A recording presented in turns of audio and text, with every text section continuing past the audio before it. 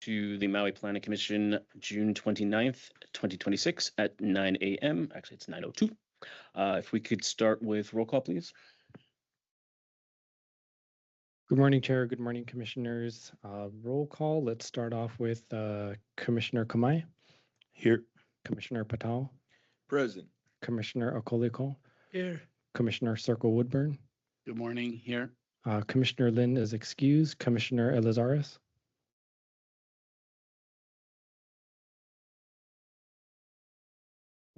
Commissioner Elizares. Here in Manuaka in my office at work. There are 40 chickens, 8 goats, 21 pigs, and no humans around me. Thank you. I believe Commissioner Dikos is excused, but may be attempting to join us a little later. And Vice Chair Kealoha is excused, and Chair Ward.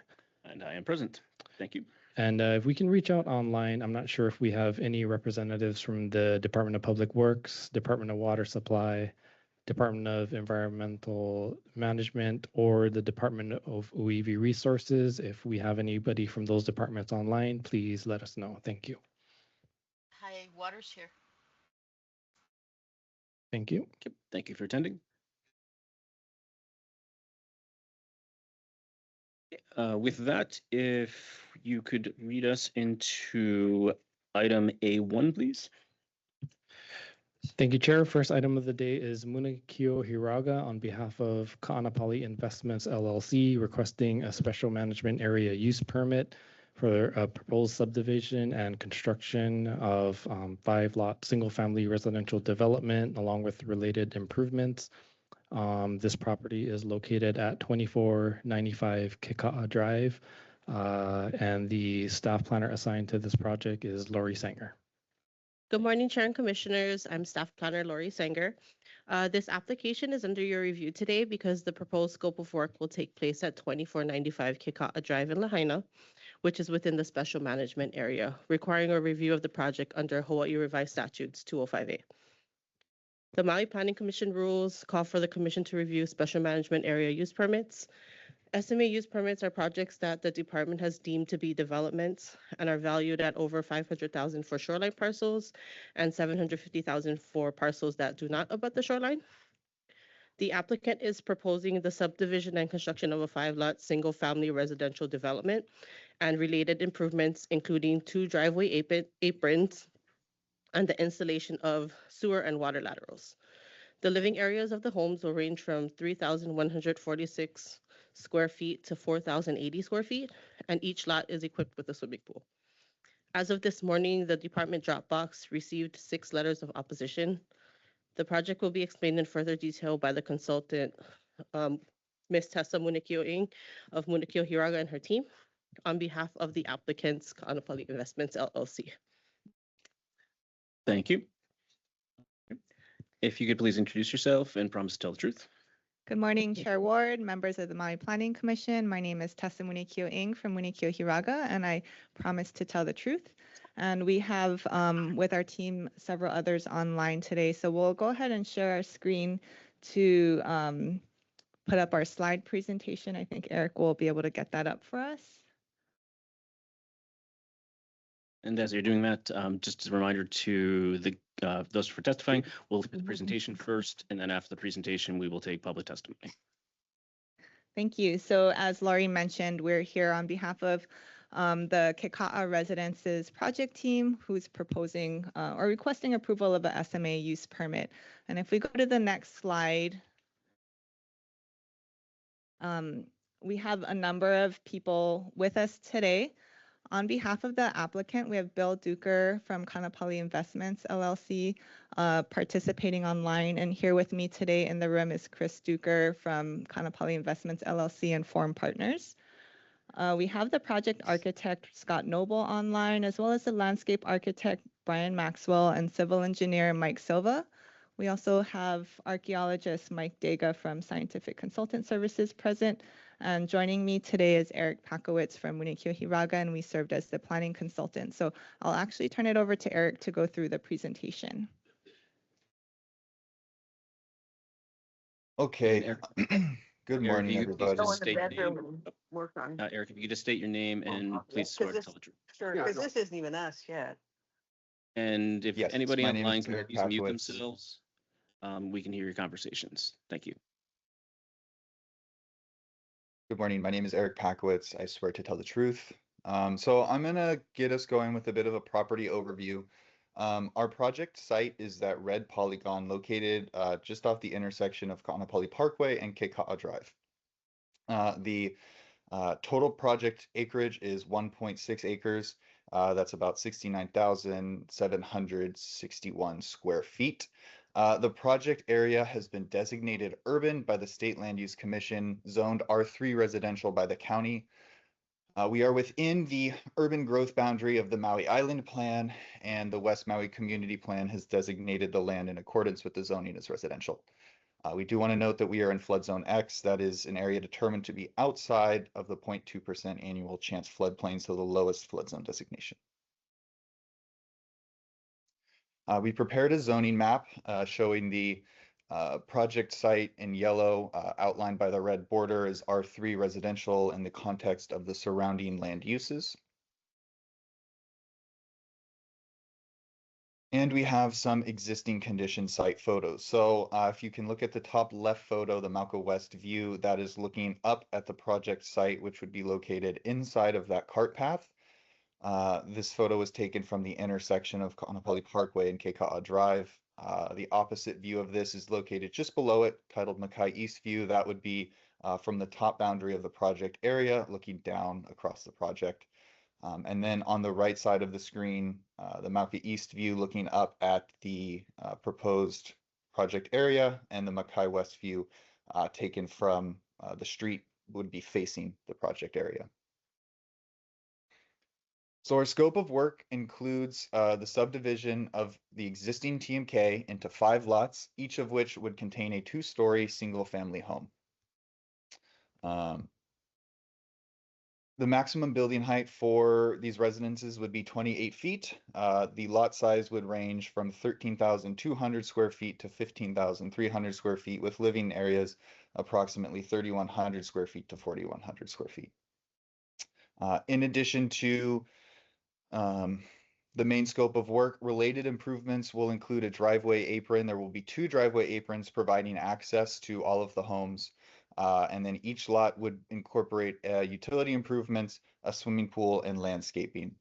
I do want to point out that the applicant is aware of the West Maui pool moratorium and would comply with that moratorium. This application was filed before that went into place. And so the pools are still being incorporated within the scope of work and the application. However, as I mentioned, the applicant would be complying with that moratorium.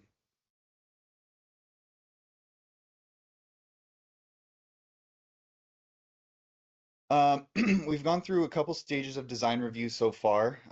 In the photo, you can see a rendering of what these homes would look like located along the golf course.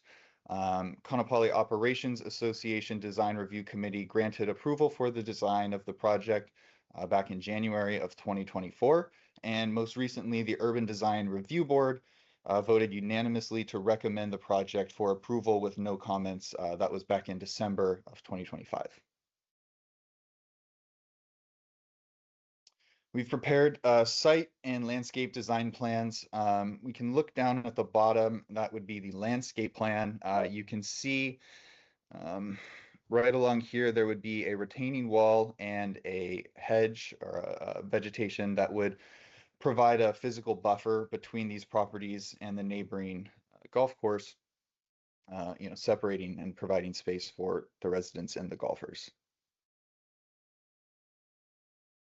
So compatibility with the golf course has been analyzed. Discuss it a little bit here, but our project area on that left, titled Hole 2, the photo, that is the red area highlights our project site. So Hole 2 is a par 3. It's the third shortest hole on the course, and it plays to the left. So it plays away from the houses, which are located up a slope. The location of the hole, the type of hole, and where these houses are within the directionality of the whole play, all benefits the residences in just reducing the likelihood of errant golf balls making their way up towards these residences. The other hole that is near the project area would be hole 6. That's a short par 5. It's the center of the green is located about 180 feet north of our project extent. So that would be the red border. So you can see my cursor right up here. It's 180 feet beyond that. That's about four club distances. And the way the hole's set up, it's intended to allow golfers to kind of make the green on their second shot or have a short third shot onto the green. Again, this would be a favorable condition for the homes, meaning people are unlikely to overshoot the green by that much. So in addition to the geographical benefits of the site, there are recorded disclosures that the applicant has signed, essentially stating that they are aware of the risks of living on a golf course. And each of the homeowners, when the project gets to that stage, would be aware and sign those disclosures as well. Physically, the homes would have impact-resistant window glazing, and as we had mentioned on that landscape plan, there would be some screening to provide a buffer and protection from the course. We also want to point out, it's located, you can see it on both of the photos here, but this is not a unique condition of the golf course. There are homes lining fairways, greens, and tee boxes throughout the course within the resort area. You can see on the right, there would be a tee box here with homes located directly on the right, and again on the left side of hole 8, that photo up here, more homes that play along the course.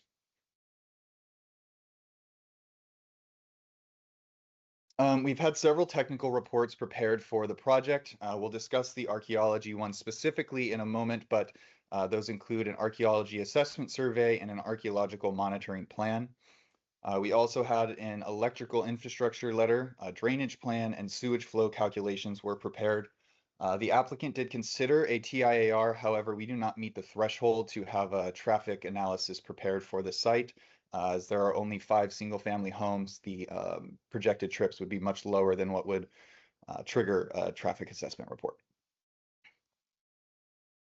So for archaeology, an archaeology survey was conducted in 2005 that found no archaeological resources identified on site. A monitoring plan was prepared after that in 2006, and that was approved. More recently, consultation under HRS Chapter 60 has been initiated through a grading permit process for the project. SHPD had requested a new AIS with additional testing, and that was prepared and approved. With that AIS, 15 trenches would be dug within the project site for testing. Lastly, mitigation. The applicant will be complying with any SHPD recommended mitigation measures. And then for infrastructure, a will serve letter was provided by Hawaii Water Service that is currently in the process of being updated. The plan right now is that each home would tap into the existing 16-inch water main owned by HWS through a service lateral and a new water main for domestic and irrigation use. The applicant at this time is pursuing the use of R1 recycled water. It's not currently available, but if it is made available, they would like to use that for irrigation purposes. Wastewater would be serviced with a 6-inch sewer line installed for each home that would then tie into an existing 21-inch sewer line. Drainage will include, the project will be adding 3.04 cubic feet per second of runoff. The houses are designed to have an on-lot dry well that would be retaining any increased runoff associated with the new project. Lastly, 2 driveways will connect to Keika'a Drive, as we had mentioned. Those would provide access to all 5 homes. And we also want to note again, so the Institute of Traffic Engineers, they have a manual which kind of provides basics for traffic impact analysis reports, and one was not warranted for this project. Sustainability and water conservation are being incorporated into the project. The applicant is looking to use rooftop photovoltaic energy systems, more commonly known solar panels. Those do require Kaanapali Operations Association approval. So if the applicant is able to install those, they would prefer to. Energy Star certified kitchen appliances, heat pumps, air conditioning, washers, dryers, and LED lighting will be installed in all of the homes, as will double glazed gas-filled windows, ventilation fans, and smart thermostats. These are all intended to make the appliances more efficient by just reducing cool air escaping. And lastly, EV charging infrastructure would be incorporated so that if any of the residents would like to charge electric vehicles, they would be able to do so. Moving on to water, low flow plumbing fixtures would be installed. Weather-based irrigation controllers will be installed for landscaping, as will drip irrigation, with the plants being a mix of tropical, native, and indigenous and drought-resistant plants. We just discussed the R1 water that they would like to use to water the outdoor plants, and potential use of on-site dry wells, which would store stormwater and air conditioning condensate for the use of irrigation water are being explored. Lastly, as we did mention, the swimming pools, those would have covers on them to reduce evaporation. Outreach and consultation has been conducted back in 2024 ahead of filing the application. The applicant mailed invitations to owners or lessees within 500 feet of the project site and then held 2 meetings. One was in person on March 13th, and the following day a virtual meeting was held on the 14th. 2 people attended the in-person meeting and 10 people attended the virtual meeting. Consultation with the Aha Moku groups has been conducted as well. As you can see, we did make several attempts to contact them, and we did receive a comment, which was that there is potential for burials within the Pu'ukeika'a region. With that, we are respectfully requesting approval from the Planning Commission on the SMA use permit for this project. Mahalo.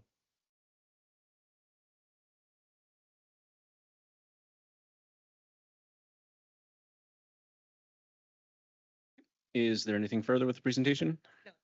Okay, so we'll now move into public testimony. If we could start with the gallery, please. Thank you, Chair. There's no one signed up in person. Shall I move to online? Yes, please.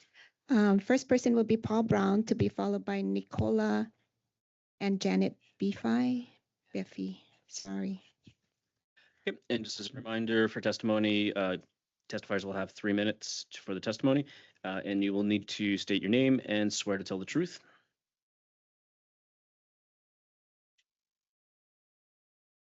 So Paul Brown, you're first.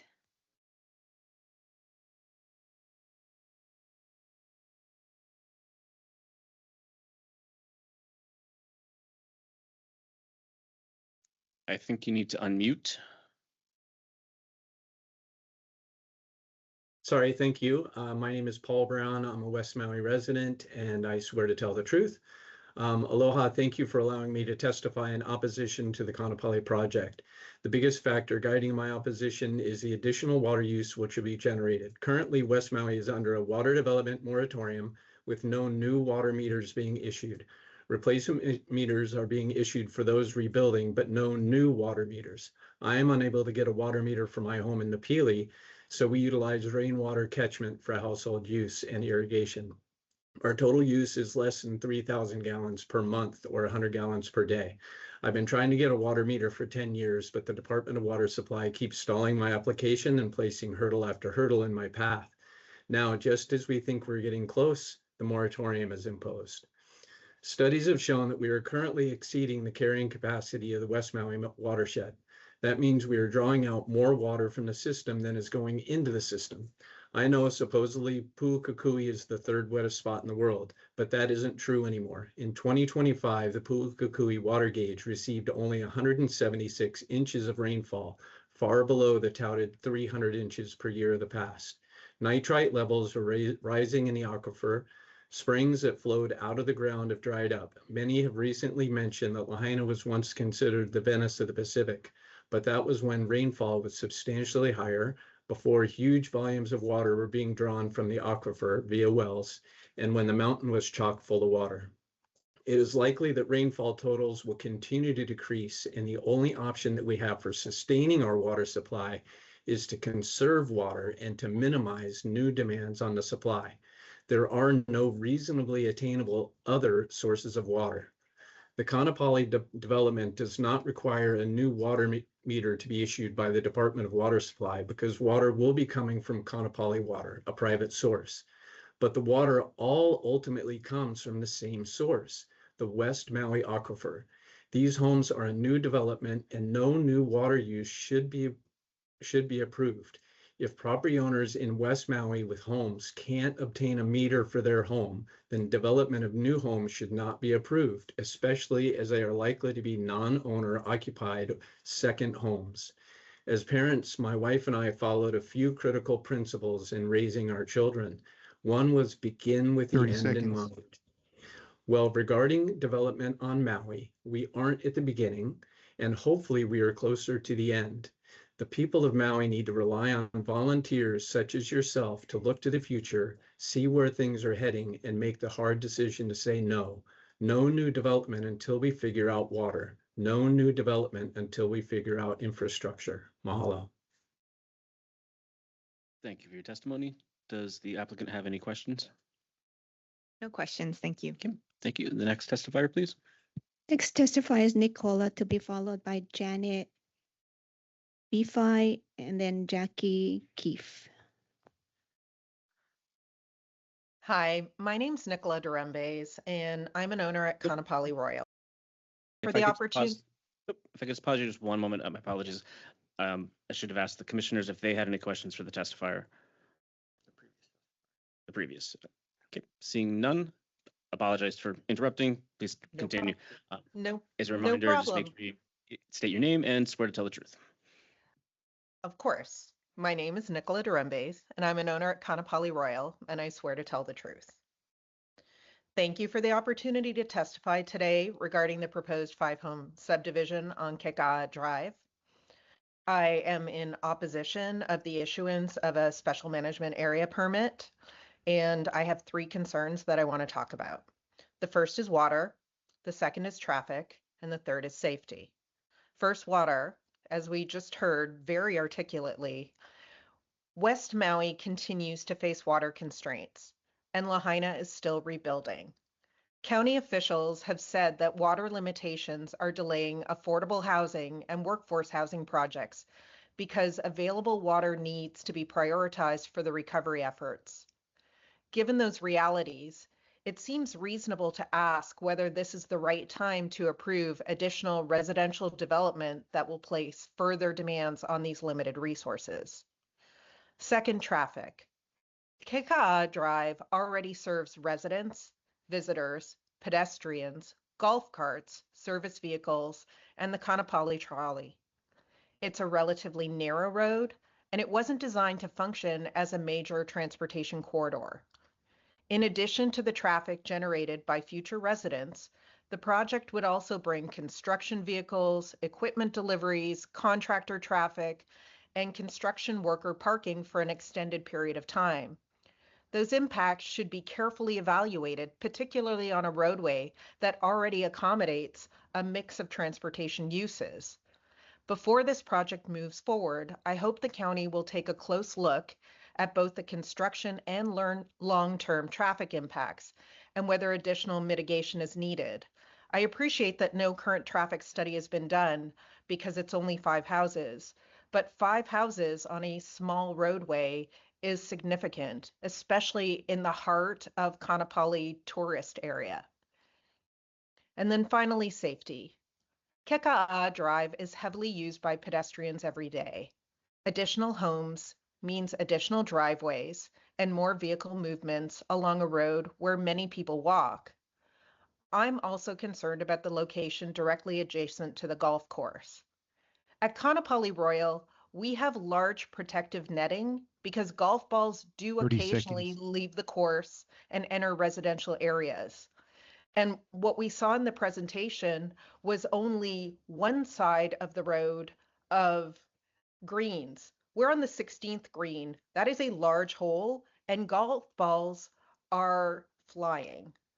This is a known condition worth considering because we've had litigation associated with errant balls going into our property. So it's an additional risk both for the safety of the residents and also for the safety of the golf course and future litigation. For those reasons, I respectfully ask the commission to deny the permit or require additional study and mitigation before approving the project. Mahalo for your time. Thank you for your testimony. Does the applicant have any questions? No questions. Do the commissioners have any questions? Seeing none, next testifier, please. Next testifier is Janet Biffy, to be followed by Jackie Keefe, Kai Nishiki, and Guy Wowski. And as a reminder, please make sure you state your name and swear to tell the truth. Hi, my name is Janet Beffy. I swear to tell the truth. Chairman and members of the Maui Planning Commission, I respectfully submit testimony regarding a proposed 5-lot subdivision and residential development at 2495 Kikaha Drive. While a project may meet zoning requirements, I do believe the record contains sufficient information to support required SMA findings. First, the staff report does not address golf ball safety despite the site's location adjacent to the active golf course. Maui County previously recognized golf ball hazards as a capability concern during 2001 Land Use Committee discussions. In addition, the Cole versus Amplach lawsuit arose after guests at Kaanapali Royal were struck by a golf ball despite protective netting, resulting in litigation involving multiple parties. House A appears particularly vulnerable due to the proximity to a green and fairway. Before finding the project capability with surrounding uses, I request analysis of golf ball trajectories, safety risks, protective measures, and impact on golf course operations. Second, the report concludes traffic impacts will be minimal, yet no traffic study appears to be provided. Kikaha Drive also already serves resorts, condominiums, employees, residents, and visitors. Attractive analysis should evaluate construction traffic, vehicle generation, pedestrian safety, driveway sight lines, and communal impacts within the Kikaha Drive and the Kaanapali Parkway corridor. Third, utility capacity has not been fully confirmed. Water supply challenges and 5 luxury homes with planned swimming pool demand. Documented confirmation of long-term water and wastewater capacity should be provided before approval. Fourth, the record acknowledges archaeological monitoring and the potentials for discoveries during excavation. Given the cultural significance of Pu'u Kikaha area, additional clarification is warranted to ensure cultural and archaeological resources are adequately protected. Finally, the report focuses on shoreline views but does not actively address the loss of open golf course landscape in the character of Kaanapali Resort area. Residents, visitors, walkers, runners, and Maui Marathon participants currently experience an open space setting that contributes significantly to the area's scenic character. Replacing that landscape with 5 two-story homes, pools, walls, driveways, and related structures will permanently diminish that character. The SMA process requires consideration of cumulative impacts and incremental infill development around the golf course will continue to erode the open space setting that defines Kaanapali. For these reasons, I respectfully request additional analysis of golf course compatibility and safety, traffic, infrastructure capability, cultural resources, open space character, and cumulative impacts before approving this application. For these reasons, we are not in favor of this development. Respectfully, Janet Beffy. Thank you for your testimony. Does the applicant have any questions? No questions. Thank you. Does the commission have any questions? Seeing none, next testifier, please. Next testifier is Jackie Keefe, to be followed by Kai Nishiki and Guy Wowski. And as a reminder, please remember to state your name and swear to tell the truth. Aloha, commissioners. My name is Jackie Keefe, and I swear to tell the truth. I I'm a little frustrated. I'm actually not even here for this. I'm here for a different item on the agenda. And I heard the presentation and I felt called to testify because honestly, what? 5 homes, single family homes along. I would like to echo what some of the other testifiers said about traffic, about water, about litigation. Those are all concerns that I had, but I think I'm a little honestly less respectful about them.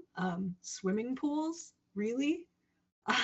My community is waiting for a housing development to be built down the road from me in the Mahinahina area due to water. And the applicant would like to use R1 usage, but makes no commitments to trying to encourage that R1 production, because we know that we have way more R1 than anyone needs, and we're still using our injection wells. And, you know, there's not just along these Ka'anapali golf courses, but in Wailea, like places that have golf courses adjacent to homes, there is always litigation.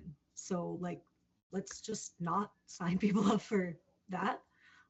But that is one of the most dangerous intersections in West Maui. People love to try to turn left off of Keika'a Drive and go north, even though there are multiple traffic measures to prevent this. Still happens, still have accidents. We've had multiple fatalities there. I was working in the area when that happened. I have advocated for better traffic measures there, and they have helped, but people drive the way they're going to drive.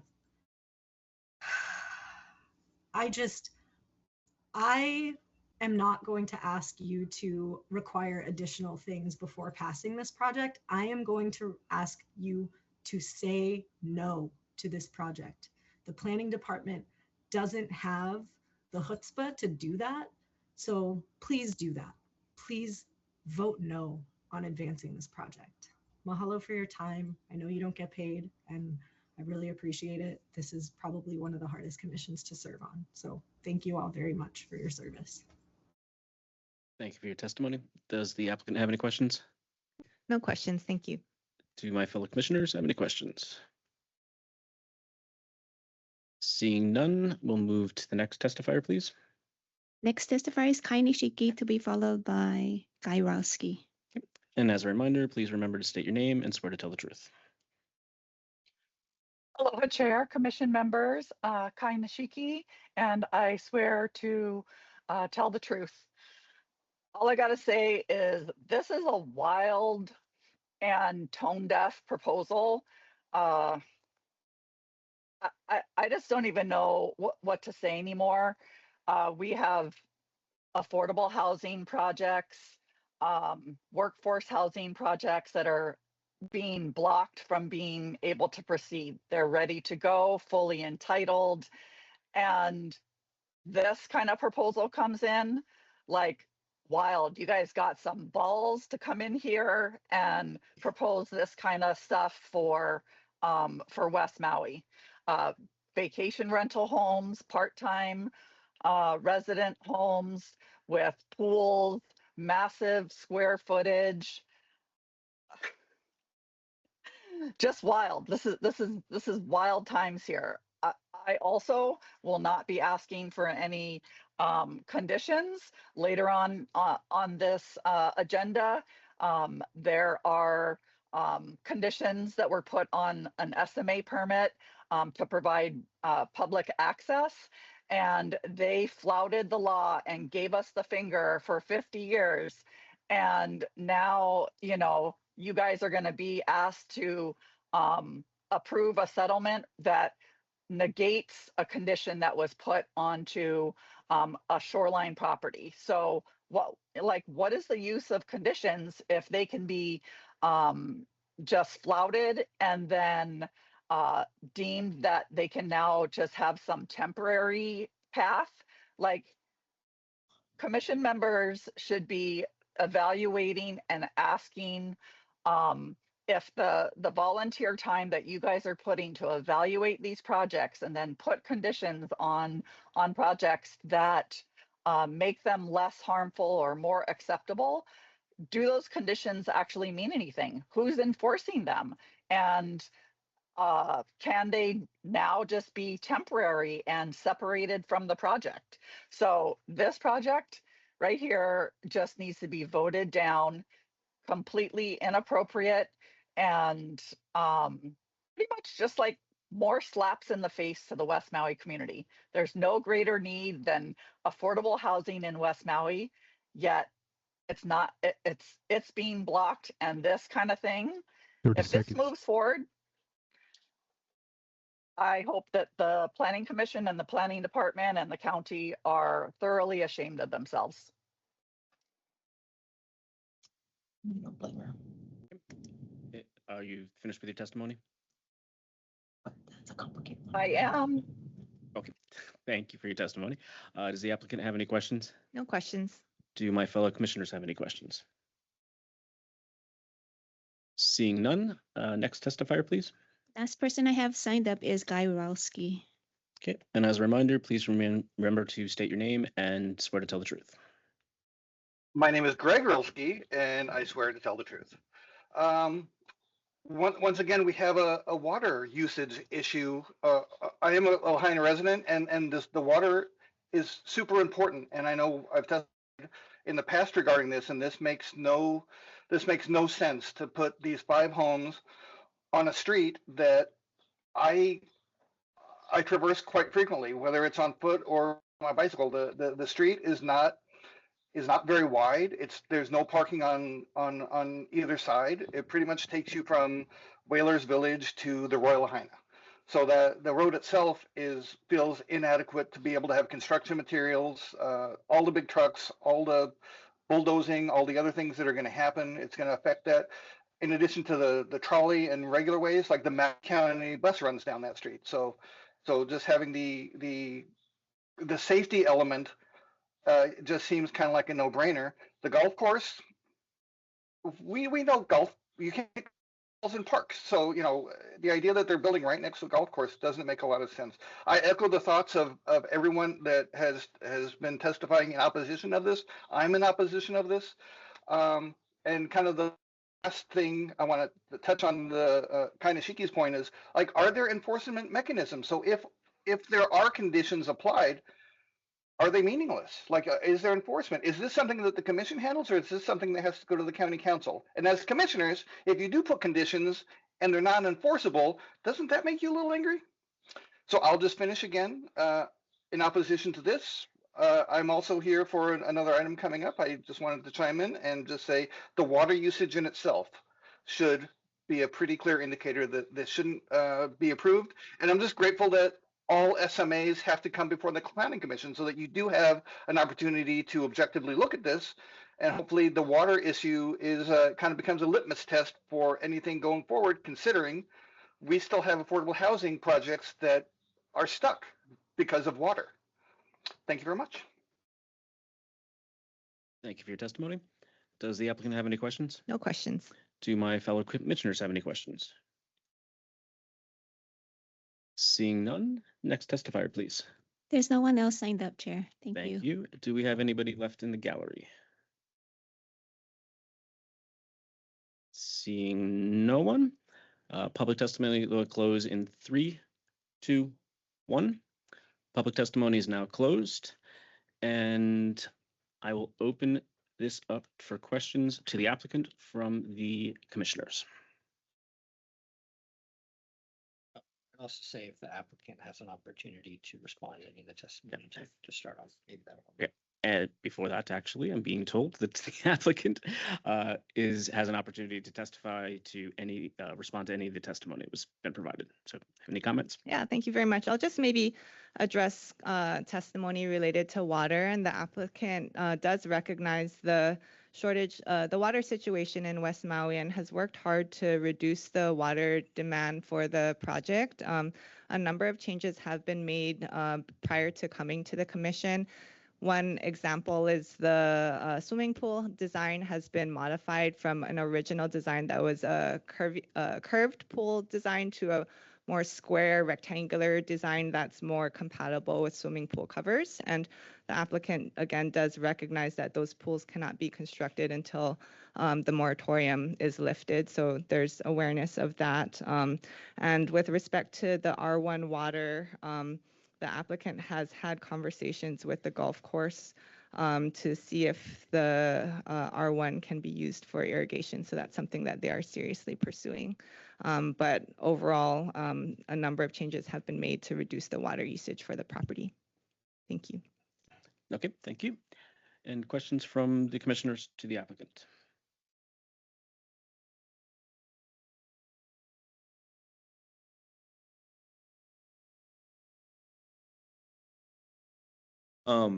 Thank you, Chair. You're welcome. First question I have is, where do you suppose the laydown area would be during construction? Because a site that small, with it being that congested, you'd have to be using other areas for laydown for construction materials. Yeah, good question. Thank you. The applicant has indicated that staging would take place entirely on site. And I heard a couple of testifiers say that there was no traffic study that was done. Is that true? And is there a reason why a traffic study wasn't done? Yeah, happy to address that. That is correct. One of the slides that we had in our presentation mentioned that the Institute of Traffic Engineers has a threshold of 50 trip generation that would trigger a traffic study. So with the threshold is 50 trips generated, and so with 5 homes, we fall far below that threshold. But would the applicant be committed to providing regardless if it is below the 50 trips, some kind of study? Because one of the testifiers shared that roadway above the Fairway Shops where you only can turn right, I believe, that it is very, it is heavy with traffic and there are a lot of things that go on there.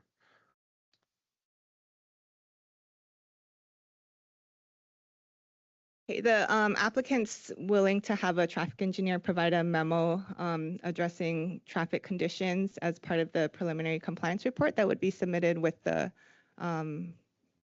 submitted for the project.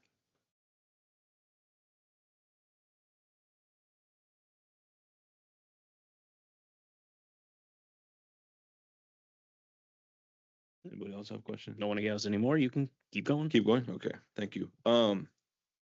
So I think the pool moratorium is in place till, or do you guys know when it's in place? It's until the end of 2030 or until 3 conditions are met, whichever is sooner. So I think I heard that the pools will not be constructed until the moratorium is over. Is that correct? That's correct, yes. So I don't believe the county is issuing building permits for pools while that moratorium is in place. correct. So does that mean that there's going to be construction, a stop, and then construction again when the pools get built? Yeah, I think that is likely how things would play out just because they're not able to construct the pools at the same time as the homes. So in the interim, that area would be landscaped. And then, when the pool moratorium ends, the owners would have the opportunity or option to come back and apply for their swimming pool permits. I don't know if I'm able to ask this question, but do you guys have any idea of who would be living in these 5 homes? Because right now, I mean, obviously, there's a community there that needs homes, and I'm just curious to know, is it full-time residents or part-time residents or? I think it's maybe difficult to say exactly, but the applicant does recognize these are, resort homes. They are going to be priced as such. So it's a different product than, market rate housing for local families. I think that is recognized, but this is, when looking at the context of where this is being developed, it is within a resort area that has been master planned for these homes to be constructed. And then I heard during the presentation about, I think it was from Eric, about how far away these units will be from the second hole, which is a par 3, and then the 6th hole, which is a par 5. Now, I don't know what type of guys you play golf with, but the guys I play with, very errant. And so is there anything in place to protect should these units be built? Because I've seen balls go on that road before, on Kikaha Drive. It's probably mine too. Can you hear me? Aloha, Chair Ward, members of the Planning Commission. I'm Chris Duker with Kaanapali Investments and Foreign Partners. To answer your question. If you could please swear to tell the truth. Oh, please. yes, I swear to speak the truth. To answer your question, again, obviously we're on a golf course. We have that concern. What we're looking at doing is shielding with landscape and kind of limiting windows in certain areas where we think we might have the most golf balls coming at us. You know, it's one of the risks of building on a golf course. We recognize that, and you know, are working to incorporate this, but we're not planning on putting up a net or anything like that. Who is I don't know if you'll know this answer, but who is liable for if a golf ball does hit the unit? That I don't know the answer for, but that's one of the things we put in the disclosures when we would be doing the sale of any of the homes, so that the buyers are aware of that. Yeah, because I would hate for a person who maybe golfs there regularly to all of a sudden have a structure and hit it and they be liable for it when for this entire time, however many years, there wasn't anything there, right? So I understand. I think too, recognizing, you know, when you look throughout the whole resort area there on the course, there's, I haven't done a count, but it's got to be 100 of homes that are on it. I think it'll share the same kind of risk that all of them do. and then I got more questions. You can keep going. Keep asking? Okay. Sure. It's I just will share a concern. It's difficult for me to know that the beach is right across the street and for people to have pools right there. I know some of the resorts down there, they have pools in them, like Marriott, the Outrigger, and Sheraton, whatever else is down there. But I mean, is there any? There's a definitely a need for water for people who live on the west side, and I'm just curious if there's any entertainment of keeping it as landscaping instead of putting a pool across the street from the ocean.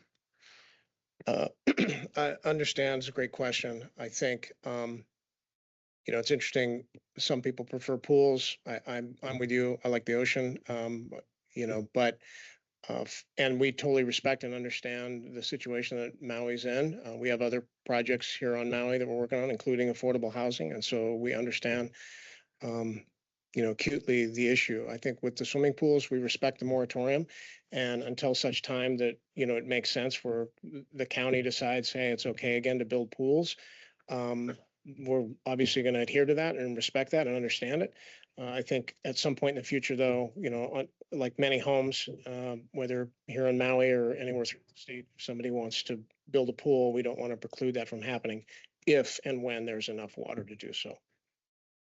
So if they extended that or maybe totally shut that off, you guys would adhere to that as well? Of course.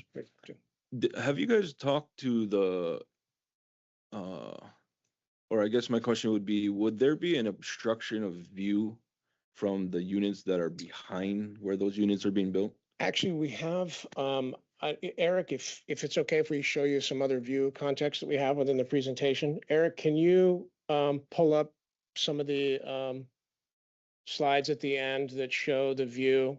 And there's one looking Makai from above the highway. Yeah, give me 1 second. I am trying to Sure. get that. Thank you. To answer your question, on as he's pulling it up, it's a pretty steep incline as you come up. So we don't think we're blocking some views of the condominiums and the homes right above us of the parking lots of the hotels, but we're not blocking any of their views of, you know, the tops of the hotels because they're all generally blocked. But it's a pretty steep rise as you come up Makai. So You can see, if you keep going, it's one of the ones looking Mackay.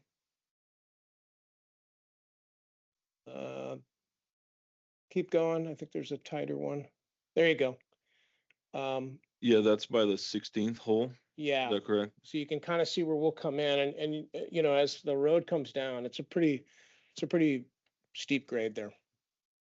Yeah, it wasn't so much those units, but the ones more towards the fairway shops. I think they just got redone. I don't know what exactly it's used for, but If you it's the lower ones, not those higher ones. You mean to the right? Yes. I don't know if we have another shot from the right, but actually, if you back up a slide or two, Eric. Wait, that one there. I think that might be the, yeah, I don't know if we have the shot you're talking about, but as you can see, if you were on the, to the right of it looking back, we'd be blocking kind of the view of the parking lot, just to the left of the dock.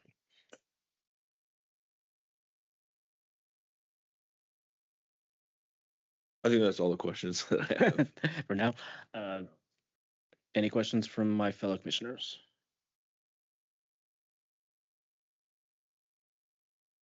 Yes, Commissioner Circle Woodburn. Thank you. I think I'd like to understand the R1 situation a little better, because it does say in the report that the course currently waters with R1. So I'm assuming that the grass that where this site is that's green is what is watered with R1. So I guess I'd like to understand why you can't or aren't committing to using R1 if it is right there. We've asked the golf course to work with us on that, and I want to just confirm, because Scott, you've been handling that more so, but we haven't been able to get a commitment for that, correct?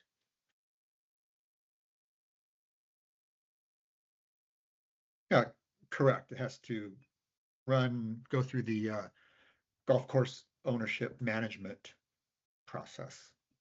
Scott, if you could just do me a favor, please introduce yourself and swear to tell the truth. Oh, right, sorry. Yeah, Scott Noble, the architect with the project, and I swear to tell the truth. Thank you. So I'll say it again, just so I'm covered by that. We've had discussions with the golf course locally. They're are okay with continuing to allow us to use the water. It'd be metered, of course, because they're paying for it. Currently, we get billed for water, for that water that irrigates our property. But it would have to run up their upper management approvals. And then also, since it's county water, I believe that the R1 is not really designed to be intended for residential use, more resort use. I could be wrong on that, but I believe the county would have to approve, the golf course subletting water to us. And if all that were to happen, we would be doing that. We would do that. So there's the point of connection is not in the roadway or wherever you're connecting to your potable water source. There's not an R1 line that you can connect to that doesn't have to come from the golf course? Correct. The R1 does not run up Keika'a Drive, which is where the Hawaii Water Service water line is located, and we would tap off that. There's no R1 water there. I see. I have a couple more landscape related questions. Go ahead. If I could just follow up on that. Are you aware of where the connection point is to the R1 so that you would not be dependent of the golf course to be able to install that as an independent versus trying to get the golf course to agree? I believe it's on the Parkway. I don't know that 100%. But I believe that's where it is. Yeah, it's my assumption that it's on the parkway. Because if I'm hearing my fellow commissioner correctly, that would be a preferred solution if this were to be approved, versus relying on the golf course to have to make a condition that the county then has to make a condition with. It seems like it might be a little cleaner to verify if that's a possibility or not. But I don't want to speak for my fellow commissioner, but I think that's where you're going, correct? Yeah, thank you. It seems like a miss to, if this were to proceed, to have R1 and not use it. Now, granted, as Scott said, I don't know if R1 can be used in a residential landscape. I think there was some comment in the Department of Water Supplies letter that maybe it was underground drip. I think maybe I don't think you can do spray. Right. So there might be a way to do that. I know that Hanuakai Resort uses it, as you said, which is kind of residential. They have residential units there. So anyway, so I'd like to find out a little more about the commitment there and what can be done. But to that point, and to my fellow commissioner's point, I've definitely hit a golf ball into that lot many times. I am not your average great golfer, though. So for that sake, for the protection of potential homeowners or people there, I've worked on a number of projects near golf courses where homeowners or residents aren't comfortable going outside during the day because golf balls land in their yard. So I do think you might need to consider some sort of protection or possibly related to the landscape with Maxwell, maybe some taller trees from that side. But where I'm also going with that is back to the R1 and the landscape palette. I'm also not certain that the plants that are selected would be very supportive or responsive to R1 water. So if the intention really is to try to connect to R1, I don't think a lot of these plants will do well. So I sort of think you might need to first start by at least putting some plants that could potentially handle R1 a little better, and that might also be a little less resorty and a little more drought tolerant, especially if R1 isn't an option, then we would rather see less potable water used in the landscape. So I don't know if Brian is available or can comment, or maybe he knows how these would respond to R1. Brian is online with us, I believe. He was earlier. Oh, there it is. Brian, if you can hear us, you're muted.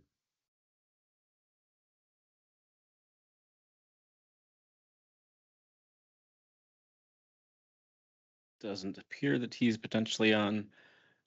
Yeah, I see his name and his logo. Maybe he just stepped away for a minute, but I will. Is this, am I on? Yes. Yep. Okay. Sorry. Hey, before you Josh. start, if you could please remember to state your name and swear to tell the truth. Okay, this is Brian Maxwell from Maxwell Design Group, and I swear to tell the truth. Josh, thank you for bringing that up. Just to let you know, some of these drawings were done prior to the fires, and we've been working on with other Firewise the plant palettes. So we are going to be we've been working forward to adjust all that. Okay.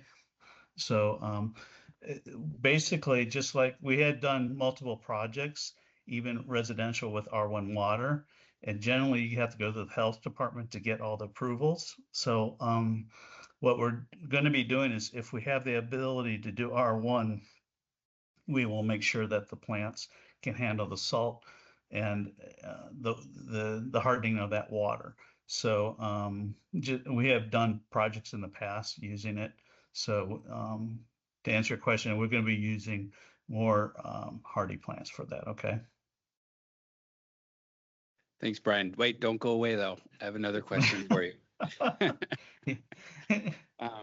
I was trying to look on the plans, not just yours, but even civil and whatnot, what we were provided with.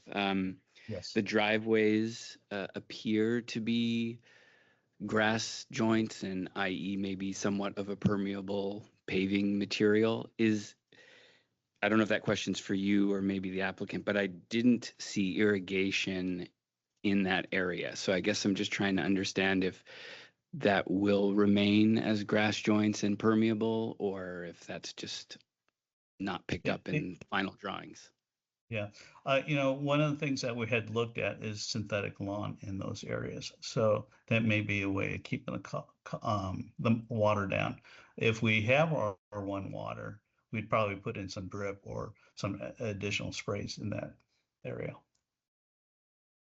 So you would still have some sort of joint work where water could percolate down, whether Yeah, it's so synthetic or real that's lawn or something. 100%. So, that's the detail and be worked out, either option, basically. Okay. And in my sleuthing, I saw on page your LP C1 and D1, you have a bit of an errant label pointing to a bottle brush tree. And I was trying to see if that was talking about the driveway, but you may just want to Okay. adjust I that label. honestly, yeah, thank you, Josh. And truthfully, a lot of the stuff will be adjusted to more of the Firewise design. We're doing a lot of stuff in Lahaina, a lot of affordable housing and other projects, and our palette is changing. It's just a sign of the times right now, and we're very respectful for that. Thank you, Brian. That's all I have at the moment. Thank you. Okay. Just to follow up on that, Brian, I guess it kind of begs the question. You're coming before the commission today, stating that you're going to be revising all your plans and you're working on R1, and which is all great stuff, and it's great to hear. It kind of feels to me, at least in my opinion, that you're putting the cart before the horse. You're asking for approval, but you're telling us this is kind of the wish list of things that we're going to try to look at and we're going to try to do. We're going to try and update. I guess my question is why, if you had those intents, are those not solidified before coming to us today? Because Yeah, thank you for that question. We went across the Urban Design Review Board with the topics, and basically they approved kind of what we were put together. So, like I said, everything's in the makings right now, especially with the Firewise and making sure that we have the plant pellets correct. And we've been working on those and had provided, I think that one of the pages there, an overall plan showed kind of the scaled back of lawn and using more cinder and other materials. So that's kind of where we're at right now. Commissioner Ward, maybe if I could suggest that the applicant will provide an updated landscape plan with their preliminary compliance report to the department. I obviously defer to my fellow commissioners. It just feels to me that the cart's before the horse in this matter, that if you don't know what those specifics are, and it's been 3 years since the fire, it's not as if the fire was 2 months ago and you're trying to play catch up, which I completely respect, but I mean, it's been a significant amount of time. So I'm just trying to understand if those are the intents and the thoughts, which again, I completely support and appreciate and thank you for doing. It just seems that you're coming before us with an incomplete plan that you're asking us to approve, to then have to put a bunch of conditions on, versus bringing forth a plan that is solidified, knowing what you're trying to accomplish and what this commission most likely would be looking for.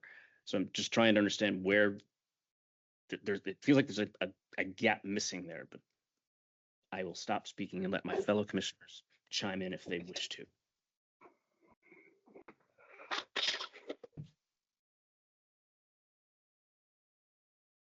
Commissioner Circle Woodburn. Yeah, I hear you. maybe we come back, maybe we see if there's other questions and let this sink in for a Percolate minute a little. here. Percolate, yeah, exactly. Okay. Are there any other questions from the fellow commissioners? Please. Listening to all the people that testified, I can understand their concern, especially water. And then the first that testified, I heard that he mentioned for almost 10 years now waiting for a water meter in Napili. And then here comes another testifier that affordable housing are being blocked because of this construction or this development. How can we respond to their concern so that it's just all their testimonials are all credible. So what I'm asking is how can we address or satisfy their concern on behalf of the developer and the people that are presenting this case? Is that a question for Yes. us? Okay, thank you, Commissioner. Well, I think as we've discussed, the applicant is doing what it can to reduce water usage on its project. So that's, all that we have in our control is to be as efficient with water usage on the property itself. And so those measures have been incorporated into the project. And, beyond that, I think it's more of a policy question for the county. It's not something that the applicant has control of. Thank you.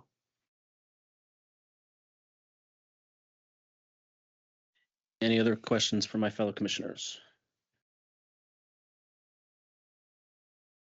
Chair, I have a question. So Commissioner Dikos has joined us. Just for clarification, Commissioner Dikos, you'll not be able to vote since you were not here for the entire presentation, but he's able to ask questions, correct?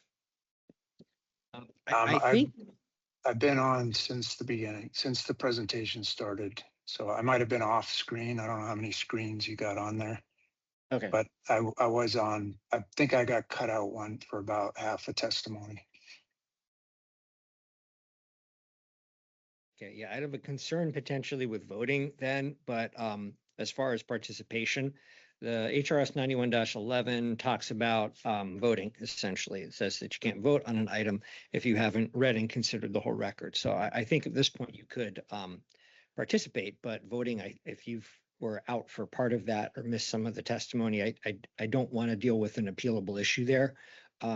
If there's a deferral and then we have an opportunity to, for everyone, including the ones who are not here, to review the whole record, they could vote. So I think for Commissioner Dikos, if I think he could participate in discussions, but voting I think is something that we couldn't do until he has a chance to review the whole record if he said he missed a part of the testimony. Okay. Given that, I think everybody understands this, but we would need 5 votes still for any sort of final decision on the project. Even though there's 5 members present, you need a majority of members to which the board is entitled in order to take an action. You're entitled to 9 members. You would need 5 votes in order to take any sort of action on the item. Even though you do have 5 members, that would mean a unanimous vote. Thank you. So Commissioner Dikos, your question? Yeah, I had a couple questions. So I guess our job here today in deciding to grant an SMA permit is sort of weighing out the public benefit with the potential impacts. So I know there was a lot of discussion around water, saying you're doing about as much as you can.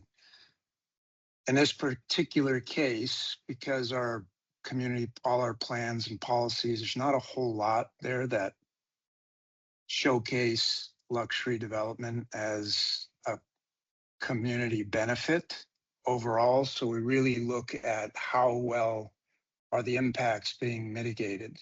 So for me, I really like to see, water is obviously a huge issue. So what would be the community benefit on the water side, which would include adding water back to the system.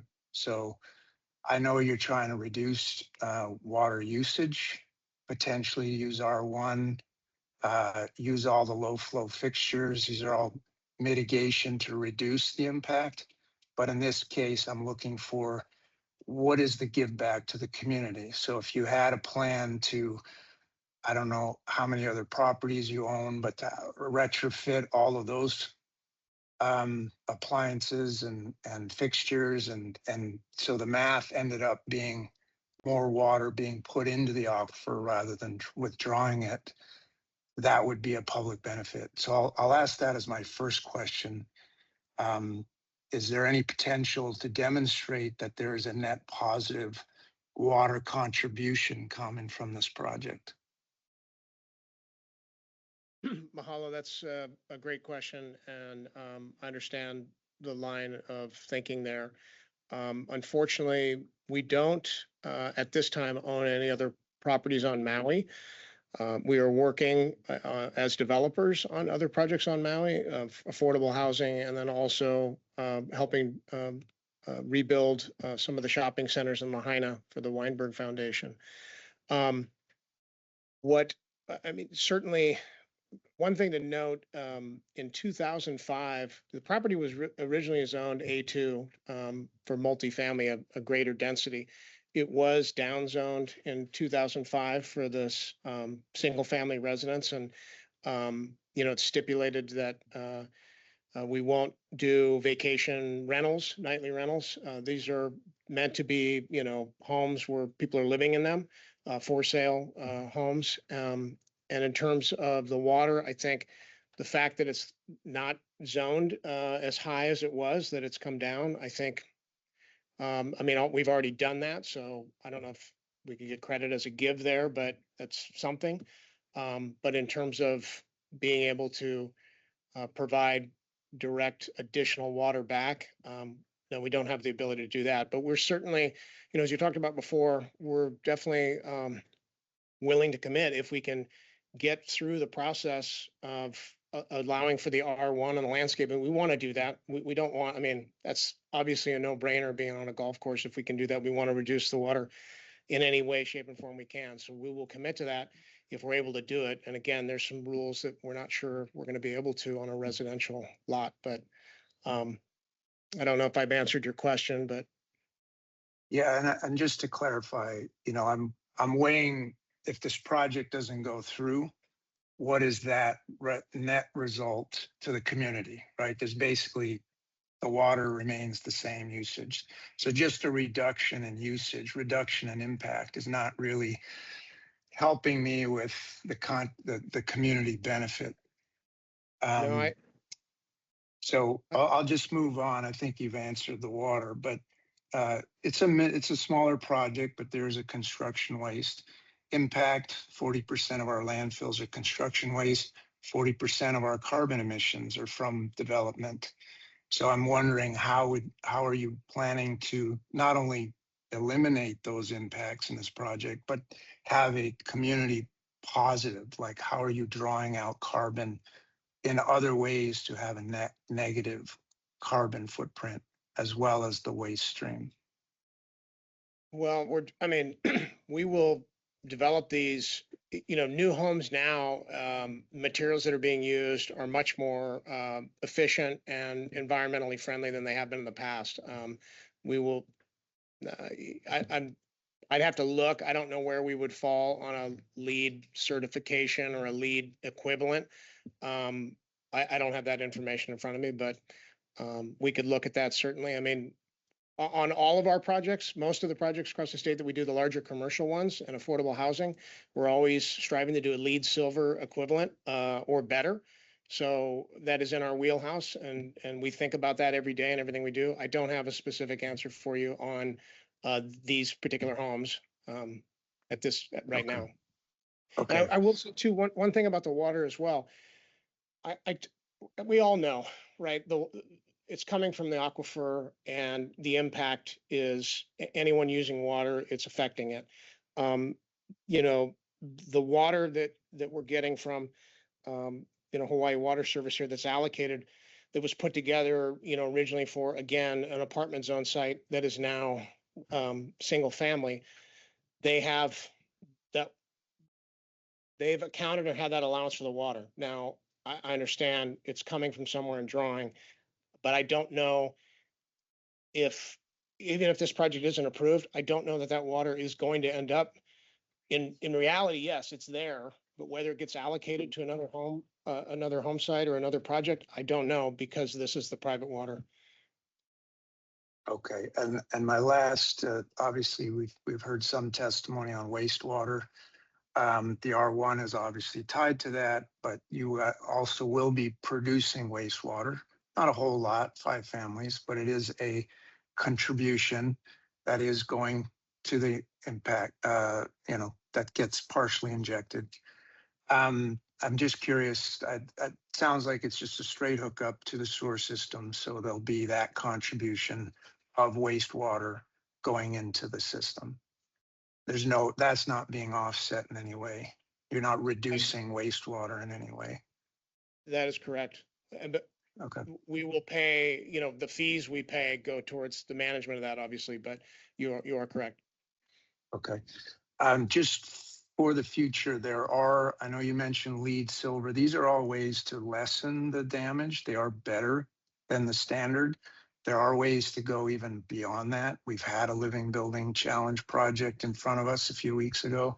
These are ways where they put 105% solar, so they're actually contributing, drawing down carbon beyond the project, the water. All of that is to actually supersede mitigating impacts and actually adding benefit to the community. So those are the types of things I would look for to say, well, yeah, maybe we don't promote, TBRs or high-end homes in our policies, but some of these projects could come with these great benefits to the community. Either it's a carbon reduction and energy use of water, those types of things. So those are the things I'm trying to weigh out, the compelling public good that would offset the impacts. Thank you, Chair. Thank you. Any other questions? Commissioner Elizares.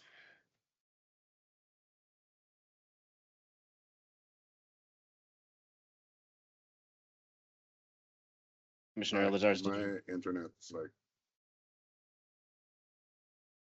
yeah, I have a question. My internet's kind of spotty. You guys good? We can hear you. Okay. Do you know what the current water usage is of the area that's being proposed for these 5 units? The water grass. The watering of the R1 watering of the grass that's there now. What is the gallons used per month? Do you know that number? Scott, I do know, but I don't know it off the top of my head. Scott, do you have that handy? Do we know Yeah, what that is? It's 48 on average over a year. It's 4,800 gallons per day. And what is the projected use of water should that area of grass be developed for the 5 single-family homes? Can we make a comparable number to, what is that, 48,000 a day or whatever?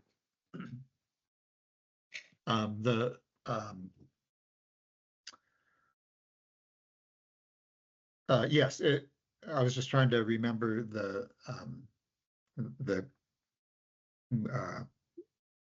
water service systems. I forget what it's called. But those guidelines, and it's basically it's telling us that those 5 homes that will use 4,800 gallons per day. It's odd that it works out the same amount, but it does. Hey, Mike Silva, what's that county water? It's the water system. Mike Silva's our civil engineer, who knows that better than I. Hi, everyone. I'm Michael Silva from Engineering Dynamics in Maui and Honolulu, and I swear to tell the truth. The table that Scott is referring to is the water supply standards, which dictates that our property needs to be able to be sized and designed for 3,000 gallons per day per acre. Our lot is 1.6 acres. That means that in total, we are to design for 4,800 gallons per day. The existing consumption that has been reported back to us from the R1 from the irrigation lines at the golf course is about 4,800 as well. So it's effectively a 1-to-1 at this time. And if you could just clarify what aquifer is that water coming from? The R1 or the potable domestic? Both.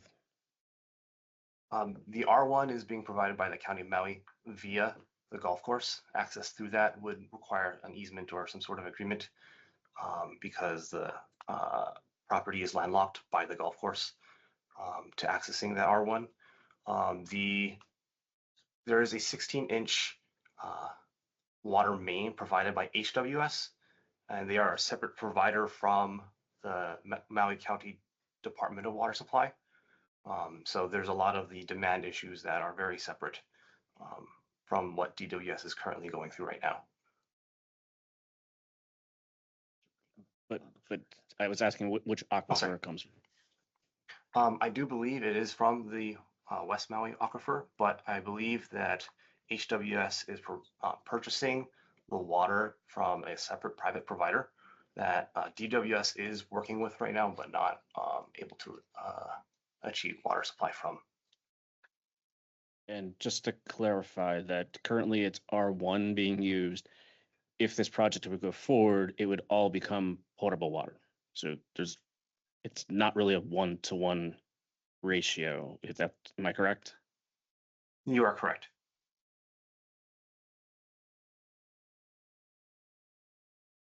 Chair, if I could maybe clarify, if they're able to get the R1 for the irrigation, then it would not all be converted to potable. There would be a portion that would be potable and a portion that would be R1. Right. But as far as a decision for us today to consider, we have to assume that it is all going to be potable water.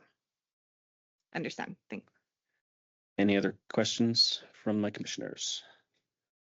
Maybe just since we have Mike Silva, if I could ask a quick question just for us to put this in as we mull things over. Mike, how far from the nearest corner of the proposed development what's the distance to Ka'anapali Parkway from that lowest, most Mackay corner? Do you know, or could you get us a quick measurement? Offhand, it was about 105 feet to the edge of Ka'anapali Parkway. I would have to do another measurement, but it was around there. Okay. I'm just thinking of R1 where its nearest connection point could be if we want to discuss it later. Okay, thank you. Do you have anything further? Any other further questions? Yes, Commissioner Elazars. Going back to that question about what the water usage is and what the projected is. So it's one, we're going to consider it 1-to-1 today. And that's including if the moratorium on swimming pools, or does that mean that when the swimming pools get installed, that's another whatever gallons law? Mike, I'm going to let you answer. Scott. That 4,800 gallons per day includes the pool. Sorry, I missed it. My internet went out. That 4,800 gallons per day includes water for the pool. All right, thank you.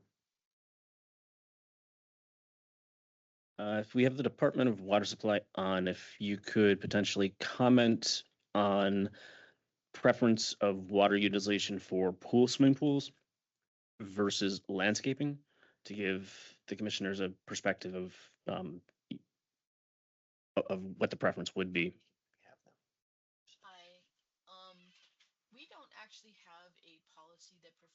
So if I could just pause you one, we can barely hear you, and if you could also remember to state your name and swear to tell the truth. What? Sorry. My name is Ellen. Wait. Sorry. Now can you hear me? That's much Yes, better, we can yes. hear you. Yeah. Okay. We don't have a policy that explicitly prefers one over the other because turf is considered just as consumptive as a swimming pool in many cases. If you could please just make sure you introduce yourself and swear to tell the truth. Oh, I'm so sorry. Ellen That's okay. Kraftso. I work for the Department of Water Supply, and I swear to tell the truth. Thank you. And everything I just said before, we don't have an explicit policy that prefers one over the other because in many cases turf is as consumptive as a pool. Obviously both are high water use features, but you know, between one or the other we don't have an explicit policy. Okay, thank you. Any other questions from my commissioners? Commissioner Deacos. Thank you, Chair. Yeah, follow up with the Department of Water Supply. Just for my understanding, I know HWS is a private water company, so I assume they've got a well and that's where they're accessing their water from, which is tied to the line aquifer. We know the line aquifer is under stress. Can you help me understand how the county manages water by monitoring an aquifer, but how do projects get rights to water through private companies? Yeah. Well, West Maui has been designated, so that means that the county is, it's actually the State Commission on Water Resource Management now that makes determinations, but they don't do it project by project. What they will do is issue a water use permit for existing use, meaning the use that existed as of the time of designation. And then sometimes years later, they'll issue another permit for current use, whatever the current use is at the time they grant it. So what I'm guessing is that Hawaii Water Service is saying that their proposed project is within the water use permit application allowance that they have, or that it hasn't necessarily been set yet, and they're just trying to get 5 more homes. And I'm sorry, I could research that topic for you, but I don't off the top of my head know the specifics. Okay, no, that's helpful. Thank you. Thank you, Chair. Chair, you should have an opportunity. No, that's fine. We can respond to. Does the applicant have any questions for Department of Water Supply? No, not at this time. Thank you. Any other questions from my fellow commissioners? Commissioner Deacos. Sure. Yeah, just a question for Mr. Hopper. I know I mean, my phone overheated for about 20 seconds. So I'm just curious, is it because I didn't make my presence known at the beginning of the meeting? So it's unknown how long I've been on, or is that 20-second dropout enough for me to recuse myself from a vote? It's all on record, obviously. Well, Chair, I don't know how long you were not available. If you say that you missed a 20-second portion of testimony, we're going to have a recess, I think, at some point. I don't know if there's the transcript available of that amount of testimony that you could review during that break. If we could get something like that, I just don't want to have to deal with an appealable issue like that if there was a gap. If you can verify where the gap was and get up to speed on what you missed, if anything, I think that's fine. I'm not sure if we have a possibility to do that. Do we have any type of live transcript or video recording that we have.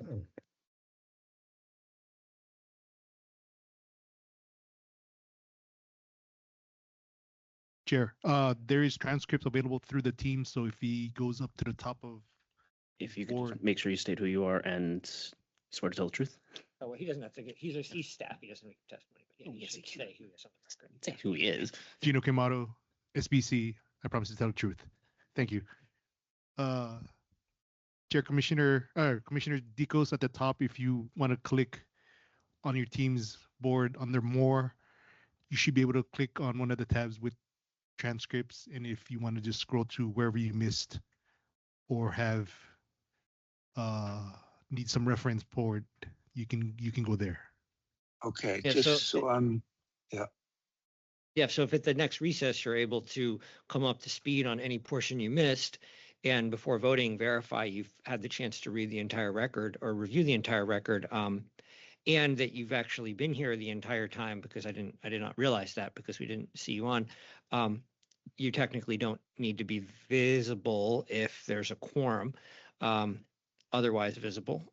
But yeah, if we can get that all clarified, I think you could potentially vote. I'd want to make sure you can access that information though and verify that. Yes, so sorry, Chair. No, you can go. Just I'm looking at the more, and I'm trying to find where the transcripts would be. I see meeting info, timer. So if I could suggest, Gino, if you could work with Commissioner Dicos, I'm going to call for a recess. Do you believe 10 minutes will be enough? I want to make sure that you have ample time. I know exactly where it dropped off, so I can, and it's literally 20 seconds of testimony. So as long as Gino can help me find it quick, 5 minutes should be plenty. So I'm going to call for a recess. It's now 10:34. Let's come back at 10:45. And Commissioner Dicos, if you could just work with Gino and Gino work with Commissioner Dicos. Upon return of recess, if you can just confirm that you've had the opportunity to see it, review it, and then we can proceed from there. Okay. This meeting's recessed until 10:45. Thank you.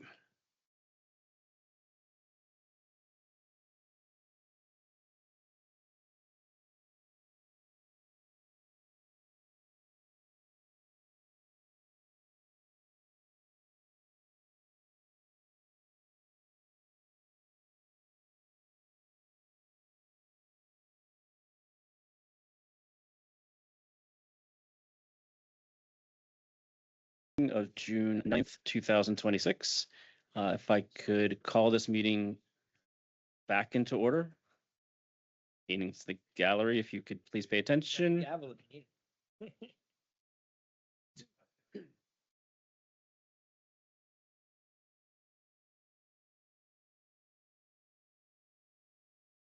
Since I couldn't get your attention, otherwise I'll use the gavel. So with that, Commissioner Dicos, can you please confirm you were able to obtain the information and review it? Yes, thank you for accommodating that. And I don't think I ever mentioned I am in, between 9:05 and 10:04, I was in a car in Oakville, Canada. And currently with my wife, I picked her up at the airport.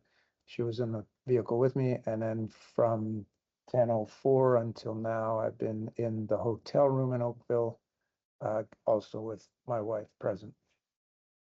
Thank you for that confirmation. And with that, I will open up discussions with the commissioners.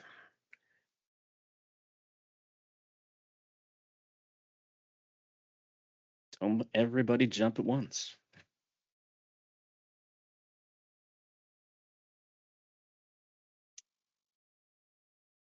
No thoughts.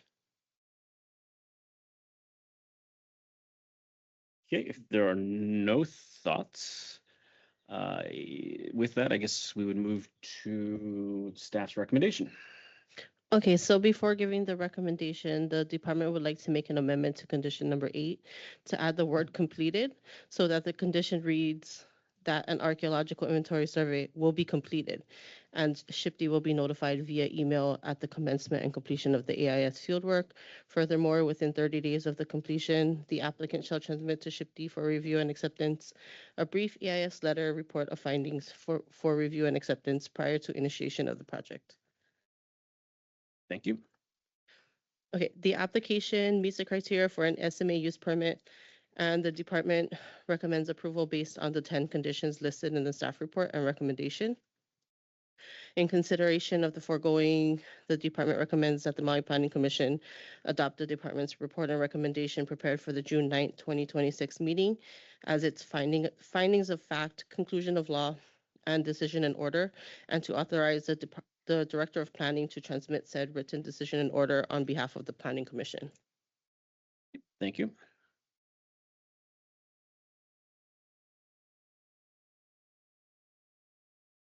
Any recommendations from the Planning Commission?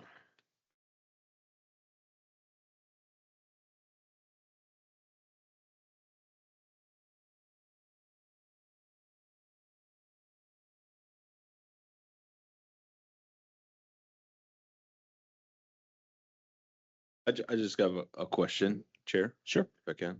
On recommendation number 1, the date of June 30th, 2031, how does that date come about? Or it says the project shall be initiated by June 30th, 2031? So I'll defer to staff. So that's a standard condition that we put in basically every project, and generally we give people 5 years to initiate based on getting building permits, et cetera. Yeah. And then just to follow up, we also have like a 3-year time limit for them to complete construction. And if there's what happens in the event there's a lapse in the 3-year time to complete?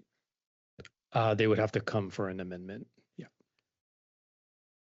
I'm just curious, just because the 2031 is outside of the 2030 moratorium for the pool, so they wouldn't even have to adhere to, I mean, should they start by this date, right? So like you put the 2030 moratorium for the pool is in place, but then they wouldn't have to start till after that's finished anyway. So just I'm trying to understand why that's in there. Yeah, we didn't necessarily tie those two things in together because the moratorium, yeah, I mean, that can change at any time. They can, keep it going.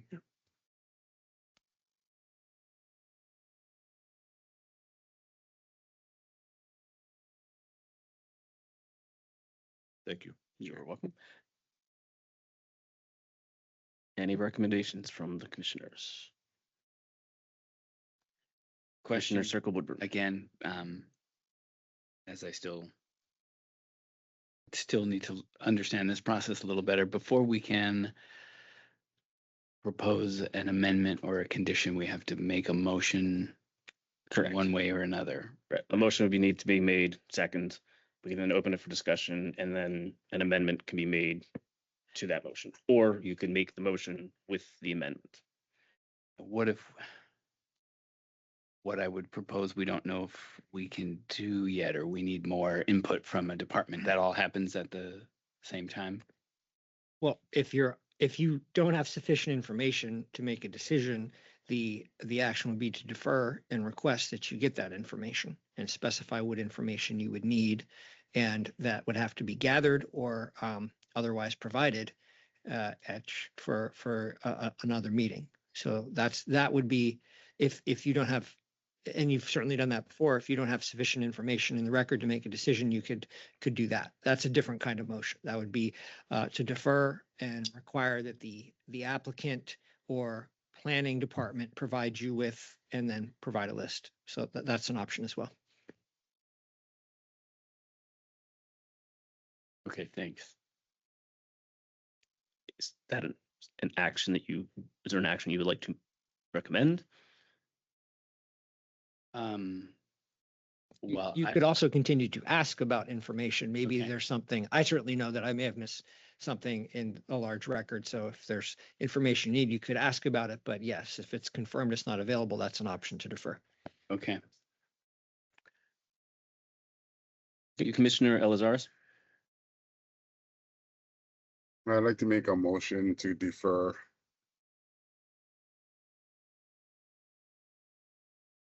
Is there a second? Commissioner Circle Woodburn is second. Would you like to speak to your motion, Commissioner Elizares? Yeah, I don't like saying no, but I cannot say and kill this project. I do see some of the benefits. But I also cannot say yes. I think we might be able to understand it more when we understand more about the water resources, understand more about the traffic report, a traffic study being done, understand more about the R1, and I hear the applicant going through that process. The planting plans, all of those things. I think we all kind of mentioned it. Well, a few of us mentioned it. Some things are a little incomplete. And I think that the applicant is close. And I think we can get there, but I just would like to defer mainly because I want to say yes, but I don't can. And I don't want to kill this today. Thank you. And Commissioner Circle Woodburn, would you like to, as a second? Chair. Yes. Sure. And then just as a recommendation to maybe assist staff with what they would work with from the applicant or departments in getting you, try to be specific to get the information that you will need to make a decision, just so you don't go to the next meeting and there's still unanswered questions and you'd have to defer again. So that's sort of my, if we need to work on phrasing of exactly what you want to see, so there's not much confusion, I think you could work on that, but maybe you could go area by area or item by item and make sure your planning staff is aware of what you want to see and the applicant's aware. So I would do that and give as much information and specificity as you can. Thank you. Commissioner Circle Woodburn, would you like to speak to your second? Sure, thank you. And I do echo what my fellow commissioner, Commissioner Elizares said. I am wanting to try and support the project in some ways, but have some concerns over unanswered or not provided information. And I think for me, if we need to be specific, for me to even consider it, I really think there needs to be a commitment to using R1. And so if we need to get those answers from Department of Health or Department of Water Supply or Environmental Management on, can it be used for residential? Can we, if they can't get it from the golf course, they need to be able to connect via the, Keika'a Drive to Ka'anapali Parkway. The response letter to Department of Water Supply from the applicant number 5 says the applicant intends to use native and indigenous drought-tolerant plants for landscaping. I think we need to see that revised planting plan and plant list, and that I don't think it should be intends. I think we'll use native and indigenous plants and ones that are more drought-tolerant and more responsive to R1. So I think those are kind of for me, the main things I would be looking to see when it comes back after a potential deferral. Thank you. Any further comments from other commissioners? Commissioner Dikos?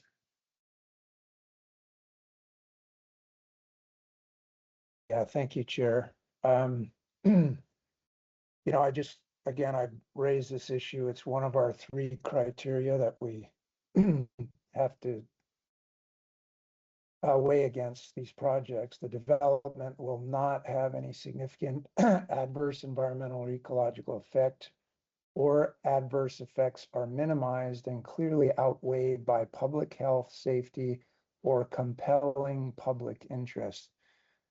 That sentence, when I look at these projects, You know, there may have been a time where hotels, you know, they provide jobs and they provide tax revenue for sure. But if that was a net positive on its own, all our policies, all our general plans, they would encourage more and more and more transient accommodation because those would be net positive.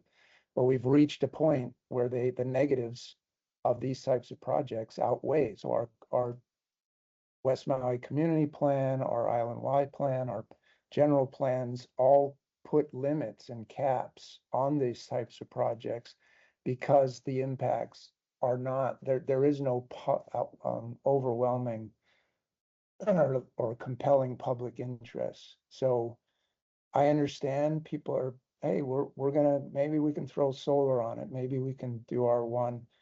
You know, for me, if I'm going to abide by the discretionary approval criteria, I really have to see what the positive, compelling benefits are. And I know there are ways to mitigate those impacts. But throwing out lead, you know, maybe we'll do that, doesn't even come close. And that's just to minimize, that's not even to provide.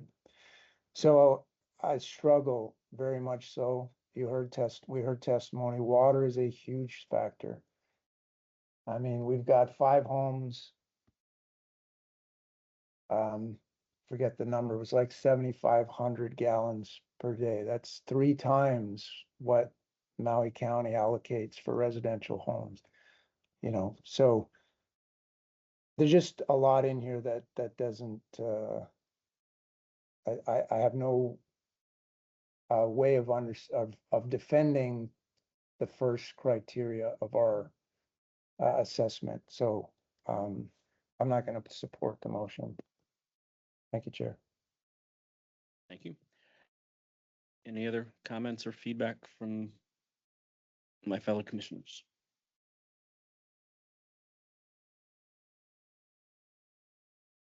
If not, then we'll call for a vote. Can you go over what specific information you have requested?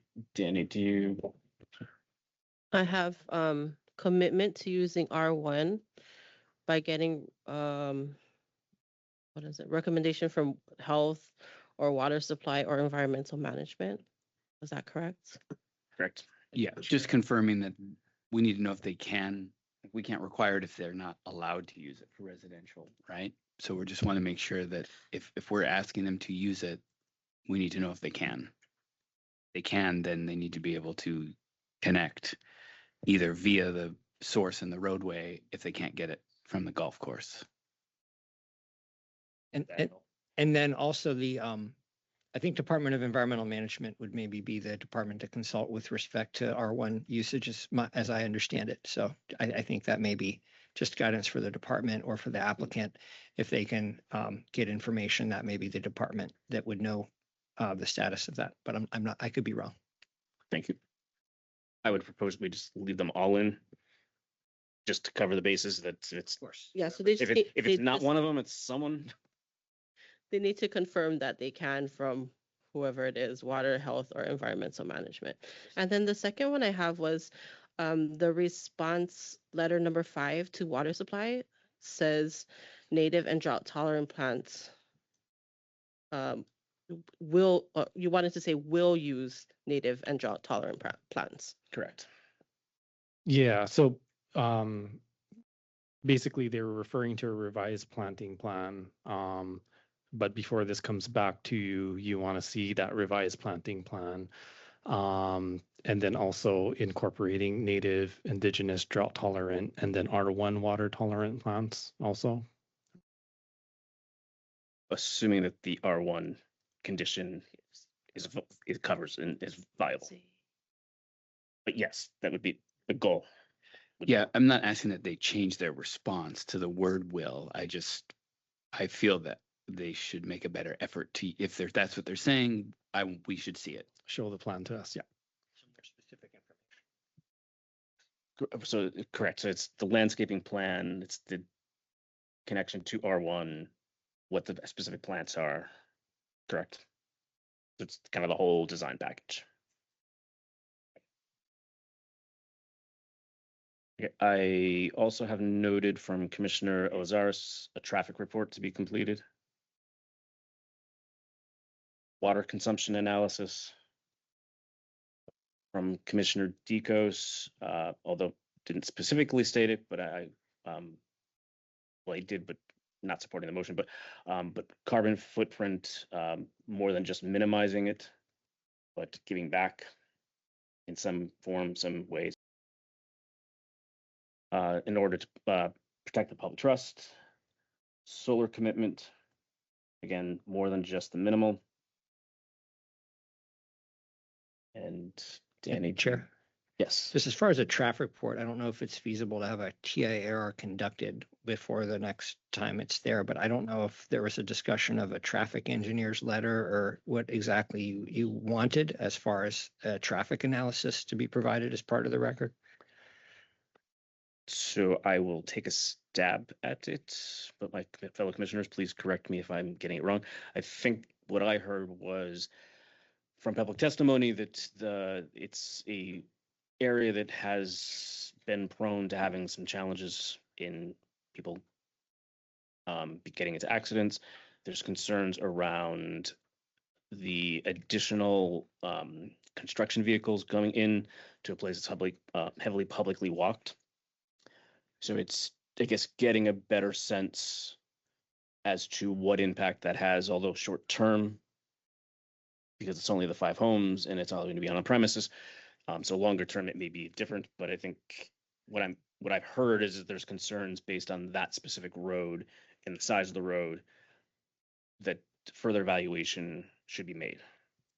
Is that a fair assumption or fair summary? I would check with the member who made the motion and then also with planning staff on if they're sort of clear on what areas you want analyzed and the applicant as well. So, but I would just state saying in the record a traffic study be done was a little more vague than that. I think with your specificity, hopefully there can have a bit more of an idea of what the commission wants. Commissioner Elizaris. Yeah, those choke words. Yeah, and I don't think a full-on traffic study. I'd like to see what the impacts, what the applicant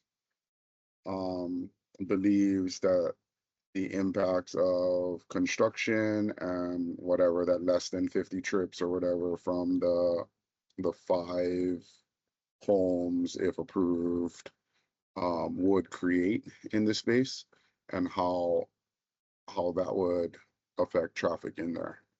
That's because I don't have any information on that. Yeah.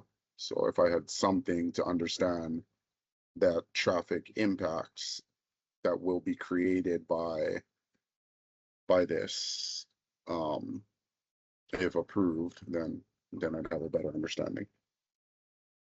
Thank you, Commissioner Elizaris. Would you be open to including the safety of pedestrian walkways and kind of that perspective? Because I believe we heard quite a bit from public testimony that there's that concern. So that goes kind of hand in hand with the construction perspective of how do they mitigate the vehicles coming in and out that are larger on a smaller road in a very public area that has a lot of walkability. So I have no problem if that's what you wanna add in there. And Commissioner Circle Woodburn, do you have any concerns? No, golf cart too maybe was part of that, right? Golf carts as well. So not just public transportation or modes. And for the department, actually from the applicant, any comments or questions? I would like to verify that the applicant, like what you think is possible, because there is and according to Hawaii revised statutes, like 120-day window where we have to bring this back. So as far as a timeline on what is requested, if that's feasible and realistic. Yeah, I think just wanted to clarify that it's not a full TIAR, but a traffic memo by a traffic engineer that addresses the comments. I think that would be feasible. Okay. And Commissioner Elizaris and Commissioner Circle Woodburn, both good with that? Roger. All right, perfect. Thank you. And just to confirm from the department, you have everything outlined? Yes, Chair. we Sorry, do. Chair. Yes, Commissioner Elazars? I do like how, what Commissioner Deacos was talking about being able to like show the public benefit or whatever that was, something like that. Like, what is the community benefit, um, of this? Like, sell it to us, guys. Is there That was one of some these. way they could add that into how Maui is going to benefit from these 5 homes? So just for clarification, Commissioner Elazars, do you want that outside of the carbon footprint of minimizing it, or more than just minimizing in the solar commitment for more than just minimizing? Or is that kind of inclusive of kind of what you're proposing? I think that's inclusive, but Commissioner Deacos brought up that green, was it a green initiative, green building something? Anyway, how they're gonna build or whatever it is. I think it's gonna be all inclusive in the end. Okay, Right? A so- summary of how this benefits. And leave it up to the applicant to determine that. So for the department, how would you best recommend? Do we roll it up and just give those as examples for the applicant? Well, the applicant is here and they're hearing this discussion. So I think, we would send a letter listing all of these items. And then essentially this would just be like, address how this project benefits residents of the county of Maui.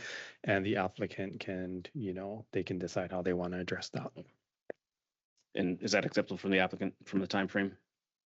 Yes, and if we could just ask for the final run through of the list be read before the meeting ends so we can take notes today. Thank you. I know it'll come in a letter, but just so we can get a head start on it. Thank you.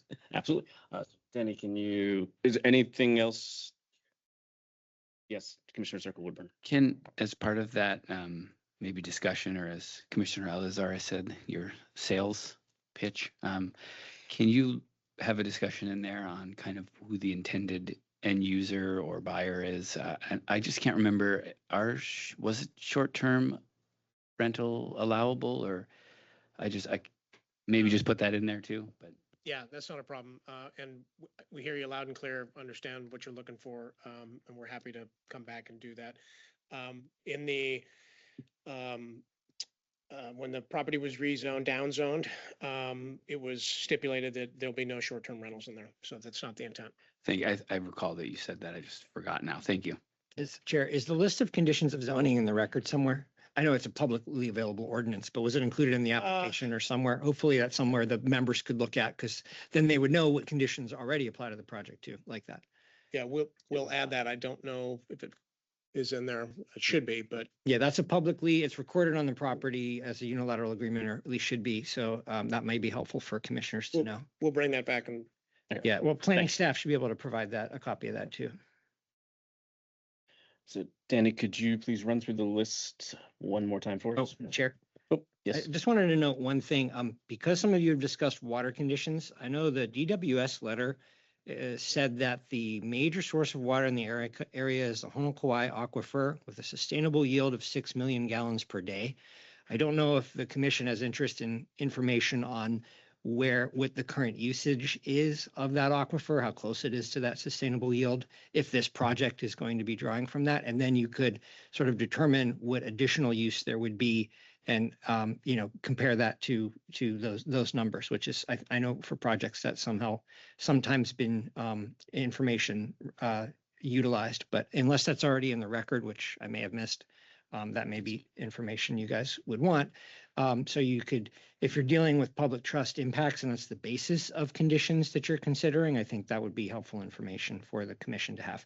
So I don't know if DWS would have that, the applicant would have that, or that would be available from CWRM or some other source. But I think that's typically, under the Land Use Commission, that's something they will look at very much for those types of conditions. So just to assist you in, if you do have conditions, having a basis on the record for them. And I would agree that would be helpful. So if planning department can ensure that that is provided to the commission. Okay, I kind of missed what you said. Like, Basically, how much Commissioner water is Hopper. available in the aquifer and how much is being currently used. That would be, if the commission's going to, though you've had public testimony expressing concerns about water usage, if you're going to put conditions on a project and the concern is water usage, you would want to have evidence in the record of what's the current water usage of the area, where the aquifer is at as far as its sustainable yield, and what's being drawn. If that information is not available, then I guess you'd need to draw that basis from other sources. But if the commission's considering conditions based on water usage, that is dealing with public trust responsibilities, you would want to get as much information on the record to assist you with making a decision. So if Department of Water Supply says the major source of water in the area is the Honokawai Aquifer with a sustainable yield of 6 million gallons per day, knowing how much is being used of that sustainable yield currently, where you're at, and how much this project would be proposing to use would be relevant information for determining any appropriate conditions, whether they are needed or what conditions you would want to impose. You generally couldn't just off the cuff say, I think there's a lot of water usage issues with this project, and therefore I'm going to put a bunch of conditions on it. I think you would want to have some type of basis. And if that information, which I presume is available, and certainly have seen it in project reports for various projects, depending on the area, I think would be important information for the commission to have. Okay, we'll craft something, but essentially information regarding the sustainable yield of the project area and then how much water this project is using. I think water supply just raised their hand on the meeting. Okay, if water supply has raised their hand, please state your name Hi. and swear to tell the truth.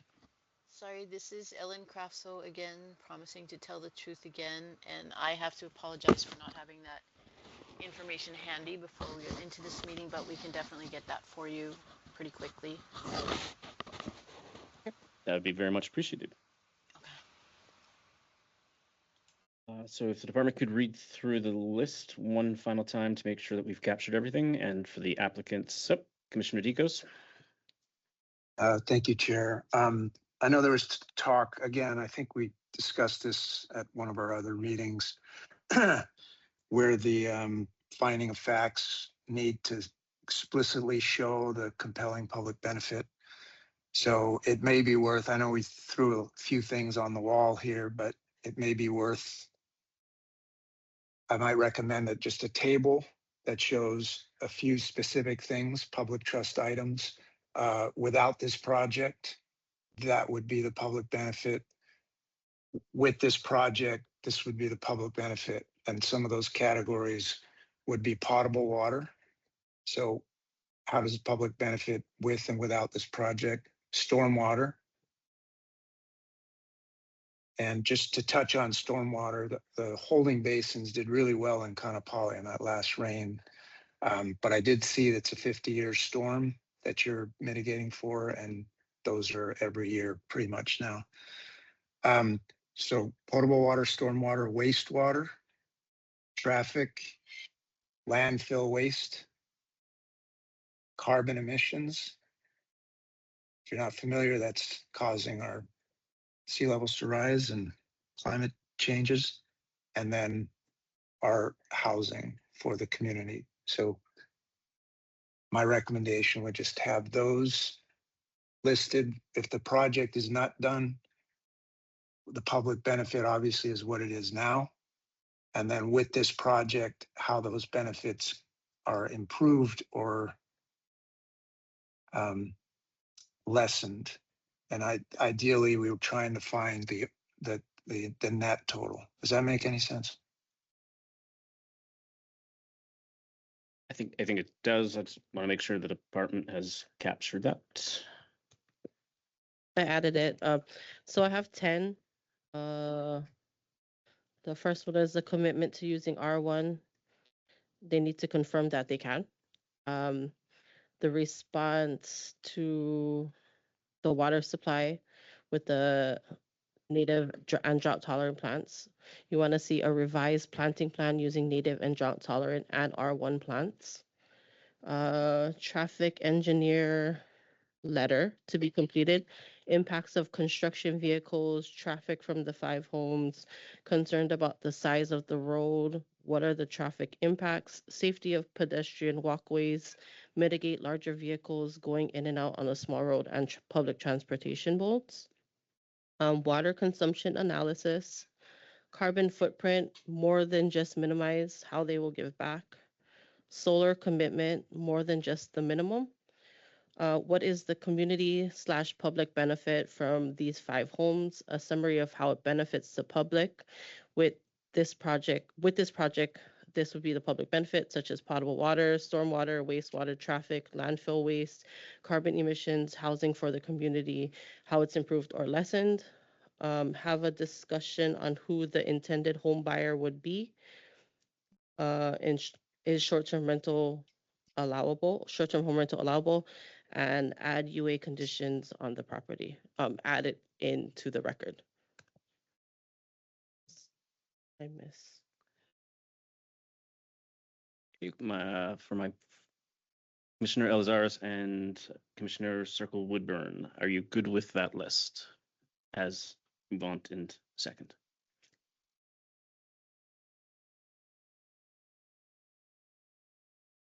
I got a second from Commissioner Circle Woodburn from the Movant.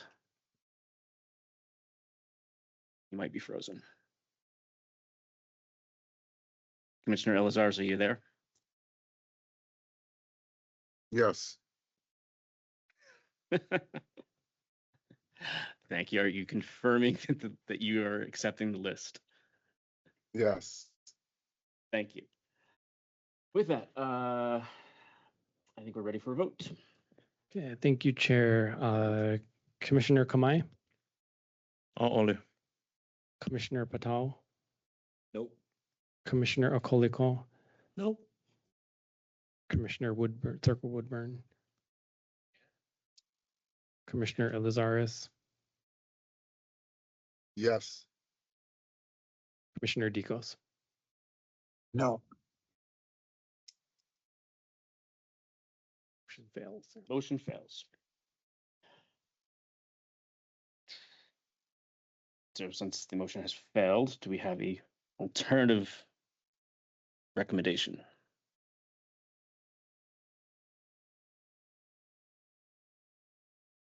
Commissioner Dikos. What was the numbers on that?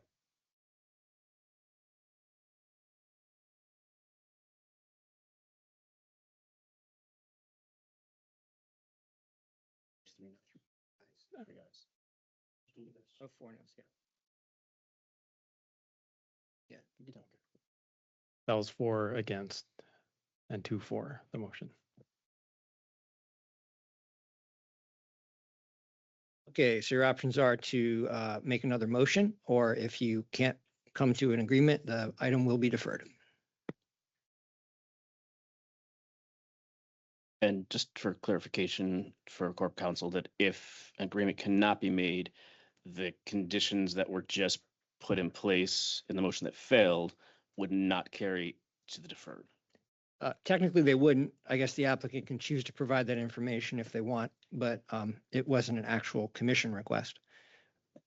So I just want to make sure that commissioners are aware that we don't incorporate those. If the applicant is not willing to produce them, we're not going to get the information. So just take that into note as you determine what next steps are. But it does appear from the nods that I'm getting from the applicant that they will provide it, but I just want to make sure that the commissioners are aware. Yes, Commissioner Dikos. Yeah, I'll make a motion for denial, see what happens. Is there a second? Second. Would you like to speak to your motion, Commissioner Dikos? I think I spoke plenty. Thank you. You And would, you'd want to give sort of the department some specifics though in drafting the decision in order for denial. The criteria for a permit would be, as you, I know, are familiar with, but other members may not. The requirement is in HRS 205A-262. No development shall be approved unless the authority has first found A, that the development will not have any significant adverse environmental or ecological effect, except as any adverse effect is minimized to the extent practicable and clearly outweighed by public health, safety, or compelling public interests. Those adverse effects shall include but not be limited to the potential cumulative impact of individual developments, each of which taken by itself might not have a significant adverse effect, and the elimination of planning options. There's also the requirement that the development is consistent with the objectives, policies, and special management area guidelines of this chapter and any guidelines enacted by the legislature, and C, that the development is consistent with county general plan, community plan, and zoning. So those are, I think, your criteria. The planning staff analyzed those and determined it met the criteria. So I think since staff would also be drafting your decision in order for denial, it's helpful to give them information on the basis of that denial so they can draft that decision in order. Yeah, absolutely. Thanks for restating those. I think failure of either of those three, any of those three, is permission for denial. And I'll restate the first one. There are significant impacts based on, we know there's water consumption, pretty large number for 5 homes. We know the stress that's having on the aquifer. And other than some,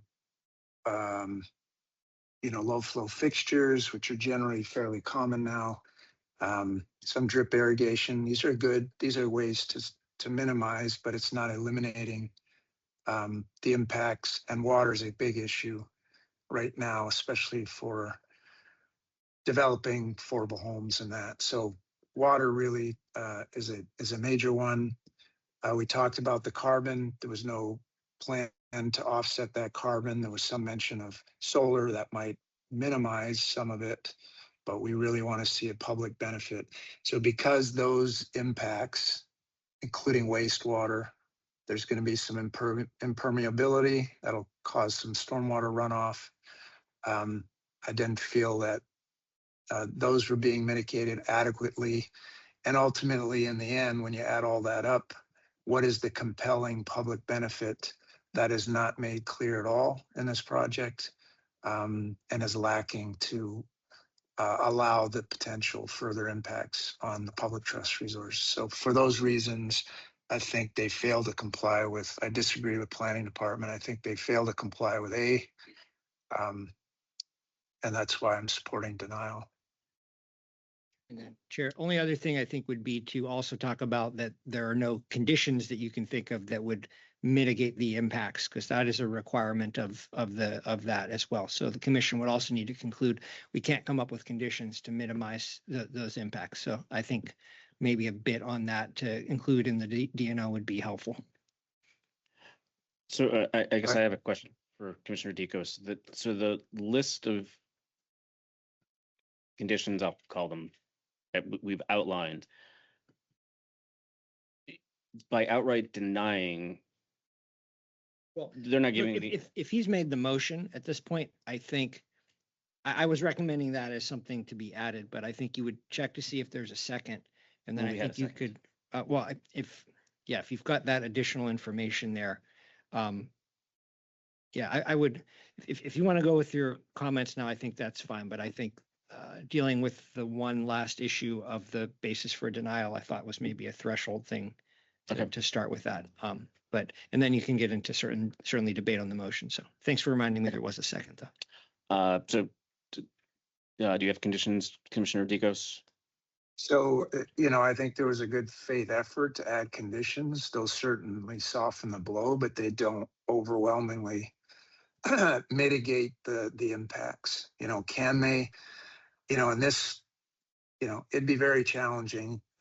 I don't know other properties. There's a thing called hand printing where if you don't have enough means on your property to offset and create benefit elsewhere, then that may be a challenge. And I heard they didn't have other properties where they could perhaps lessen water, they could improve, lessen the carbon footprint in those projects, possibly repurpose materials, divert from the landfill. Like there are ways, but it doesn't appear that there's that means in this case. And those list of 10 conditions did not meet my criteria for the compelling public interest.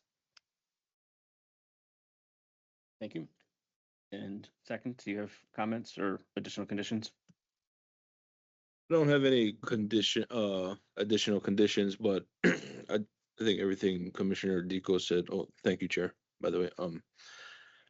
For me, it also plays into, you heard the testifiers and then the sensitivity of the area right now. We heard a little bit of the community input as well. And also, was there anything in place to what Commissioner Deco was sharing to benefit the community that needs to get back to their community? And that's all I have to say about that. Thank you. Thank you. Any further comments from my fellow commissioners?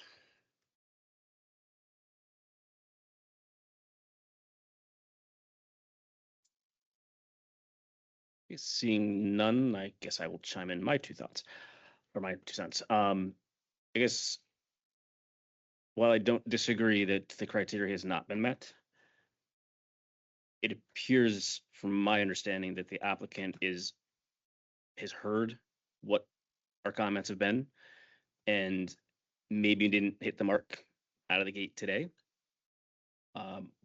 But based on nodding and the discussions we've had, it seems to be in agreement, understands what we're trying to accomplish, and is willing to bring forth what is possible, which may not be possible.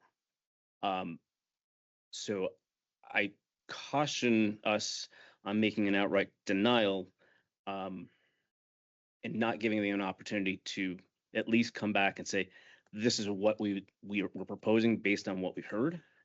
And at that point, if we still don't feel that the criteria has been met, I would then fully support saying it's a no-go. But I don't think that we have the answers, at least from my perspective, to be able to make a decision if this is or is not feasible. So I just guide you in that thinking that just because we were potentially deferred today does not give a carte blanche it's going to be approved. They need to come back and produce and demonstrate to us all the things that we've talked about, which still may end up being a denial, possibly. I just don't know if it's, my opinion is giving them an opportunity to come back and present again, I think is worthwhile. But that's just my 2 cents. Commissioner Deco's. Yeah, thank you, Chair. And I appreciate that feedback. I guess the question I would have is, at what point do projects just get it to the commission? They're going to approve it, figure out what they want us to do with it, and then we'll come back. Then we'll do the hard work to come back with a product. Like, there's a point where projects are just not there.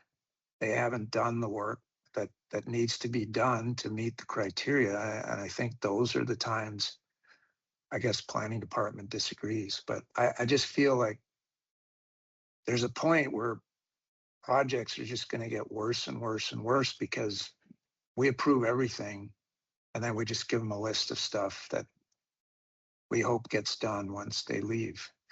And I guess my second question, could they not come back? Could they not come back with a revised project and reapply for the SMA? Is that? Well, I guess that's where I was going with the deferral, is that I guess I answer this 2 ways. Again, this is my personal opinion, that I think we're establishing a different set of criteria that, as a commission, of what we're saying are table stakes. And as projects come through, applicants should be listening to these calls and listening and hearing what our expectations are and come prepared. I would say in this instance, because we are still formulating and bringing forth what those table stakes are. Did the applicant miss the boat? I'll say yes, but others will as well. But hopefully we can establish a program that people know what our expectations are, so that when they're coming before us, we're not having these discussions, that they know this is what they need to present. So I think this is the first time we're kind of pushing back, so to speak, in this level of detail. And I think if we can establish that as the baseline as future projects come before us, it's going to change the dynamics. So I think it's actually a very positive thing for us to state, these are our rules. This is what we're going to look at. Don't come to us if you're not prepared. But we have to start somewhere. And to do a flat out denial doesn't give them an opportunity to help us actually establish what our goals as a commission are out to our community. That's just my opinion. Commissioner Dikos. Just real quick, I've been on this commission for, I guess, over 3 years now. Trust me, we've been going through, we've had the longest meetings we've ever had, but every project gets approved. So it's not surprising that projects come unprepared and without meeting the stuff. But so I don't think this is not the beginning for me anyway. Thank you, Chair. Thank you. Any other comments or feedback from Planning Commission? Sorry, Commissioners. Elazar has his hand up on my screen, but for whatever reason, he's frozen there. So, okay. Commissioner Elazar's. You guys hear me? We can hear you, but you're not moving. Oh, statue. Yeah. And because of his Commissioner Dikos, I've learned this from him. I will not be supporting the motion because simply I don't have enough information. I kind of that was part of the original my motion earlier. I cannot, in good conscience, make any decision because I know I don't have all the information, and I think the applicant is aware that they didn't present us with what this commission, with this, with the people that we have on now, what we want to see. That's it. Thank you. Any other comments from the Planning Commissioner? Commissioner Dikos. Just a process. So if this fails, I guess we can just put another motion again, right? What is there a point where this just automatically gets approved with no conditions? 120 days from the close of the public hearing, so that starts today. There would be an automatic approval timeframe. That's based on your rules, but not today. But 120 days from today, if the commission hasn't taken any action, it would be automatically approved. Okay. And just to confirm with the applicant that the conditions that we had outlined previously, that you feel that you would have ample time to collect that information and be able to provide it back to the commission within 120 days. Yes, we will. And we'll come back at the date, but certainly within that time, and we'll provide that information. And I know that was part of a separate motion. I just wanted to make sure that based on Commissioner Diko's question, that was kind of all wrapped up. If there's no other. I was just going to add really quick. There are many benefits that we haven't outlined today that I'm not going to go into now, but I mean, about just new housing where we all have a housing crisis helps throughout. We'll share a lot of the data that we have on that, actual hard data, and then as well as the jobs, as property tax, and we're definitely going to dig into all of those elements that all of you have brought up for sure and come back. Okay. Thank you. Water Resources is raising their hand. Yes, Department of Water Resources. Hi, sorry, I just got something back from the commission and I was gonna share it, but I need to ask them a question. Let's just say that We're in the middle of deliberation right now. I mean, is there something relevant to the motion we're taking here? I guess having more information is helpful. So if you want to take it, that's fine. But that's okay. I think I'm gonna withhold and just when you send the questions, then. Thank you. Sorry about that. No problem. So if there's no further comments, I guess we'll take a vote. Here, I think I saw Mr. Commissioner Elizaris, no? Are you raising your hand? Yeah. I think Commissioner Ellis, are you frozen or are you asking a question or making a comment? Am I moving? You're not moving. Sorry, Chair. He's moving on 3 of my screens. For whatever reason, I can't get him to reload on the big monitor, so okay. He is able to respond. Great. All right. No, yeah, I just had a comment on like none of those things that anybody else is talking about, water supply. The applicant is worth anything right now until we move through the current motion, which is before, I guess we'll get told on before we vote, but which is to deny, right? Correct. Okay, thanks.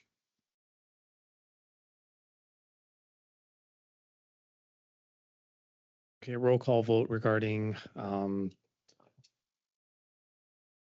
denial of the project. Let's start off with Commissioner Kamai. Aye. Commissioner Patel. Yes. Commissioner Elizaris. No. Commissioner Okoliko. Aye.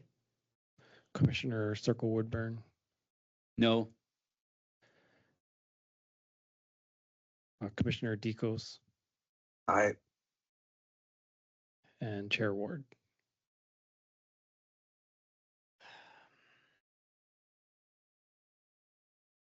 Well, it technically fails. Well, I guess if I voted with, no. Okay, motion fails, Chair. So motion fails.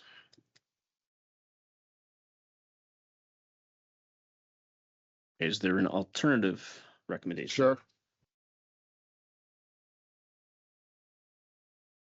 Is that you, Commissioner Elizaris? Yeah, I think this is for Corp Counsel. Again, I know our options, but is it possible to go for deferral again and ask for these other things, which would bound, or I guess that first thing is it possible to go for a deferral with other conditions, with different conditions than the first one? I guess you could add things. You could also have someone who voted no on the deferral mission to make a motion for reconsideration. Or if you do nothing, it's going to be deferred anyway because there's be no actual commission action. But if someone wanted to make a new motion to defer, take the previous list and modify it, add things, subtract things, I guess that's technically a new motion. So you could do that. Anybody up for it?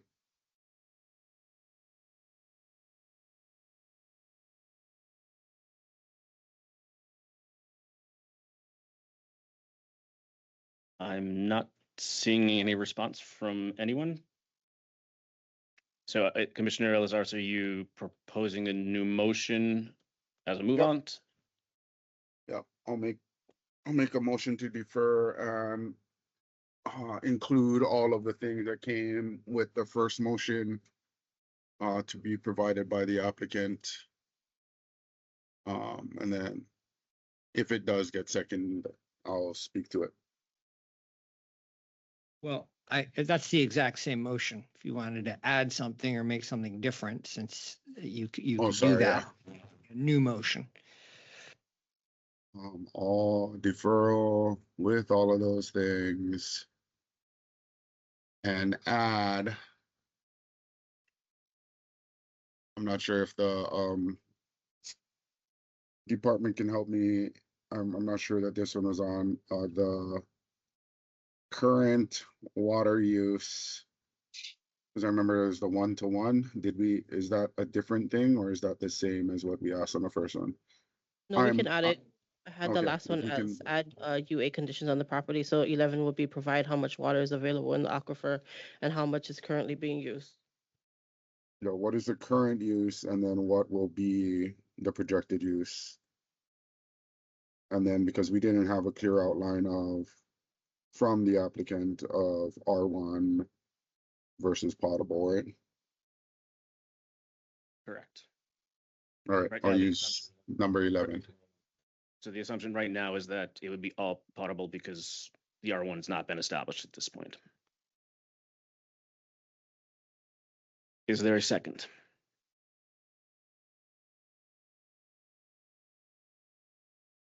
Commissioner Circle Second. Woodburn is second. Commissioner Lazarus, would you like to speak to your motion? Yeah, I mean, our other option today, it seems like, is the yes and approve. And I'm going to say the same thing I said on the last two motions. I cannot, in good conscience, do that because I don't have enough information. If we do not defer with these conditions, it doesn't hold the applicant liable to produce these things if they come back within the 120 days, right? If it's able to be scheduled into that. And knowing that if we defer it, that's an action. And that if we let it go through, it just gets automatically approved if they cannot get back on our schedule with no conditions, without adopting the department's conditions as well. So I guess in a move of fear that'll happen, because to Commissioner Dicos's point, a lot of projects have been approved through running that 120-day window out, as I've been observing this commission for the past 10 years. So I'd like to do an action that has accountability for the next time, and then hopefully we can make a better informed decision, whether it be deny or approve at that point. That's it. Thank you. Commissioner Circle Woodburn? I agree with that. One point of, can I ask for a clarification? Sure. Or did we just, so obviously there's a motion to defer to try and incorporate our conditions. I thought Corp Counsel said if we can't come to an agreement, it's not approved, it's deferred. Is that correct? So they would come back, but they necessarily wouldn't be coming back with any of our conditions. It wouldn't be approved yet. No, the approval would happen if the commission takes no action within 120 days. Whether or not they come back to you, this can still be scheduled as an item for you to take some sort of action before the 120 days and should be. Practically speaking, I'm assuming the applicant, if this is deferred, is going to try to come back to you with additional information to try to get an approval.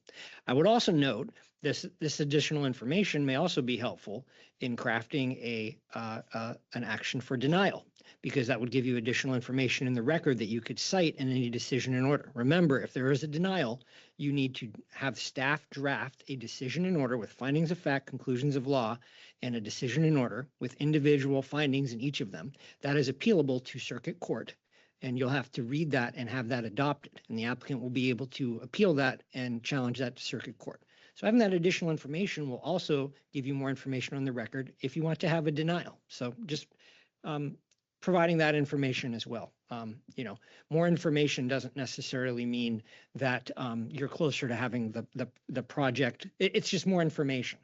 So that's another point I would make. So If there's gaps in the record, I think they should be filled before taking action if the commission believes there's gaps. If some commissioners feel certainly that there's no gaps and they have plenty of information, then that's a decision that can be made too. But that's just putting that out there for the record to let you know. But yes, this is not, if you take no action today, this will not be approved by default today. There would have to be 120 days that pass without any other commission action. If this is scheduled a few other times before that 120 days, and then you can't get to 5 votes in those days, that's when the automatic approval kicks in. That provision's there to prevent an applicant from basically being in limbo forever while the commission can't take action on something. So that's where that would kick in. So again, there's about 120 days is what 4 months from now. So there's some time before that, certainly. Thank you.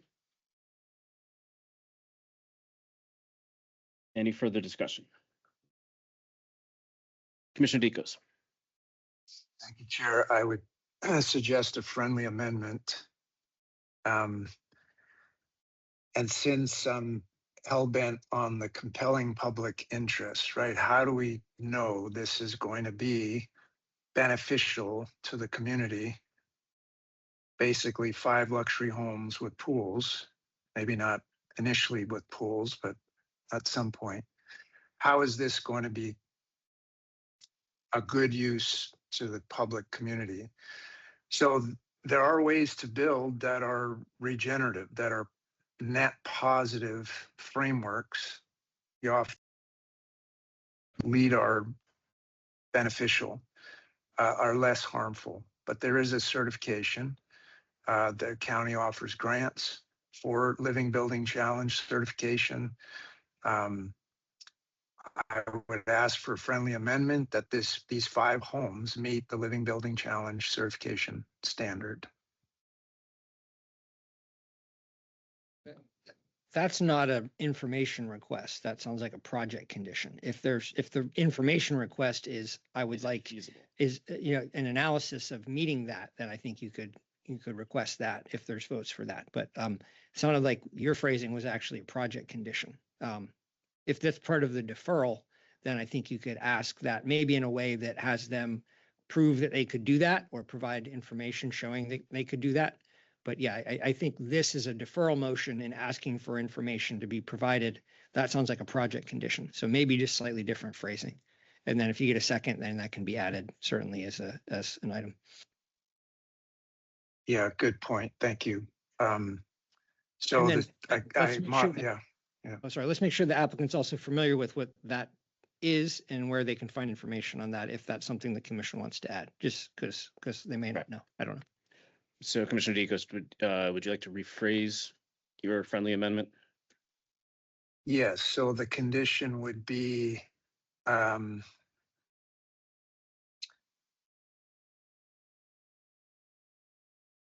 analysis of whether they can meet full Living Building Challenge certification on these 5 homes. And if not, why not? And if in case they're not familiar, this is the International Living Future Institute. It's one of the world's most rigorous green building standards. It's getting more and more popularity across the country. And our county is becoming more familiar with it and offering some grant subsidies for those types of builds.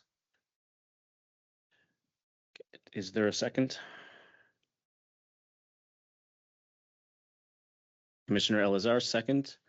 Yep. Commissioner Deacos, would you like to speak further on your amendment? No, I think it's tough sometimes to pick out all the elements of the impacts. Fortunately, there are frameworks for builds that encompass carbon, energy, water, wastewater, stormwater. There's even landscaping, food components to it, healthy materials. I mean, it's rigorous, but it addresses all of the impacts that I'm very familiar with them, but most of us aren't familiar of the negative impacts of a construction project, of a build, including landfill, diversion, reuse. So rather than trying to nitpick every single one of these, if you can build it to certification, then there you go. You've met the criteria. And it's a performance standard. You can't just promise and not perform. So this would be a great example of how to build net positive homes. It'd be an example for the community to replicate. So that would be one way for me to overcome my lack of seeing the community benefit here. Thank you. Commissioner Elizaris, would you like to speak to your second? Yeah, that was what I was trying to say earlier, but you know, I'm not a PhD. That guy, he know how to say stuff. But then also I'd like to say that, yeah, I am also, I guess, a little different, but for us, it's like Lami bent, heaven bent on understanding this, the benefits of this project. So it's a little different, I think, but I support it. Second it. Thank you. Any further discussion from the fellow commissioners? Okay, seeing none, if we can do a vote on the amendment. Thank you, Chair. Commissioner Kamai, Aye. Commissioner Patel, Yes. Commissioner Okoliko, Aye. Commissioner Circle Woodburn, Yes. Commissioner Elizaris, Yes. Commissioner Dikos. Aye. Motion carries for the amendment. If we could, is there any further questions or comments on the main motion? Okay, seeing none. Yeah, if you want to make a comment to suggest that, you can. Thank you, Chair. Regarding the main motion, there was discussion on the 120-day notice. Perhaps commissioners might want to consider, of course, with agreement from the applicant on a certain time frame when you want them to submit this information, because obviously if it comes in too late, with challenges on scheduling items, we wouldn't want this to come in at 119 days and then we can't schedule it before you. Thank you. So I guess I would ask the applicant your estimated timeframes that we're not imposing on you, but I think you're hearing the concern.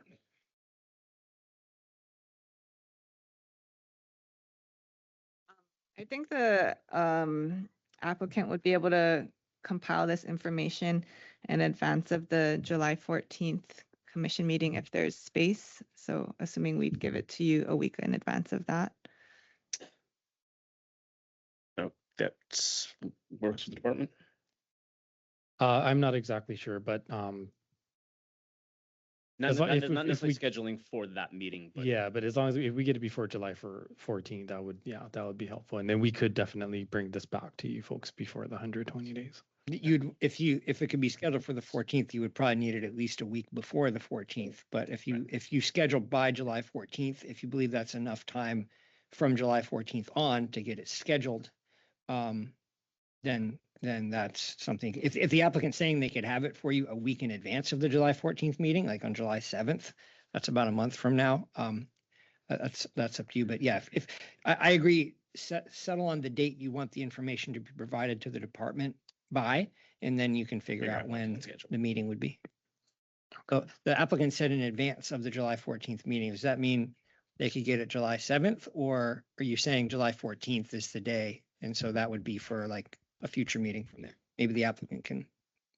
Right, if the applicant could clarify. Yeah. I guess maybe we can start with what dates the commission has available and we can see. Yeah, I think just off the top of my head, I think July is completely taken. So you're So if we're looking at like the August first meeting 11th. in August, probably. Yeah. Okay, so then by August 4th.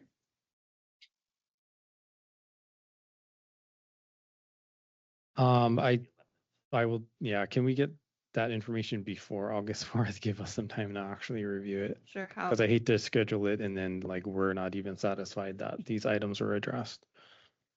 So when would you like it for an August 11th meeting?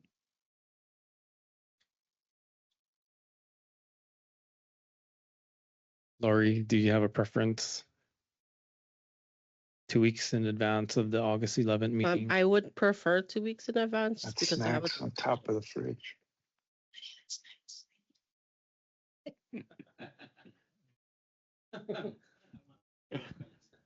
If not August Get me one too. 11th, it'd be the 25th of August. They want it 28th. Chair. We're getting some feedback from our team. July 28th for August. Colleague Cardoza also has her hand up. Maybe she might want to chime in on your situation here. Who was Colette? Oh. Is on now. Hi, Colette. Hi, did you have- Colette did you have a Cardoza. comment? Just wanted to help Danny and Lori out. Candace is out and she is our scheduling guru. It looks like July 14th is totally full. July 28th might be possible as well as August 11th. Okay, thank you. Yep. I would say go to 11. By the 28th. Oh. Yeah. Let's do that. For the 25th.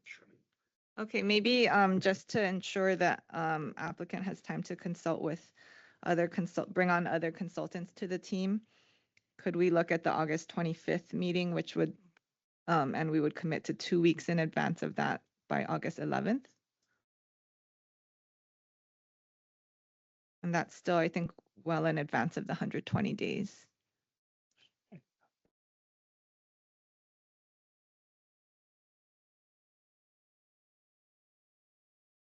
Okay. That works for the Yeah, there's department. nothing scheduled. Okay, that would work for us. Should we have that add that into the motion or? Yeah, I think that would be something to add to the motion. So I don't know if you want to have someone either move to amend to add that date or otherwise, but yeah, technically that's not in the motion yet. So I guess you So could do moved. that by unanimous consent or move it. Yeah. That's so moved by Commissioner Lazarus. Do I have a second? Commissioner Woodburn. Any further discussion? I'm assuming we don't need to talk about motion. Okay. Any further discussion with anybody? This is on the Sure. amendment. Right, this is on the amendment only. On the amendment, Chair, so let me get this clear. So if they come back and they no more everything that we requested, is it a denial at the time? Or what is that? Well, all you're doing now is a motion to defer, require them to provide certain information to you by a certain date. And that's it. So they'll have to do that. And then once you get that information, they can be scheduled on a meeting for you to consider this further. At that time, you can decide what to do. You could, approve, deny, approve with conditions. But yeah, you could make a decision because since none of the motions passed today, other than potentially this deferral motion, there would have been no action yet. So you'd still have the ability to decide the project. Perfect. If we could take a vote, please. Thank you, Chair. Commissioner Kamai, Aye. Commissioner Patel, Yes. Commissioner Okoliko, Yes. Commissioner Circle Woodburn, Yes. Commissioner Elazaris, Yes. Commissioner Dicos.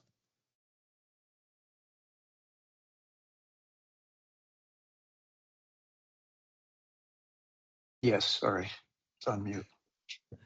Thank you. That's 6 yeses. Motion carries. For the amendment and now for the main motion. Okay, State the motion.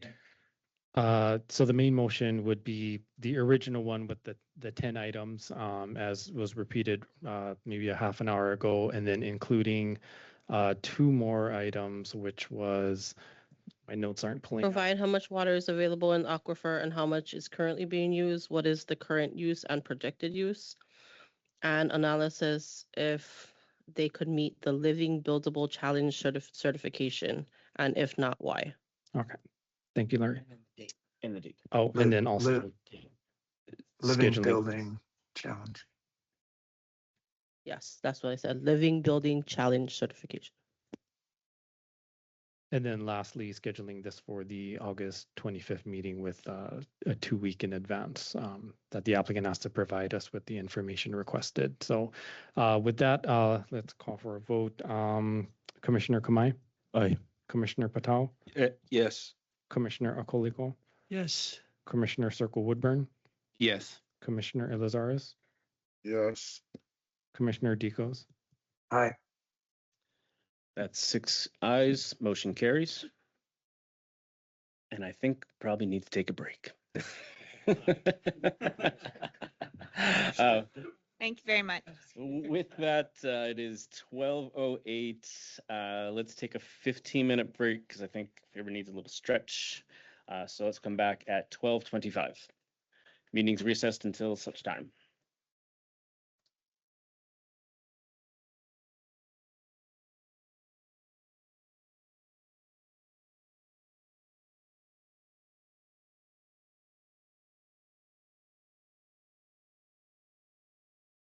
Commission meeting on June 9th, 2026. Time is 12:29 p.m. And if staff could read us into agenda item A2, please. Thank you, Chair. Second item of the day is G70 Design on behalf of Lahaina Cannery Retail Owner LP requesting a special management area use permit for a proposed 3,000 square foot Wendy's quick service restaurant, along with associated site work, etc. And this will be located at the existing Lahaina Cannery Mall. Staff planner assigned to this project is Robin Lyles. Thank you very much.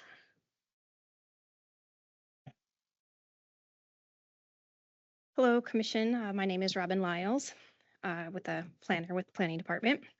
This item is under your review because the proposed project will take place at the Lahaina Cannery Mall, which is located within the special management area, which requires a review under HRS 205A. The Maui Planning Commission rules call for the Commission to review special management area major use permits. Major use permits are projects that the department has deemed to be a development and are valued at over $750,000. The proposed project is for the construction of a Wendy's quick service restaurant with a drive-through, additional parking stalls, drainage, infrastructure, and integration into the existing multi-use pedestrian and bicycle path. Details regarding the design, layout, and construction will be explained in further detail by the consultant, Jeff Seastrom from G70.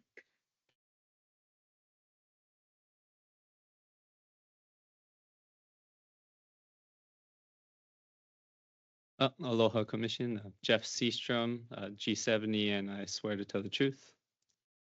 I just share my screen. Is that okay? Thank you.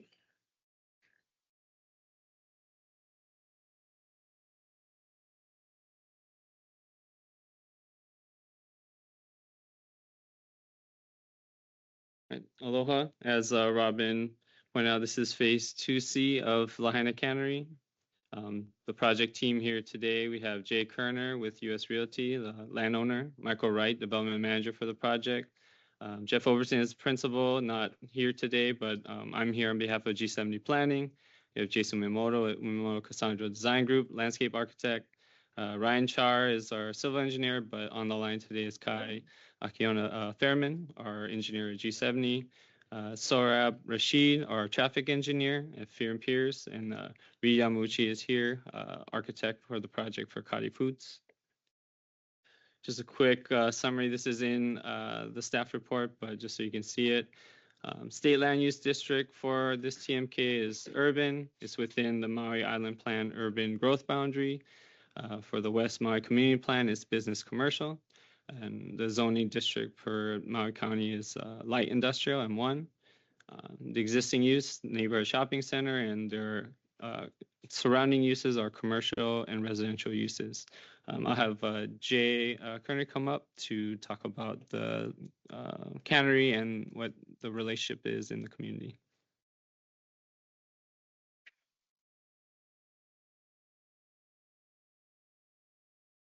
This is Jay Kerner, and I'm the managing partner of the Lahaina Cannery Ownership Group and the applicant. And I do sort of tell the truth. Chair, Commissioners. Thank you for having us today and allowing us to present. I'd like to talk a little bit about our stewardship of the Lahaina Cannery. We bought the property about 10 years ago, and we've made major capital improvements since then.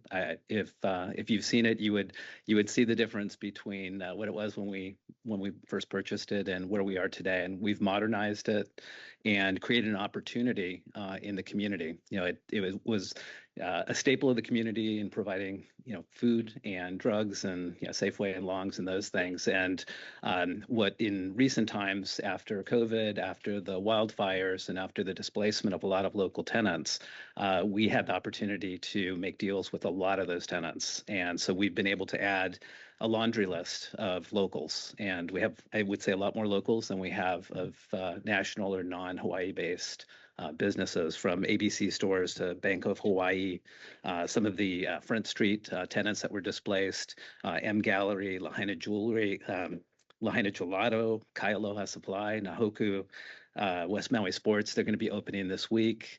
American Savings Bank. It's a long list. And so we're very proud that we're able to do that, and we're trying to be a very good neighbor and be a good part of the community. We have cultural events at the cannery on an ongoing basis. We do a lot of entertainment there, and what we've tried to do in recent times is really create a community center in the cannery. And if you've seen the improvements we've done on the interior, we created what we call the dining lot, which is indoor food trucks. And it's the first of its kind in Hawaii. It's probably the first of its kind in the whole US. And so we have 6 trucks, custom built. We work with the building department and the county to get them in and make them compliant and past all of the building regulations. And they're all local tenants. And we do entertainment like World Cup, starting this week, and Team USA is playing Friday. So we have a big event going on for the community there in our interior mall.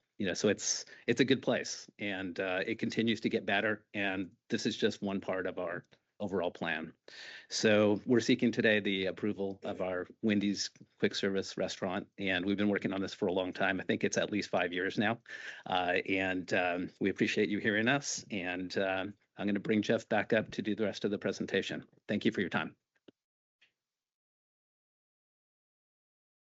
Hello, Jay.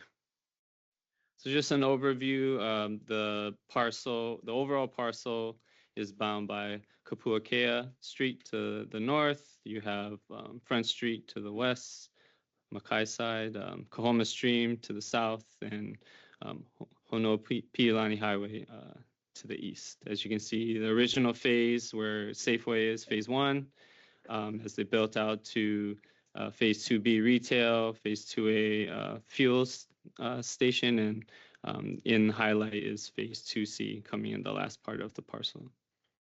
Just some context photos to see at Honopiilani Highway and Keawe Street intersection where the quick serve is going in the vacant lot, as you can see here.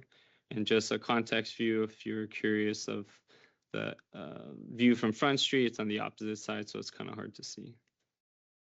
As Jay mentioned, there were significant improvements in phase 1. It carried through both design-wise, the vernacular, the language. As you can see, there's the aluminum finishing that looks like wood siding, the vertical metal panels that's consistent throughout the site, some of the pedestrian circulation that ties through the entire property. Again, more of the phase 1 improvements. You can see storefront design, the same panels, etc. This is more of a recent improvement, phase 2B, with that same design language that was previously mentioned with Bank Hawaii tenant. It's currently open. So getting to phase 2C, it's the one quick service restaurant, 3,000 square feet. We're adding 27 parking stalls, and it'll tie into the existing cannery vehicular circulation as well as pedestrian bike multimodal. There'll be associated drainage and infrastructure for this restaurant, and also associated landscape improvements. Just an overview of the project site plan of where phase 2C falls and the overall parcel again. And then this is a proposed rendering just showing where the project would sit at the intersection at Keawe Street. And as you go through same scale and language that blends in with the existing cannery. I was just quickly to go over the design. As I mentioned, it was designed to mirror the existing finishes. We're using the same colors and materials, so it'll be spec to the same style, and a subdued color scheme that matches and also consistent with nearby structures, including the Phase 2B that you just saw. I'd like to bring up Reed Yamauchi to come up just to talk a little about the design.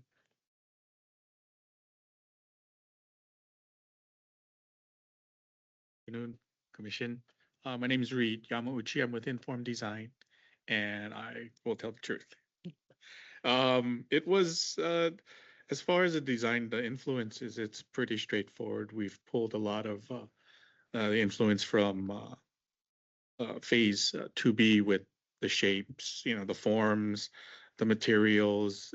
We also utilized the blade side. We used a gray basalt rock face on the blade signage facing Hono'opilani, which is also, you can kind of see off of the Bank of Hawaii ATM machines, and they have that kind of color. So, we've tried as best as possible to utilize the familiar shapes, forms, and materials throughout the design. And that's kind of the influence that we had on the exterior elevations.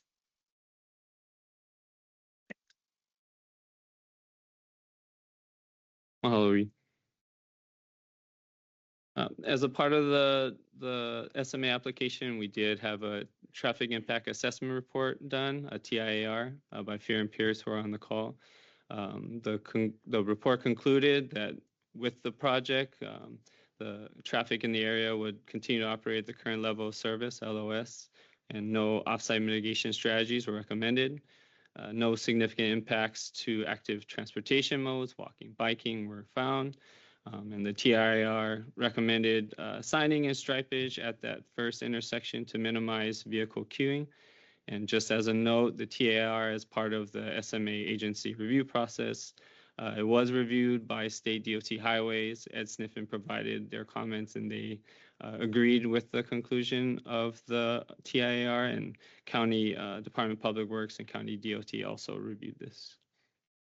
Drainage-wise, and this is brought up, there will be stormwater management to detain runoff volumes. There's drainage swales. There's drainage basin. There's reducing peak flow rates before discharging to avoid flooding. There will be low impact development and best management practices, including some listed here. And we also have a landscape architect that over here, Jason Umemoto, will come up just to talk a little bit about the species chosen and overall design of landscape.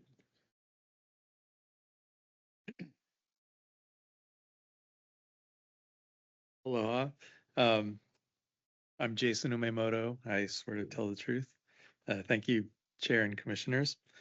The landscape is really just an extension and a reflection of what has either been existing or has just been recently added to the landscape campus of the mall itself. So we're not trying to stand out, but really just kind of seamlessly flow and provide that continuity. That said, it did lean pretty heavily into native plants, indigenous and Polynesian introduced. So the parking lot trees are all Milo. We have A'ali'i and Kupu and Carex, just to populate some of the planting spaces. There was some community input that had wanted to use some plumeria trees, late plumeria, in the parking lot for flower harvesting and whatnot. But so thought that was a good idea. But the challenge was that within a drive lane and parking situation, there's a conflict there. So we did take that opportunity to add those trees into the green grassy area next to the multimodal pathway, and that has more of a park-like setting anyway, and so it provides some shade there. So it seemed like that was a good opportunity to take and provide materials. So there's materials throughout the palette that can supply halau, materials and lay materials. So we're happy to participate in that way with the community. Irrigation is always a big topic. We're looking to always conserve water. And so there is a small section of regrassing that's already there. It's existing, but because of the construction, we'll be redoing that.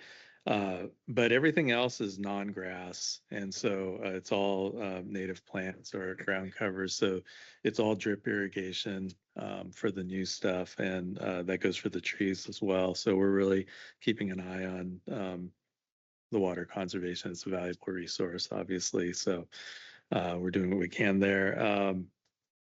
And the parking lot, the trees also meet all of the Maui County Planning Plan requirements for parking lot shade. So we exceed that by about 10%. So, and yeah, thank you very much. All right. Mahalo, Jason. And that's our presentation. We're open to taking any questions. Mahalo, Chair Ward, and mahalo to the commissioners, and we're happy to answer any questions you may have. Thank you for your presentation.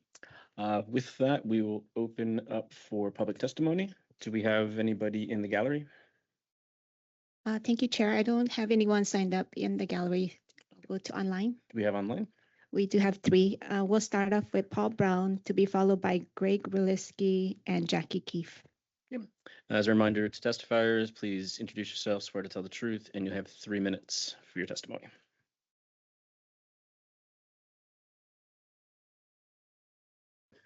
Aloha, Chair and Commission. Thank you for allowing me to testify. And I will tell the truth. My name is Paul Brown, West Maui resident.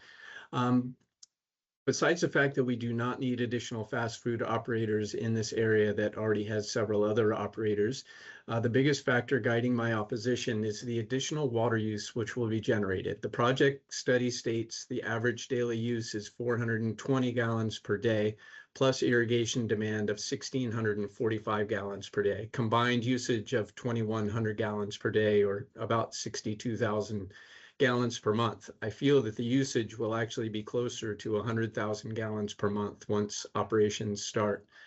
Currently, West Maui is under a water development moratorium with no new water meters being issued. Replacement meters are being issued for those rebuilding, but no new meters. I am personally unable to get a water meter for my home in Napili because of this moratorium. So we utilize rainwater catchment for household use. Our total use is probably less than 3,000 gallons per month or 100 gallons per day. I've been trying to get a water meter for 10 years, but the Department of Water Supply keeps stalling my application and placing hurdle after hurdle in my path. Now, just as we think we're getting close, the moratorium is imposed. Recently, Chief Engineer James Jensen of the Department of Water Supply completed an analysis of the West Maui available water supply and concluded that additional water service cannot be processed without developing new water sources because projected demand exceeds reliable capacity.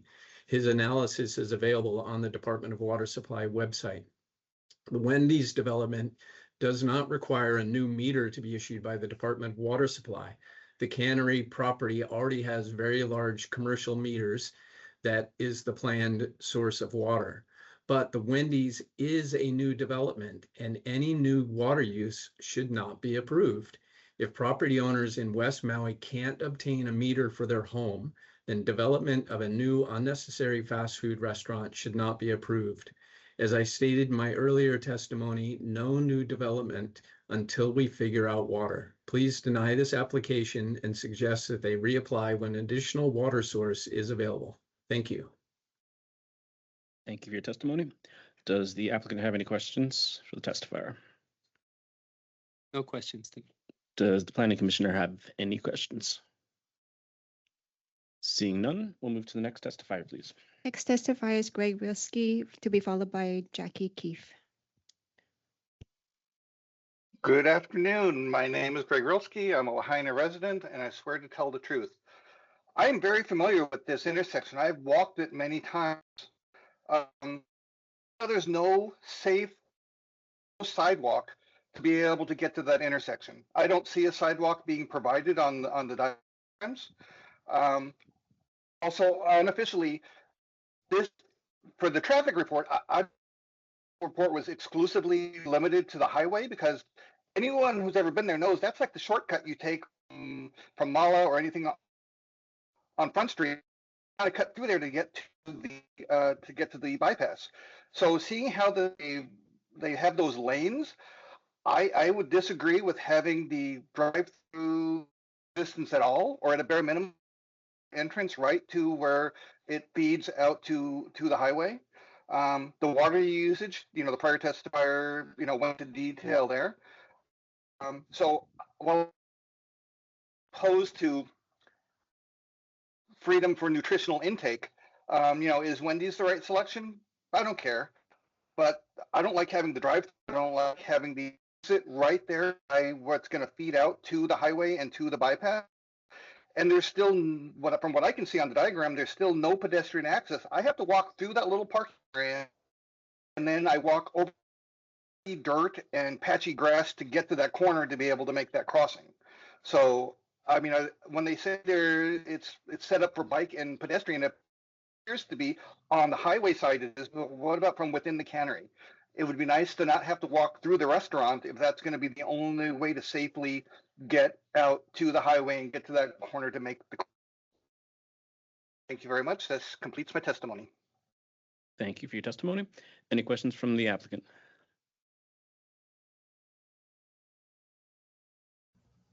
No questions, thank you. Any questions from the Planning Commission? Seeing none, we'll move on to the next testifier, please. And last testifier I have on the list is Jackie Keefe. Aloha, Chair and members of the Commission. My name is Jackie Keefe and I'm a Lahaina resident. My opposition of this agenda item is the actual reason that I came to this meeting today. So now I'm just 4 hours into being really upset about stuff you're trying to shove down the throats of those of us on West Maui. The applicant sat before you today bragging about their accommodation of local businesses, pointing proudly to their indoor dining lot. Let's be entirely direct. Introducing a massive corporate Wendy's drive-through is not supporting those businesses. It is devastating and predatory to them. The local vendors in that dining lot are already struggling to survive nearly 3 years after Lahaina burned. Dropping a global fast food giant right next door creates immediate direct competition that will cannibalize what little market share they have left. This proposal reeks of corporate hypocrisy. The management of this parcel, U.S. Realty Partners, alongside their anchor tenant Safeway, has systematically gatekept local recovery.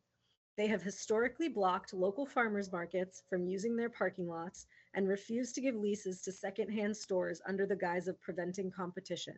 Yet they gladly roll out the red carpet for a multinational corporation. I want to explicitly echo the critical facts outlined in the testimony of my fellow community member, Karen Konkovich. And I'm sorry, I did forget to tell the truth. I don't know when that became a thing, but this whole thing is me telling the truth. Environmental danger. This project sits squarely in a critical flood zone. Paving over this permeable green space completely destroys the natural drainage buffer for the Kahoma stream, guaranteeing the toxic runoff flows straight into our ocean and coral reefs. Traffic and pedestrian hazard. The intersection of Hanoa-Pi'ilani Highway and Keawe Street is already congested, dangerous, and bottlenecked. A high turnover drive-through will worsen gridlock and compromise pedestrian safety in an area the West Maui Community Plan mandates should be walkable. Zero economic benefit. There is ample vacant commercial space across the street at Lahaina Gateway. We do not need to destroy green space for low-wage, quick-serve jobs that the existing local businesses can't even find staff to fill. Do not let corporate greenwashing dictate our recovery. Protect our local businesses from being choked out by corporate asphalt. I urge you to have the courage to deny this permit and keep the space green. Mahalo for your time and service. Thank you for your testimony. Any questions from the applicant? No questions, mahalo. Any questions from Planning Commission? Commissioner Dikos. Thank you, Chair. Thank you, Ms. Keefe, for your testimony. Can you clarify that you mentioned local businesses have been trying to lease that corner lot and been unsuccessful? Can you? No, not that corner lot. Okay, Seeing inside. as this property management manages both all of the cannery and all of the gateway, And Johto Farmers Market tried to run their farmers market in that parking lot. They were told they can't because of it would be competition to Safeway. And a friend who used to own Merry Go Round that burned down in the fires, she owns it's a thrift shop, which is like something that we as a community desperately need and want price wise, was denied leases from both sides for the same reason, because of it's considered competition. Can't say that I understand that for Safeway. Maybe for like the businesses inside there. I think she felt a little more like, okay, Ross, I guess I could see it. But yeah, she was denied lease for competition reasons for both properties. Okay. All right. Thank you. Thank you, Chair. Thank you. Any other questions from the commission? Sure. Thank you, Chair. Thank you for your testimony. Do you know if they still have, I thought at some point they still run fairs over there in the Safeway parking lot, and also I think on Sundays on the other side by Ace Hardware. Do they still have those? Yep, they do, but they don't have farmers markets. So Johto Mission hasn't been able to find a spot to be able to do theirs, and they have not been accommodating. And then do you also have some, if this is a question I can ask, some type of evidence or numbers that the businesses, I don't know if you're speaking about the food trucks in the cannery or the businesses in there, that I think you said they're losing revenue. Is that correct? No, I'm saying they're already so as someone with an extensive background in restaurant management, restaurants are operating with incredibly small margins, smaller than most businesses, most especially retail. And so any that are open are really squeaking by. And so then to say like, we support these businesses, we have this dining lot, but hey, also we're going to bring in this Wendy's, is just really contrary. Do you think that it was a good idea that or it was a creative idea to try and put something forth to help support with the creation of the food truck area to help support some businesses? I know the people who own those food trucks, I believe they are local residents, yeah, Chair, correct? Chair, Or is that- I think we got to kind of go towards what we're evaluating are the environmental impacts of the proposal before you within the SMA. So, I mean, if we could, if there's questions that are dedicated to dealing with the environmental impacts, which there's certainly testimony on, I think, I would kind of advise to try to drive the questions toward that, because that's the kind of things the commission has purview over. Okay, thank you for that. I don't have any other questions. Any other questions? Okay, seeing none, thank you for your testimony again. We have one more, Kai Nishiki. Thank you very much.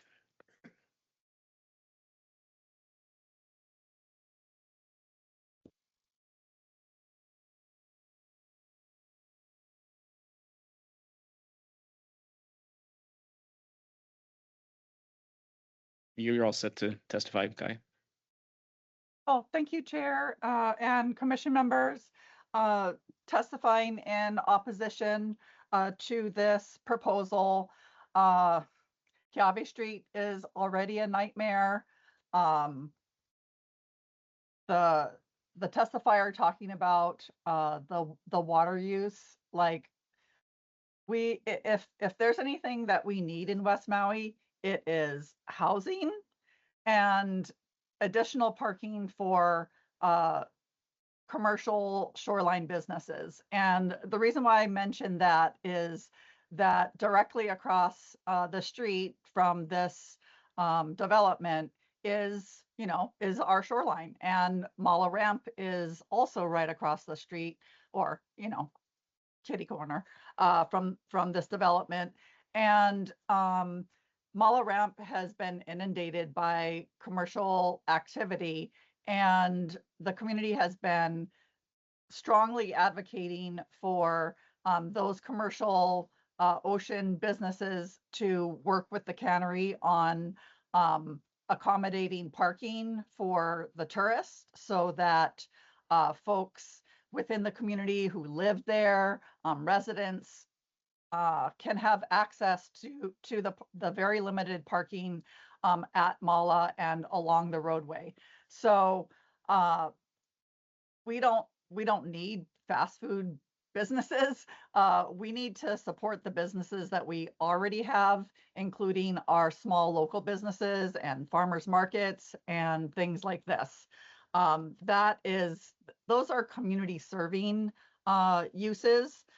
In addition, I would really ask this commission to have a discussion about because there's always going to be these mitigating conditions that are put on things, and it's like, makes everyone feel good while they're passing these horrible proposals. But ask who enforces the conditions and how are the conditions reported back to this commission or even to the public. Later on in the agenda, you're going to see, once again, an SMA condition for shoreline access that was never enforced for over 50 years. And now they are trying to say that condition is now considered temporary. Like, this commission should understand if conditions are temporary or if they are enforced and how that is being reported back to the community. So please ask the department, ask Corp Counsel, and demand accountability for these conditions that you folks work really hard to put onto these projects. Thank you. Thank you for your testimony. Does the applicant have any questions? No questions, Mahalo. Do my fellow commissioners have any questions? None. Thank you again for your testimony. There's no one else, Chair. Thank you. And just confirming there's no one in the gallery. Seeing none, public testimony will close in 3, 2, 1. Public testimony is now closed. Does the applicant have any rebuttal to any of the testimony that provided?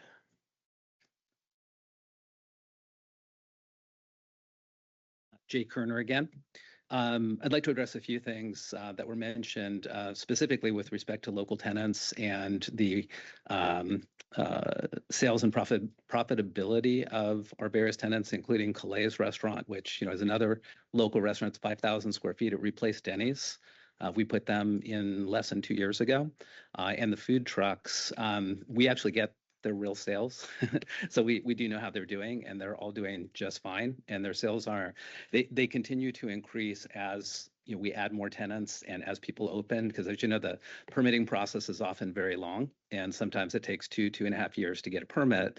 So we have tenants that are finally opening that we've been waiting a really long time, and it just boosts everybody. Our interior mall traffic is at an all-time high. Right. And so we just want to continue down that path. And, as far as continuing to work with the community and small businesses, we've been working with Snake Patel from Lahaina Action Committee, and he's putting together a co-op that's going to be 5 or 6 former Front Street tenants that lost their businesses, and they'll be working out of one of the spaces within our enclosed mall. So it just furthers the community effort. And we think it's great because over time, they're not in a position right now to open their own stores, but hopefully as we move forward, they will, or they'll continue to work in a co-op. So we think we're creating a lot of opportunity for the community. And one last thing with respect to the food trucks, one of the driving reasons that we did that, besides it's creative and people like it and it attracts people, is that those food trucks are fully permitted commercial kitchens. So for new tenants who are coming in, like the locals who are all operating those, they didn't have to buy a truck, they didn't have to build out a space, they signed a lease. Right. And so they pay rent every month, which we think is a pretty reasonable number compared to their sales. And they just bring their food, bring their ideas, bring their, stuff and their social media, and they can open. They get their health permit and they're good to go. They don't have to build out a new space. And so it was a great way to get people in very quickly once we had the trucks in place. So thank you. Thank you. Sorry, just a couple more items on the water usage front. While there is a calculation that's brought from DWS, on landscape irrigation. That's to take into account like the hottest day and the worst conditions. We predict it'll be less than that in practice, but even with the conservative amount that's shown, it's under the allocated usage for this water permit. On top of that, just to talk to drainage, I believe one of the public testimony noted or claimed it was in a floodplain, but this is not in the floodplain. This is actually in flood zone X. All drainage will stay within the site. Nothing's going into Coahoma Stream. So there won't be any runoff into the shoreline. Anything else you can Anything else? Those are the main ones. But if there's anything I didn't address that the commission has questions on, I can come back out. Thank you very much. Any questions from the commissioners? I have a quick one, kind of actually just following up on the statement regarding the food trucks and current, looking at social economic impact. You were saying that the applicant was saying they're all doing well now, things are good. I guess my question is, are they aware of or been consulted at all about Wendy's and any potential concern over impacts to their business in that regard? Again, I want to just, the commission in its SMA permit is deciding on the environmental impacts of the project. And isn't there also an economic and section there? I think the issue is that whether or not you like the tenant, or you think the tenant itself is a good business, not a great business. If the zoning allows the tenant there, I think the impacts you're looking at are primarily the environmental impacts. Now, I think it'd be difficult to look at whether you like a particular business or not, weighing that as one of the goals, objectives, and policies of the special management area. If you want to read that and state that and find that there, then we can discuss that. But generally speaking, whether it's a business you approve of or don't approve of, that's separate from the environmental impacts of the project and the special management area impacts of the project, which is certainly within your purview. So I just want to, I know there's been a lot of discussion of it from both parties, but I just want to make sure we're gearing up to make a decision based on the criteria and the goals, objectives, and policies of the special management area, HRS 205A. So I just want to emphasize that. Thank you. Okay, I guess I thought it was because there's on page 14, it says economic uses provide public or private facilities and improvements important to the state's economy in suitable locations. So I guess I was sort of trying to ask a question under that, but if I'm not, that's okay. If you want to try to drive that and do that, that's fine. But I'm just saying that the whether you think it's I don't think that says if we like your business, we can allow it. If we don't like your business, we can deny your permit because of that. So again, if you want to talk about the economic benefits of it and discuss that, I suppose that's okay. But I'm just sort of cautioning in general that, the preference of a business is generally not a basis for denying a permit. I'm not saying I'm just saying consider that you've got to gear your questions towards those goals, objectives, and policies of HRS 205. Okay.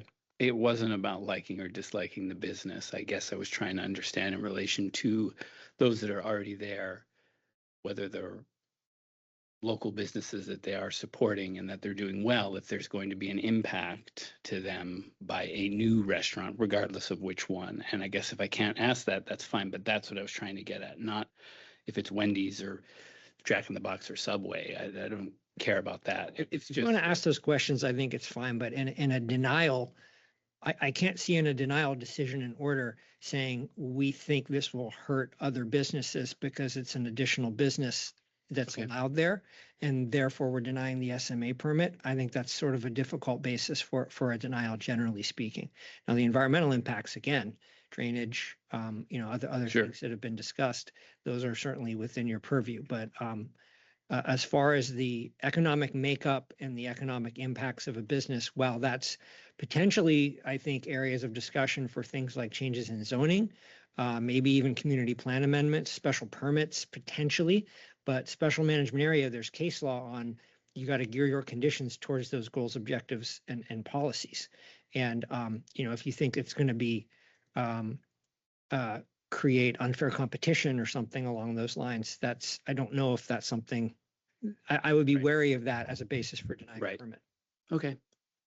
We don't have. Yeah, I think you can ask your questions, but I'm just okay. saying in the end, we're gonna gear our decision in order towards that basis, and that's gonna be the written basis for it. There's already been discussion of those topics, so I don't want to say you could never conceivably ask that as a relevant question, but I just want to be careful. Okay. I have other questions later. We can forget that one for now. Well, why don't you go on to your next one? No, not right now. Any other questions or comments from the commission?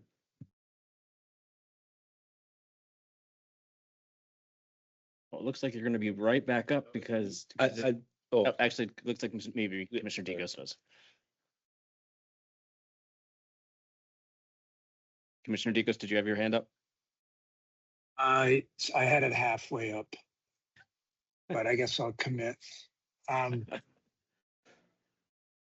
Yeah, I was just trying to framework. I'm trying to understand I don't know who to ask. Maybe this is for the county, but so you have Colma Stream.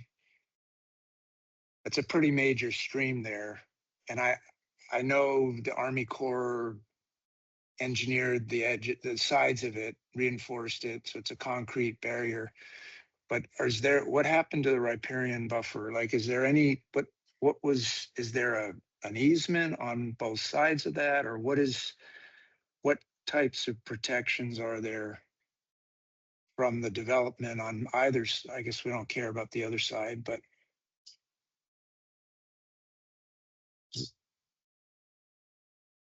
is there supposed to be a buffer between the development or the parcel owner? I don't know where the TMK starts and ends, and does it go right up to the edge of the concrete?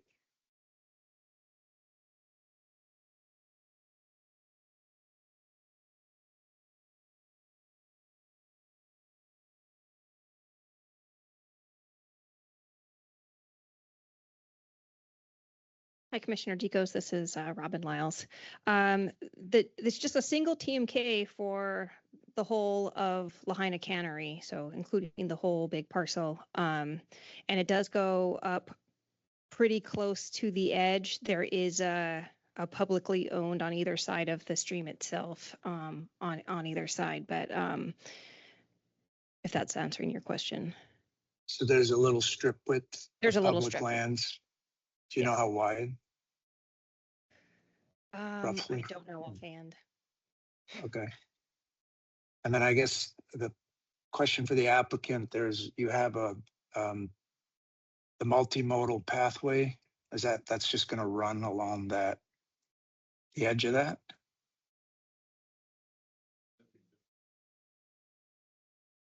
So the multimodal pathway is already existing and built, and this is tying into that. So it runs across the site currently. And I can look up the width for you, Commissioner Dicos. I got a Google Earth. Give me a second. Okay, thank you. Thank you, Chair. Thank you. Any other questions or comments? Commissioner Elazars? Is there any plans to protect from like trash entering the stream coming off of, now we have a new whatever trash generating site. I know I see fast food places and trash coming out, people eating in parking lots, whatever, flying. I'm not sure of the direction of the wind, like a screen or anything to keep trash from going into the waterway.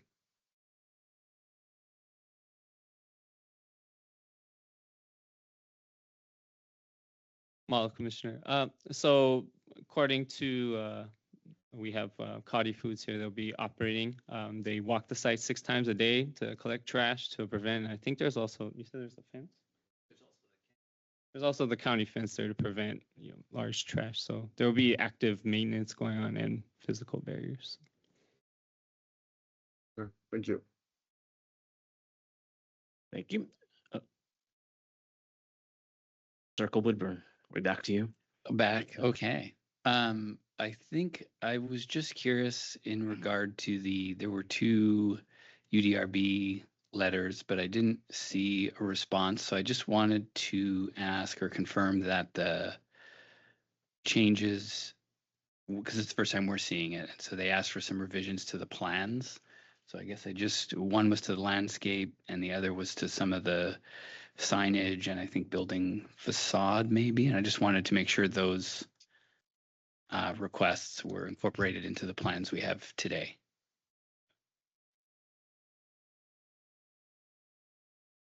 Yeah, share screen again. Is that okay? Sure.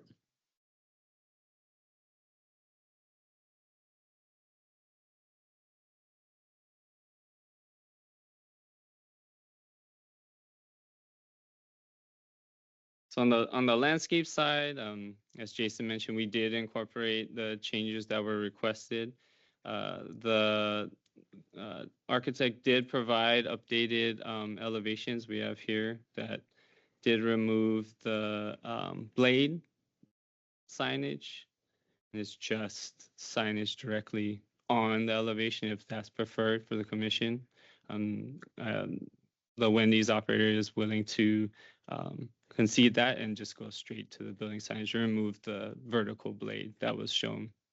That's as a part of the conditions. Yeah. Great, thanks. Yeah, because we didn't have those in our package, I don't think. Yeah. No.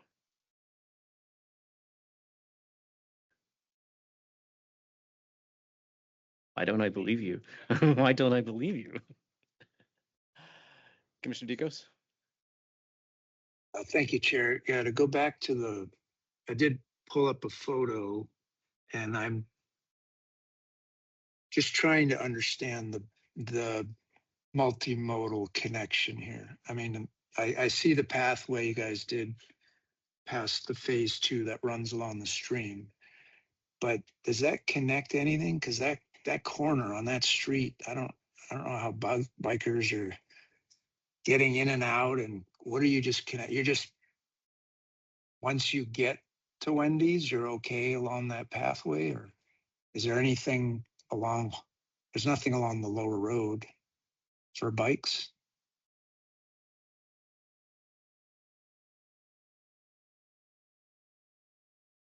Sorry, let me Yeah, share one more. You do have that image that shows the bicyclist access routes, the green lines. Looks like most of them are just the road itself. So if you see, sorry, the path here, it does connect to the main sidewalk at Honopi'ilani Highway, which then there is access here. You're talking about to the Wendy's from the multimodal? Well, once you get to the highway there, you mentioned that sidewalk. That's just that short. It's just a short piece, right? That doesn't extend past the intersection, right?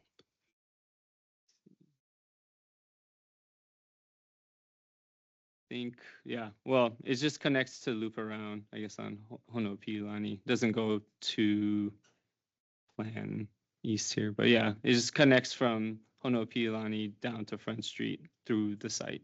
So provides a, I guess, not vertical, but it traverses it. Okay. So if you want to get from the main highway to Front Street, you could run that path. But anywhere else trying to get to there's really no bike infrastructure anywhere else. It's just once you get to that intersection, you can jump on that path. Does that sound about right? That sounds right, yeah. Okay. Okay, and there was mention that it integrates into the West Maui Greenway plan. I might have read that wrong. There's no integration. I think it just integrates into the existing bikeway, not any the greenway. Okay, and what is the existing bikeway? I guess. Oh, the multimodal path is that what we're talking about?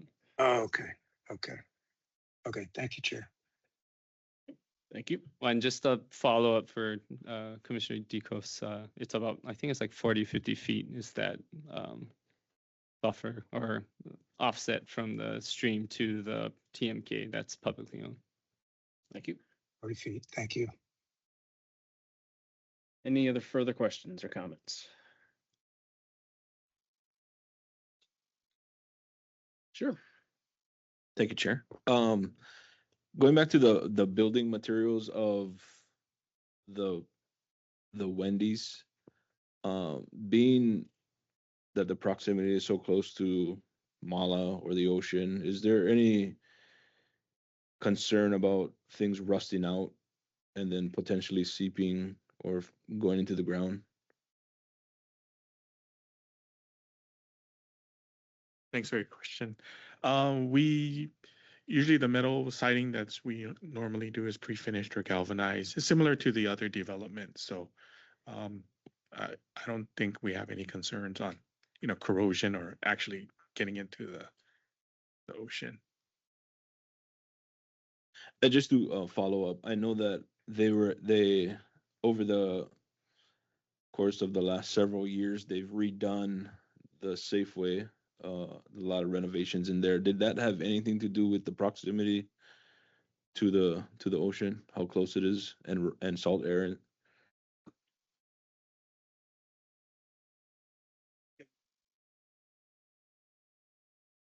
Sorry, thank you, Jay Kerner again. So with respect to the Safeway renovations, that was all part of the expansion that we did. I think that opened in 2018. So we expanded them from 37,000 square feet to 65,000 square feet that they are today. And as part of that, we just reimagined certain areas of the exterior. But we have not had any issues with corrosion that's gotten to the point where it's gotten into the soils or anything like that. And we try to take really good care of it in order that it lasts a long time. So it's repainted and cleaned on a regular basis. Mahalo. Anything further? Yeah, can I ask another question? Absolutely. Thank you. And then in regard to the traffic study, was that study done with there being full operation of the gas station across the street, with the amount of traffic that goes in there? Because right now there's only limited areas to put gas, and a lot of people would be using that area. I think Amir or Sorab, are you on from Fear and Pierce to speak to that one? I believe it was, but go ahead, Sorab. Yes, Sorab Rashid with Fair and Peers, and I swear to tell the truth. Yeah, the traffic study that we did actually built on both the Phase 2A and Phase 2B. So that was included in the traffic volumes and the analysis at the Hono'opi'ilani driveway intersection. That's correct. Thank you. Anything further? Nope. Any other further questions or comments from the commissioner? Yes, Commissioner Dicos. Thank you, Chair. A follow-up on the traffic and maybe for the county. I know, some testifiers mentioned that whole intersection is pretty, I think I walked with some county planners one time. We stood on the corner. They had some consultant from the mainland doing Green Street improvements, smart growth. And we just watched, the bikers trying to get across here and the pedestrians trying to get from this corner to this corner. And we're just asking, like, how do you feel? You feel safe for that person? You feel that, the cars flying off the bypass coming down Kiawe? Does that feel safe? The guy's trying to get across from. Anyway, it's an absolute nightmare. I don't know how a traffic study passed for that intersection. But clearly there was an issue and there was insight. This was many, many years ago about improving that. There was talk of a roundabout and slowing that traffic down coming off the thing, allowing those, people coming out of Walgreens to be able to make a decent turn without killing themselves. Is there any improvements there? Because once you add the gas station, you start adding a Wendy's drive-through, does appear like you're not getting better. Things aren't getting better unless there's a master plan there. Yeah, I guess the short answer is there's not a lot you can do, given the traffic demands at that intersection. It would be great to have, I think you were alluding to earlier, sort of separate bike facilities. Um, as far as I know, regarding the state of Hawaii Department of Transportation that controls the highway, we are not aware of any kind of immediate plans to enhance bicycle and pedestrian um, travel at that intersection. The one thing I will say is that with the future extension of the bypass, that's going to alleviate traffic at this intersection. So that I understand that's a longer term improvement, but basically being able to carry more traffic further to the north will actually reduce that. And then there, at that point, with the reduction in traffic, there could be some opportunities to maybe install some medians and tighten things up and slow things down. I mean, as a traffic specialist, looking at that, are there things that pop out and say, man, I don't know why they did it this way. If they did it this way, you would eliminate that, you would eliminate that. I know your parcel is at one corner, right, but it feeds into that whole sort of tricky navigation. Do you have anything as a professional traffic person? I mean, there's always, I think Commissioner Tikos, it would result in a trade-off. I think there's some safety improvements that we could potentially do. It's probably going to result in some form of reduction in vehicle capacity. And we do hear a lot, and you heard a little bit of that today, just about the some of the delays that occur at the intersection at certain times. So I think there's some improvements that we could suggest. There's nothing that I have kind of front and center right now. But adding something, again, there's going to be a trade-off in terms of what you can push through the intersection from a vehicle standpoint. So sorry, I'm not trying to be, not answer your question, but it would involve, more study, more detailed study. Okay, thank you. Thank you, Chair. Sure. Welcome. Thank you. Any other questions or comments? Okay. Seeing none, I'm going to suggest we take a 10-minute recess. So it is 1:25. Sure. Yes, Mr. Dico. Sorry, I just had one last question, if Sure. I may. I apologize. And this just related to the impervious surface. I know there's a lot of paved area there, and we're going to have a lot of traffic in there. So for the applicant, I just want to understand better the drainage. So I assume all of that is impervious, or is there discussion of making some of that pervious and somehow being able to capture the runoff that's going to have a lot of the car pollutants that are in that water sort of be filtered out before it, and what happens to that trapped water? How is it disposed of? Yeah. Stormwater. It is impervious. I like to have our civil engineer Kai on the line just to discuss the drainage patterns and the basins on there, if you could, Kai. Oh, I think you're on mute, Kai. Sorry about that.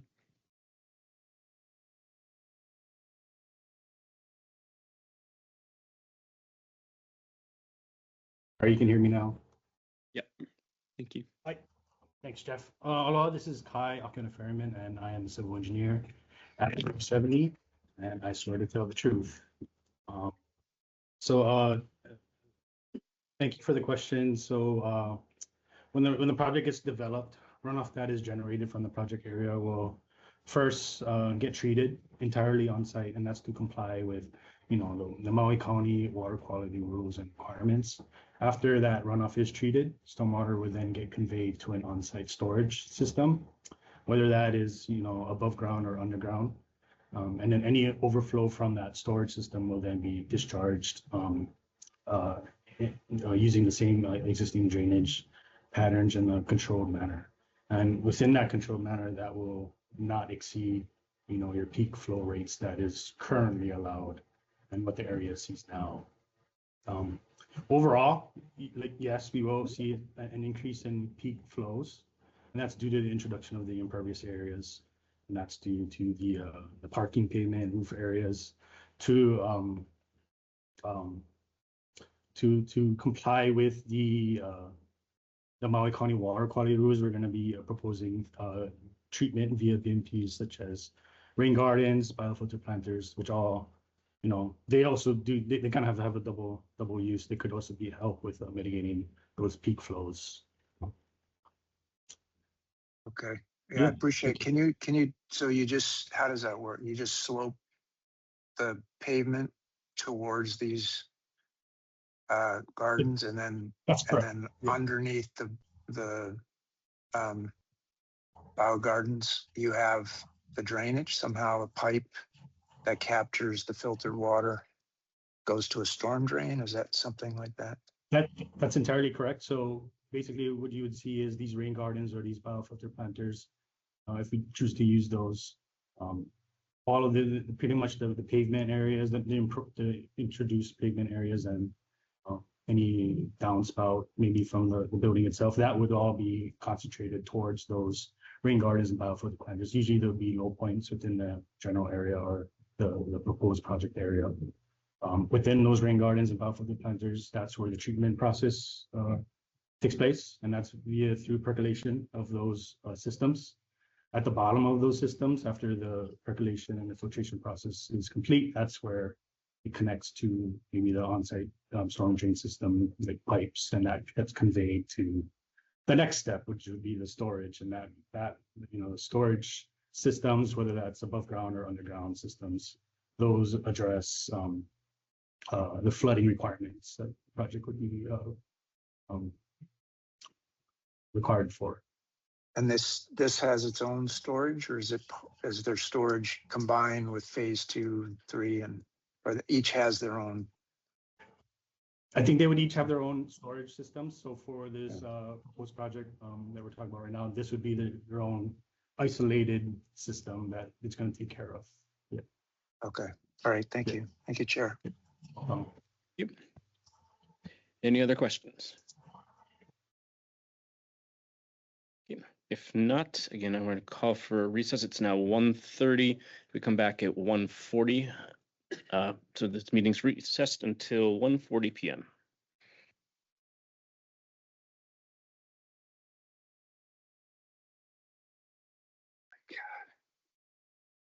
Every project is just.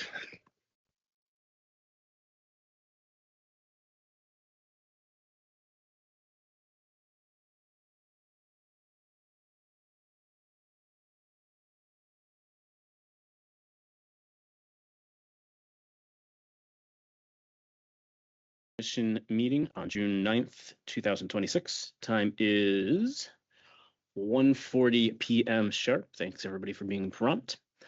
I guess next step would be recommendation from the department.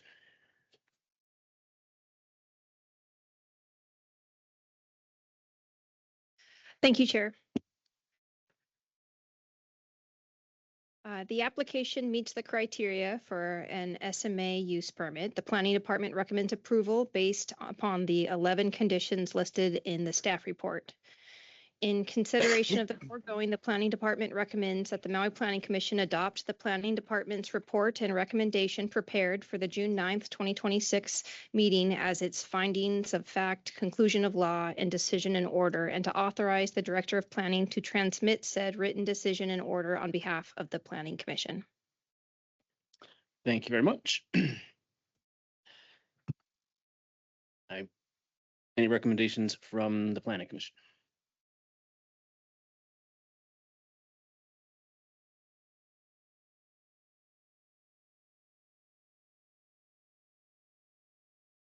And not everybody jump up at once. Commissioner Dicos, were you raising your hand or was it just a motion?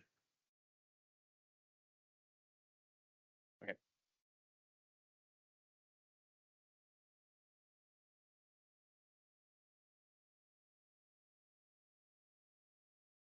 Any recommendations?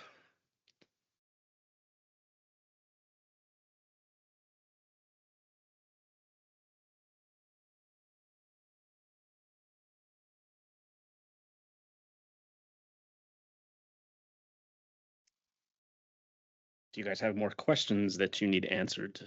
Commissioner Dicos.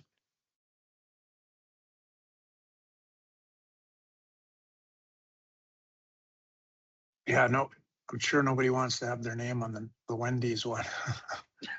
I'll make a motion to approve for discussion. And if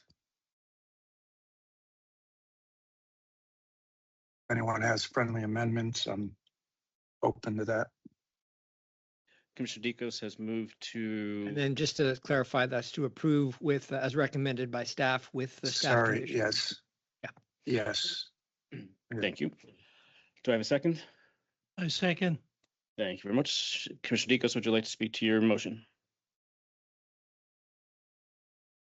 Yeah, I mean, this, it's not an exciting project for me to approve. But as from an environmental impact stance, I think most of the damage has already been done in this area. It's pretty paved over. It's pretty unnatural system. It's a smaller footprint. They're doing their drainage mitigation. I wish the only thing I struggle with, I wish there was better infrastructure in there to handle the excess traffic that happens in that corner, but I can't put that on these guys necessarily. That's sort of beyond the scope of this project. So I feel that they kind of meet the requirements. It's a bit of a shame. We got so many empty, across the street, so many empty units there. Canada Mall, I guess they're doing a good, trying to build that back, but we just have the Kahana Gateway, the Napili Plaza. It's just, they're half empty. You just wonder why you can't fill a Wendy's in one of these places. But once again, that's not part of the decision I have to make today. So assessing against what I have to approve on, I feel I have to support this project. Thank you. As second, would you like to speak to your motion?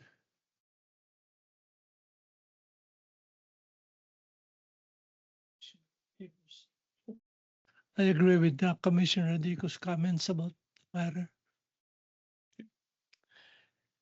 Any further discussion from the Planning Commission?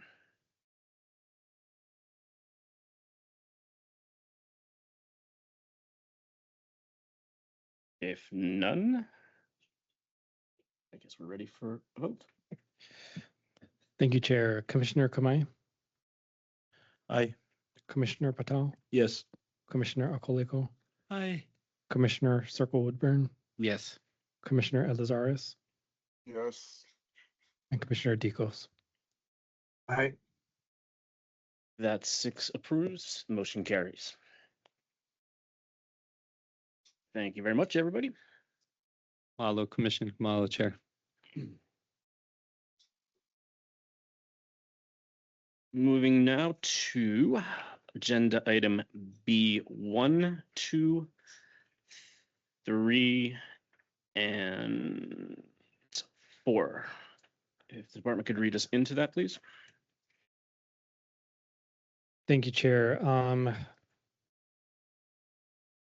Item B1 through 4 is Derek Fujiwara, Tanya Fujiwara, Sui, Patricia Wu, trustees, Deborah Loeffler, and the AOAO of Hale Mahina, appealing a notice of violation, which is RFS 20-0001789, issued for failure to establish compliance with permit conditions 7 and 8, set forth in a special management area use permit approval dated December 14th, 1977 for property located at 3859 Lower Honoapi'ilani Road in Lahaina. And I will hand over to one of our zoning administration and enforcement planners, Chelsea Rabago. Hi, commissioners. So we have Deputy Corporation Kristen Tarnstrom in the room with you folks. She will be giving you guys a brief overview on what this is, but essentially, as it states in your folks' agenda and what Danny mentioned earlier, you folks are going to be reviewing a settlement agreement for your guys' options to either accept accept with modifications or reject the settlement agreement. The other parties are also available online, I believe I see as well. But right now, Deputy Corporation Counsel Tarnstrom will be taking the lead to kind of give you folks a very brief overview. Thank you very much.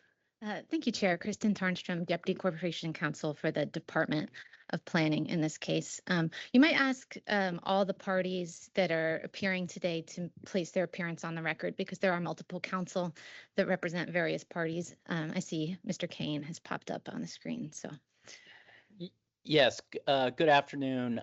David Kane on behalf of Debbie Loeffler. Andrew Chinese for the Association for Hale Mahina.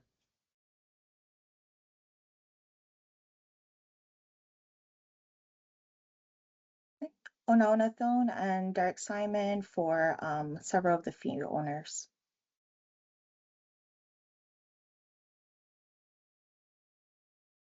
hey, that looks like everyone. Thank you, Chair, and thank you, Commissioners, for this opportunity. I might have some, not slides to show you, but maybe some screen sharing if I'm allowed to do that. I'm logged into the meeting on my laptop, so. That's fine. Okay, great. So just to provide the Commission with some background, this matter started in the mid-1970s. It was shortly after the SMA laws were passed by the state of Hawaii and adopted by the counties. Around that time, Mahina Hina Beach Resort, as it was known at that time, now it is known as Hale Mahina Beach Resort, so I'll refer to it as Hale Mahina. They wanted to redevelop their property, and to do so, they needed an SMA permit. At the time, Hale Mahina was one of 3 condominium spaces that abutted a small strip of beach. And the 3 other condominiums were built before the SMA came into existence. So none of them provided public access to the beach. When Hale Mahina came in for its SMA permit, the Maui Planning Commission at that time in 1977 approved the SMA permit, but it required beach access. And that's listed in the release and settlement agreement, but I will read to you specifically what that beach access required. Condition number 7 was that, quote, the proposed public beach right-of-way shall be set aside in easement in favor of the County of Maui, maintained as part of the Mahina Hina Beach Resort condominium, and publicly identified by the standard Maui County Beach right-of-way ROW sign mounted on a 4-inch by 4-inch redwood post. Condition 8 required that said beach right-of-way shall be paved and aesthetically improved through the addition of irrigation and landscape planting. And this is the mainly important part, and that the stairs shall be incorporated at the existing seawall for public access to the beach. So very specifically, the SMA permit required beach access through a set of stairs built into a seawall that allowed the public to move through and go down to the sandy beach. I'm going to show you, if I can share my screen. Is that allowed with my access here? It should be. Okay. Sorry, that's going to be you guys. So, okay, so hopefully this provides some context. As you can see, the Hale Mahina Beach Resort is right here off of Lower Honopi'ilani Highway. And then this is this small strip of beach that follows all the way up past Hiochimiko. And this condominium down here, Lokilani, has beach access through an area on the corner of its property, as does Kuleana Resort to the north. So that's hopefully a good orientation as to what you're looking at. So those conditions were required in 1977. Hale Mahina was built and operating for about 40 years. And in 2020, the Zoning Enforcement Administration Division received a complaint that the 1977 conditions were never complied with. I believe we can hear somebody online, so if you can mute yourself. Okay. So in 2020, the department received a complaint that there was no public access as required. From 2020 to 2024, the department as well as the Association of Holly Mahina and the fee owners of Holly Mahina, attempted to work out some sort of resolution to the public access requirement. That was a little bit complicated because the structure Holly Mahina is a leasehold property, which means there are fee owners of the whole property and individuals that lease long-term spaces within the property and an association that governs the property. So there's a lot of interests and agreements at stake. So it was no resolution was come to at that time. So ultimately, the department in May 2024 issued a notice of violation. The appeals followed, which is what brought the matter before this board. And then all parties agreed to mediate, to give it another shot to see if we could come to some agreement. And the agreement before you today is the what was recommended ultimately by the mediator that we worked with. And after a lot of effort, all parties were able to sign on to it. Ultimately, the SMA permit conditions from 1977 do not require where this access should be. So that was the sticking point between the parties as to where the access should be and how it should be allowed and for how long. So this settlement agreement essentially provides an avenue for public access along the south side of the property. I can show that right here. It's, if you can see where my cursor is, it's on the south side right here. There is currently a public access on the north side of the property, but that access does not go down to the beach. That access stops at the top of a seawall with bars across it. So you can get to the shoreline, but you can't get down to the beach, which is the requirement in the agreement, in the permit. So hopefully I accurately described that on behalf of all the council here. And we just very much support the acceptance of this agreement. The department's priority here is public access. It's not about collecting as many fines as possible.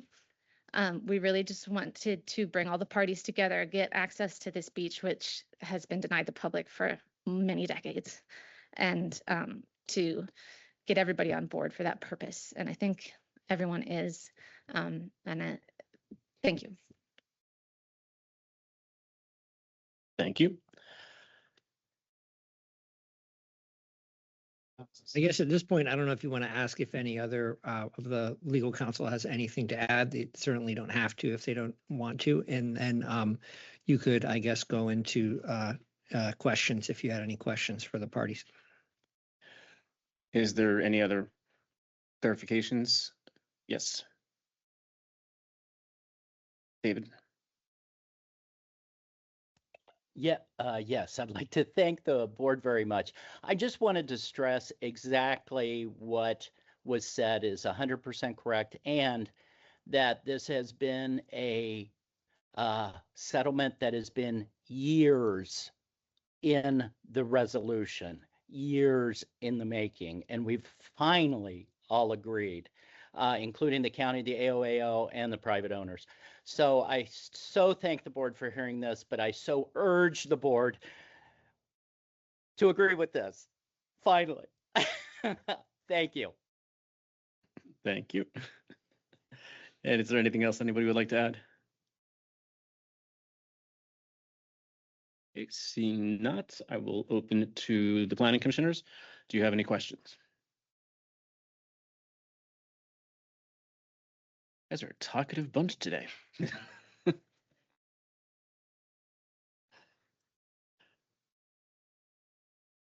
No questions. Okay, yes. Thank you, Chair. So can you explain a little bit more into detail about the path on the north side that leads to a gate that's locked? So people can't access any type of beach from the north side access? Thank you, Commissioner. I can take a stab at that, but I can also open it up to my fellow council. The path on the north side of the property, I believe, was created pursuant to a settlement agreement, a private settlement agreement where the county was not involved, between some of the public and the either the association or the owners. And that was settled, I believe, to require the path on the north side of the property to at least the shoreline. But that doesn't satisfy the SMA requirements according to the department.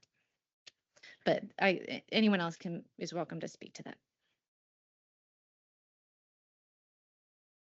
Sure, on behalf of the fee owners that aren't represented by the council, that pathway, again, the SMA permit was approved in 1977. The developer, and again, the developer and now the AOAO holds the ground lease for the entire property. So site plans that we do have that go that far back always establish the pathway on that north side. So the existing pathway, the 3-foot wide pathway that's there, was created, and it had always kind of been planned on that north side. But as others on this meeting have said, the path does terminate at the seawall. Part of the issue is, putting stairs from the seawall down into the ocean. It's difficult, and I believe, and perhaps Andrew can speak more to the efforts of the AOAO on that issue. But it's been difficult. So that's the reason why the stairs haven't been built there. But the pathway has, at least as far as we can tell on site plans that go back to shortly after the permit was approved, was going to be established on that north side. This is Andrew Chinese for the association. It is correct that that path ends at the seawall, and it would be detrimental to the entire integrity of the seawall if we were to break into it to put the stairs. In addition, though, there's not as much sand beach access there, so it's not safe for people to go, for the public, not as safe for the people to go down potentially to a ladder, or however it would be go down to the beach there. The path that we are proposing leads to a much larger and safer beach access area.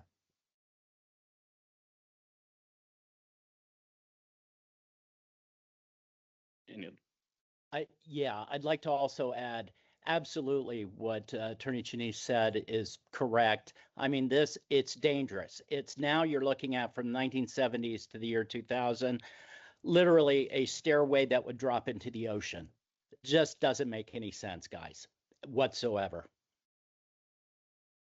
Thank you. Any other questions from the commissioners? Commissioner Dicos? Yeah, thank you, Chair. Quite a few questions on this one. I guess there's only one diagram, right? All the stuff we were provided, I think there's one drawing on that last document. Is that correct? That shows the pathway. If there's more, I'd be interested. But so the question, because when we talk about public access, we're always talking about perpendicular and lateral, right? So that's the public right of way. And I'm curious, this seawall, is that an easement? You guys have an easement for that seawall?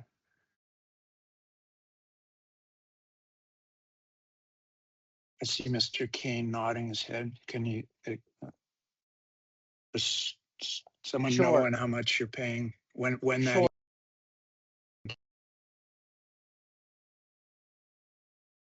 Oh.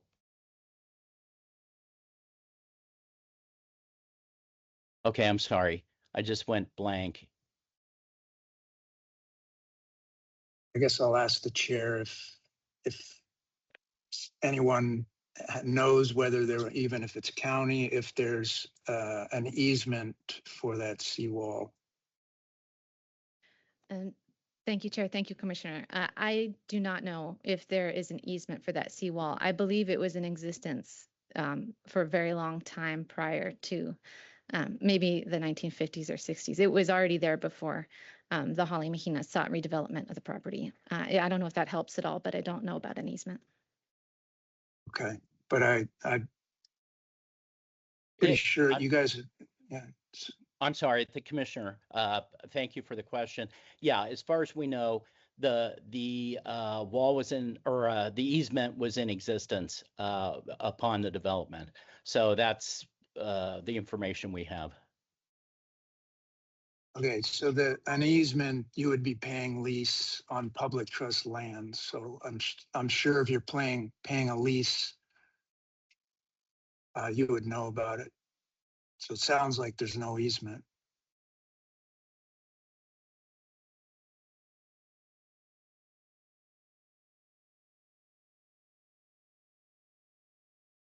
Let's assume there's no easement. So the concern I have, we're talking about permitting something on, so you've had sinkholes behind that seawall. So the high wash of the wave, and Corp Council can correct me if I'm wrong here, but that's the public trust lands. Even though it's migrating inland onto your property, that stays as the public trust. So when we're allowing you to permit, we can allow you permits on your private land, but we don't know where that boundary is, right? I assume you haven't had a certified shoreline in a long time, have you? If I can kind of raise that issue, it's already been established. The SMA has already been permitted. The problem was we couldn't comply because it's dumping people into the ocean. I mean, plain and simple.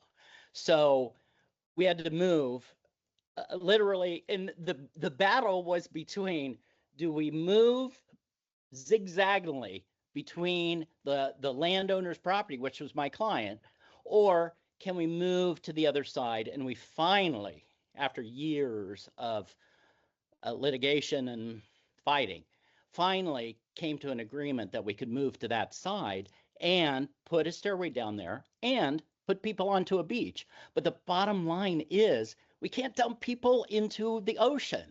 I mean, that's the bottom line of this whole case. So I'm sorry, I know I get a little excited here, guys, because it's been such a long case, and I hope I have answered the commissioner's question to his satisfaction. I probably haven't, but I just wanted to give you guys the bottom line. And Chair? Yes. I just want to clarify one thing. The agreement itself, if you approve this, it does not approve any sort of permitting or actions that would otherwise require SMA permits or things like that. This basically concurs with the only reason the department has to see this is because of the fine reduction involved in the settlement agreement itself. But any permits that need to be approved and any other approvals or things the commission would still have to grant to the extent there are permits the commission needs to review and approve. So I just wanted to note that. Thank you, Chair. If I may, this agreement is before the commission because of the fine reduction and because it's in the SMA for your approval for review of it. And as laid out in the agreement, it will be incumbent upon the fee owner and the AOAO to apply for these permits and satisfy the requirements of those permits for it ultimately to close out this matter. Because if they can't get their permits or something else goes sideways or they refuse to apply or something, the settlement agreement is void and the matter goes forward as if it didn't exist. So I just wanted to make that clear. So there is no grant of anything today except an approving this agreement as a withdrawal of the violation. Thank you. Okay, thanks. Any Commissioner Dicos? Yeah, thanks for that clarification. So just for further clarification, we're deciding on whether the fines can be applied to the beach access. And if that's approved, they would come back for a permit to do the construction of the beach access, or would they have the go-ahead to complete the beach access project? If I may, Chair, answer that. Thank you for the question, Commissioner. The notice of violation is already in place, and the matter before the board is an appeal of that violation. So technically, the fines are already in the violation, and they've filed the appeal to challenge the violation. So as a result of that, this agreement is to hopefully bring all parties some level of approval and happiness that the county is waiving the fines that would normally be required under the violation in order to get this public access, which we consider more important than the fines. So if the agreement falls apart and the permits never issue, then the fines come back in full force, and we take this matter to a contested case before the body again, and then see what happens from there. But there's a lot of factual disputes between the parties, which is partly why it took a while to get us to this point. So that's some, hopefully that answers your question. And maybe this is for Corp Counsel, just for my understanding, there's an encroachment issue that I feel needs to be addressed. That's not on the agenda right now, but if they're providing public access, we know that staircase to the beach, that's all on state lands. We're not authorized to tell them to go ahead and do anything on state lands, but maybe that's not what we're permitting. We're agreeing to the solution, and if that's fine, and then if they have to come back to us for an SMA to do any construction on state land, then, you know, essentially for me to feel comfortable where the state private boundary is you get a certified shoreline. You allow the state to determine what happens to that public trust lands. Potentially they give you an easement, which they did a parcel we had a few weeks ago. You pay lease on that land. That's public land, so it has public access rights.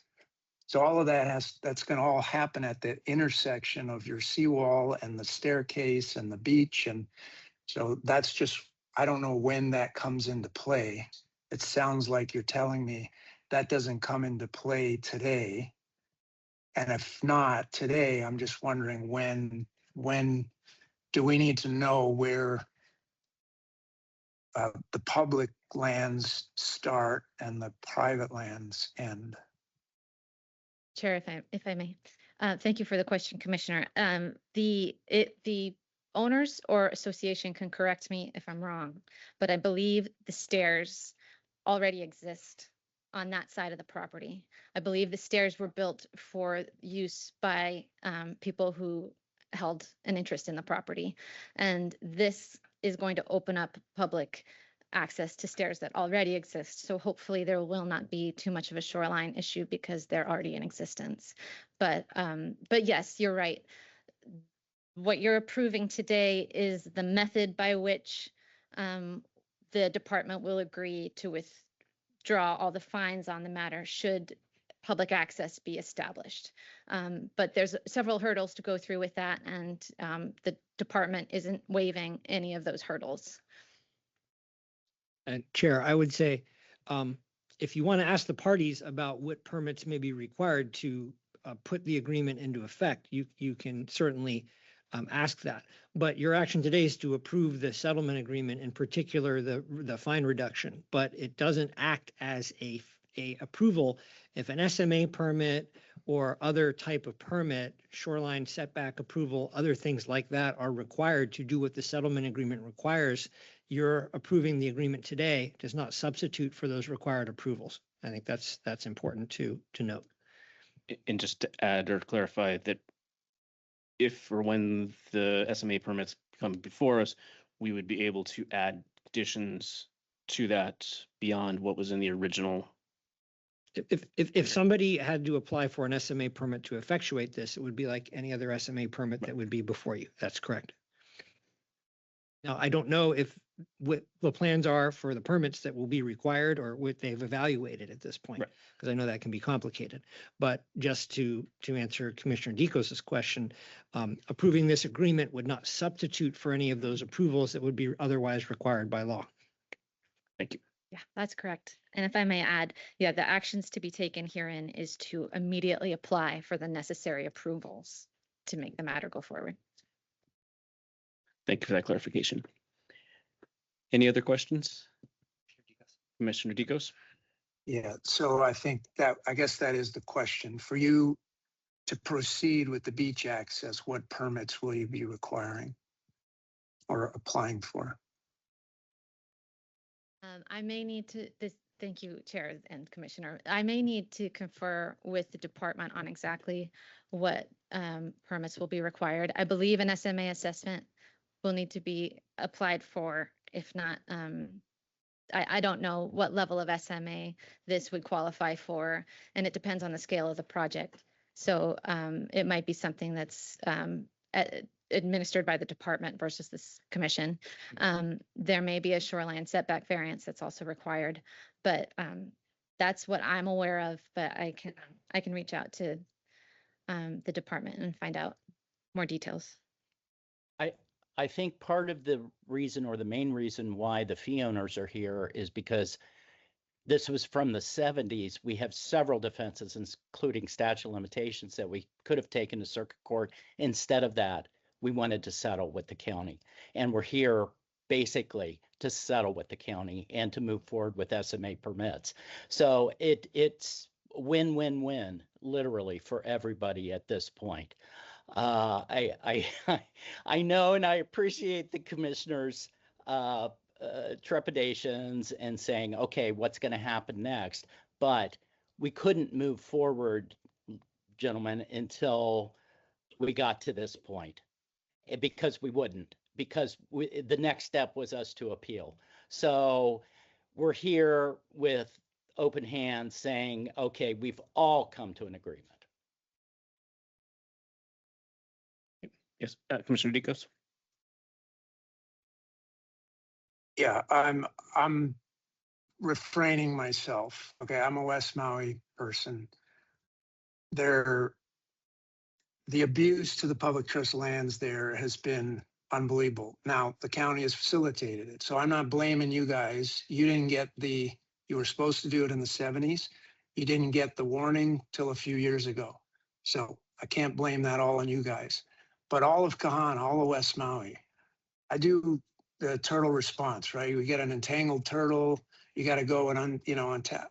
I can't get access to that shoreline anywhere there for miles unless I get a hold of the condo owner. Somebody can open a gate to code. There's just, beachfront owners own their property. They don't own the beach. They don't own the coastline, but that has been cut off from the public. So with all due respect, I understand this is a win-win-win according to some of, I don't see it that way. You have an easement on the seawall to your left. Okay, that's the way when your private property ends up on the public trust lands, or where mostly the sea level rises and takes over your property, that becomes public lands. It has to, if you never go for an SMA, you never go for permit, you don't need, you pretty much get away with it. The sinkholes, if those are getting emergency, measures to deal with, or maybe you just deal with them without the permitting, that's all public trust land stuff that's happening. My point is that is public lands that you have. Yes, the seawall was there before, but now it's on state land. You either need to get an easement to lease that land so you can maintain it on there, or they'll possibly ask you to remove it so that the public trust, the certified shoreline should go all the way back to the sinkholes. So that's a very large beach cell that would form there if that seawall wasn't there. That's all public access. It's all part of this thing that's all been denied by the public because of what has happened over the last 40 years. So I appreciate that there's a willingness to abide by what should have been done 40 years ago, and we're trying to get this done, but it goes beyond that. And it's when those properties that have illegal encroachments, I shouldn't say illegal encroachments, but they have encroachments that they need to clean up to get whatever permissions we're allowing. That's where I want to make sure the proper measures are taken and the public has an opportunity to respond and know what's happening with their public lands. So part of your property right now is on public lands, and I just want to know what is going to happen to that? Because there's a lot of talk, it's too dangerous for them to go here and that, and this side is, so I apologize. Dicos. Yes, I- thanks for reining me in, Chair. I apologize. I, It's okay. I, I I just hear you, want I to hear you. know, so the point is, it sounds like it's not clear to me if we make a decision on the fines, if they're going to say, great, let's go and do the beach access. We don't need to deal any more permits, and the whole illegal encroachment will carry on. And I don't know what the county is doing with the sinkholes in there, but you know, though at some point we need to define the line of where the public trust is. And I just want to make sure that when those opportunities arise, that we don't turn our back to the public. And so it's not clear to me those permits will be requested if whatever decision we make today. Thank you for allowing me to rant, Chair. Very passionate topic to me. As always. But if I can just maybe summarize on what I'm hearing, and please correct me if I'm incorrect, that all we're doing today is saying that we're agreeing to the settlement. That has conditions in it that they will need to apply for permits. Those permits may become before us, or they may be handled through the department. But in any case, those permits still have to get applied for based on the settlement agreement. So I hear what you're saying, and I know it's a big leap sometimes to say that we trust the system and the process. But if I understand correctly, if they don't apply for the permits, the fines go back. I want to Yeah. Is that address correct? that. And Yes, absolutely, that is correct. Yes, Yes. we went back and forth with that, and absolutely, if we do not, hopefully, to Commissioner Deco's, if we don't do the right thing, then those fines are going to come back on us. So yes, I mean, from my client's point of view, we got to do the right thing. Chair, I can add to that, and I can just point, Chair, to the section. It's subsection B, subsection 2. So B2 of the agreement that says, should the AOAO fail to submit a permit application for the pathway in 45 days of this agreement, fail to diligently pursue their application requirements, or install the pathway within 1 year of obtaining their last permit/approval required to install the pathway, this agreement shall be void, and the fines will be reinstated and accrued as if no agreement had been made. Thank you. That was my understanding as well. I just want to recap it all for, Okay. for everybody to make It sure was a that. good recap. Perfect. Thank you. Commissioner Deco's. Yes, thank you. And thank you if I missed that one sentence that would have said, just to clarify with the county. So you are expecting them to apply for permit to complete this project. Yes, sir. Yeah. I'm asking Oh, sorry. the county. Yeah, sorry. I can speak for the department since we're a party in this case. The department is going to require all of these appropriate approvals and permits as necessary.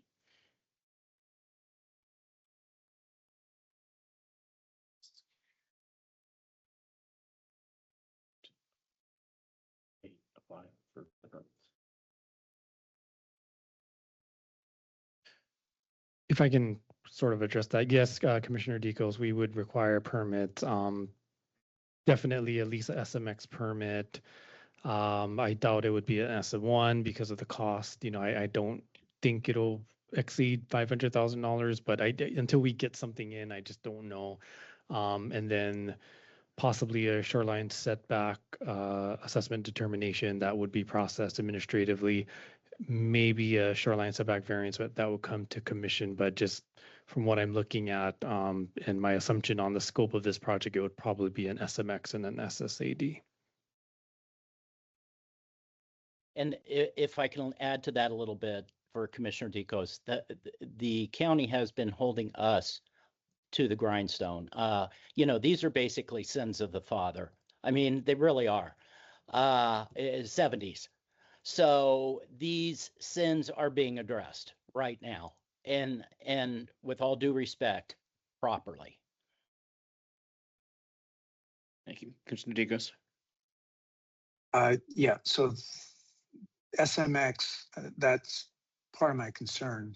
I guess my question, can we add a condition to this? Are we allowed to do that today or no? I don't think you could change the law and say that they have to apply for an SMA permit when your rules would require them not to. I mean, there would be subject to the commission's SMA rules.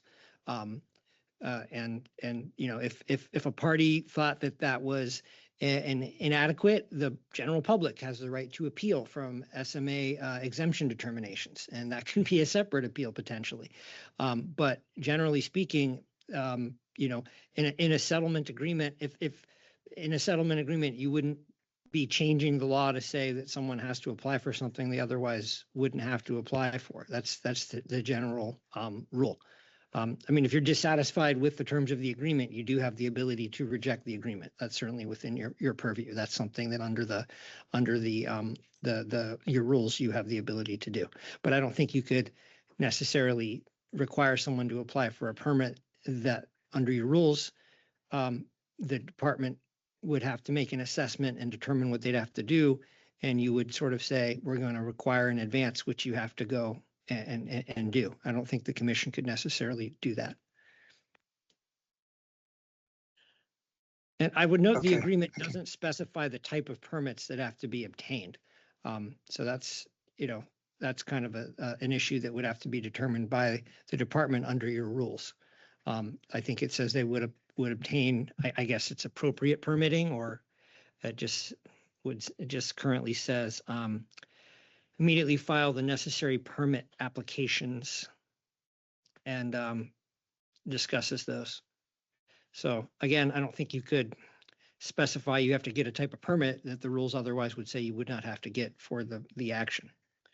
So Commissioner Dicos, question for you, or is your concern that it may not come before the commission? My concern is if history setting precedents that they get an exemption because the assumption is the public trust ends on the other side, on the Mackay side of the seawall.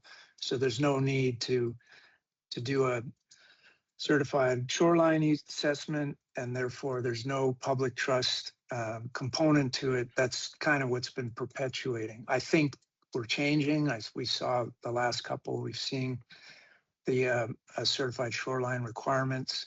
But that's if they say you just need, you can exempt. I guess it will show up on our list, on our back list of 2 pages, if it's an exemption. So we do get a chance to look at it.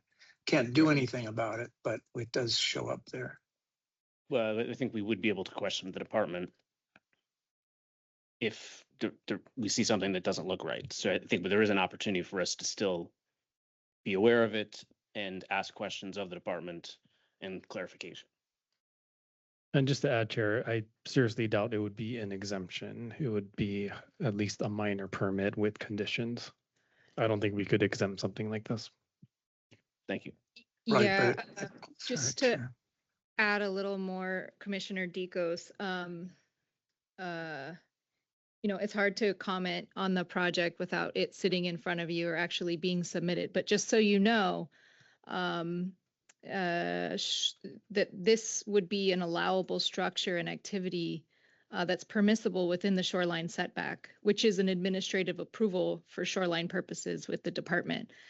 And just because it's something could potentially be exempt doesn't mean we wouldn't, you know, require certain things like a state certified shoreline survey.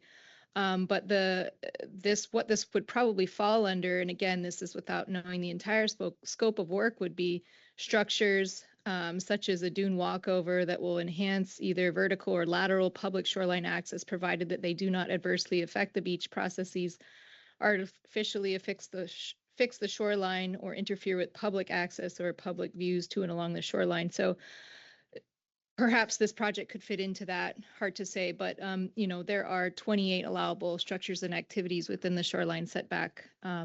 So we will, you know, put the project through whatever path it needs to go through when it comes in.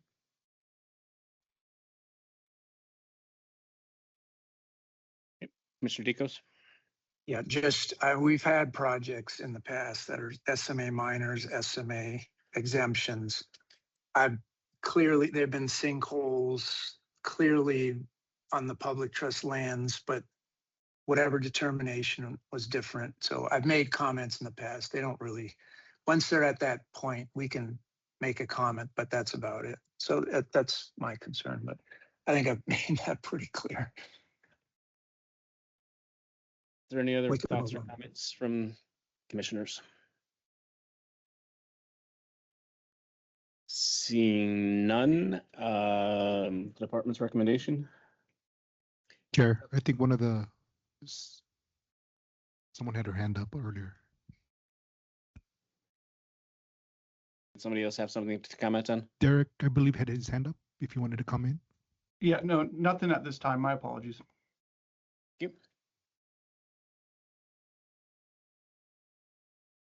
Department's recommendation, please.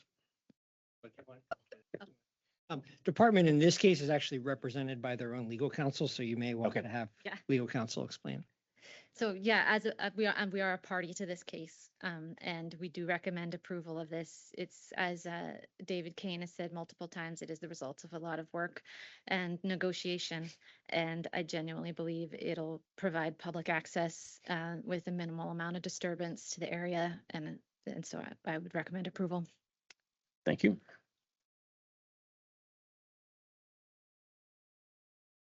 From the Planning Commission.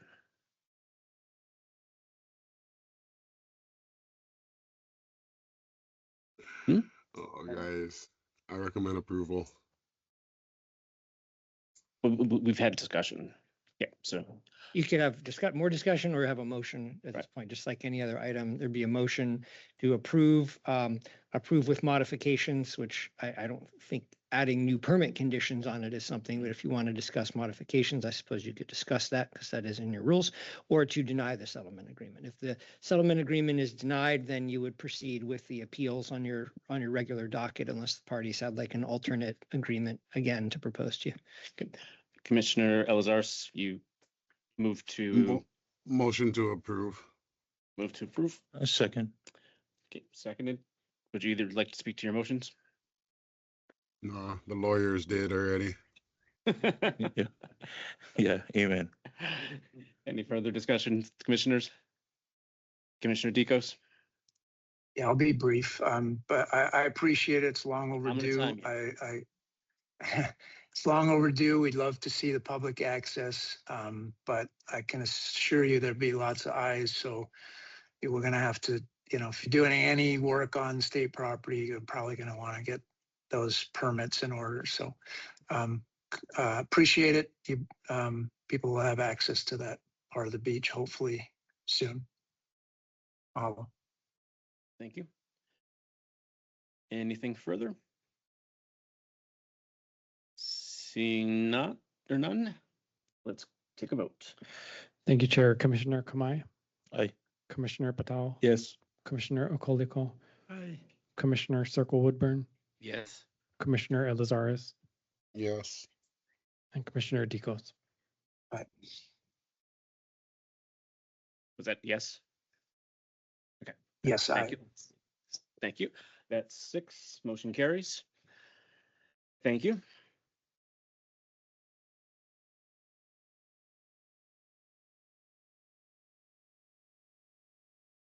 Bear with me as I pull up the agenda. And we do have to allow testimony and trainings. So next agenda item is C1, 2, 3, which is all relating to training for the Planning Commission, Part 2.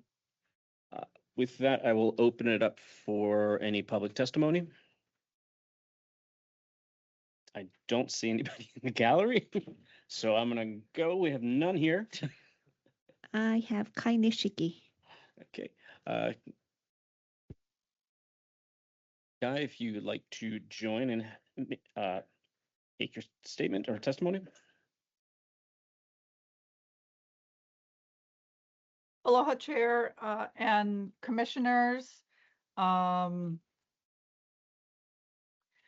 I'm glad that you folks are going to be having this training about the shoreline I think that it is important for this commission to understand who enforces conditions related to the shoreline that you folks put on properties. As you can see, there was a conditions put onto the property that you guys just discussed. And part of that settlement agreement, the public doesn't understand that this pathway that you guys just approved is temporary. It expires in 2046. So how in the heck does a condition that is put on an SMA approval expire, especially when we're talking about public access? This is wild, wild stuff, guys. And that it takes community members walking the shoreline for our access points. Like, this is literally the county's responsibility, and it's not being taken seriously. And the public needs to understand how these conditions that protect access to our public trust resources are being enforced, and to understand that the conditions, like, it's always been my understanding that conditions run with the property, not, oh, it's leased, so then it's going to expire. Oh, it's a fee owner. Oh, then it's not going to expire. It's temporary. You know, like, we come to these meetings and advocate for access because we expect that these permit conditions are going to be in perpetuity. I don't want to have to come back here in 2046 and like go see if the county is going to require the access to continue on this property. And I just want to say about conditions, like, the Planning Commission is providing incredible value with these approvals. This makes a property owner millions, if not billions of dollars. Holly Mahina is a short-term rental Bill 9 property. They've been literally making millions and billions of dollars for 30 generations. seconds. And these permit conditions, you know, are something that the commissioners need to not ask property owners, hey, is this okay with you? Like, you guys mandate something and they have to comply. It's not a reciprocal relationship. It's you guys say and the property owner does. So please advocate for our public trust resources and find out who enforces conditions. Thank you. Does the commission have any questions for the testifier? Seeing none, thank you again for your testimony. And I will hand it over to the department. Thank you, Chair. As mentioned, there are 3 parts to this orientation workshop, and it'll first start off with the Hawaii Coastal Zone Management and Special Management Area permitting, and this is being presented by Shichao Lee from the state of Hawaii. Yes, good afternoon. Thank you, Commission Chair, Vice Chair, and the Commission members. My name is Tony, Senior Planner of CDM Program Officers, Planning and Sustainable Development, especially working with the county for SMA and shoreline settlements. Thank you for this opportunity. So I will share my slides. Can I? Yes, you can. Thank you.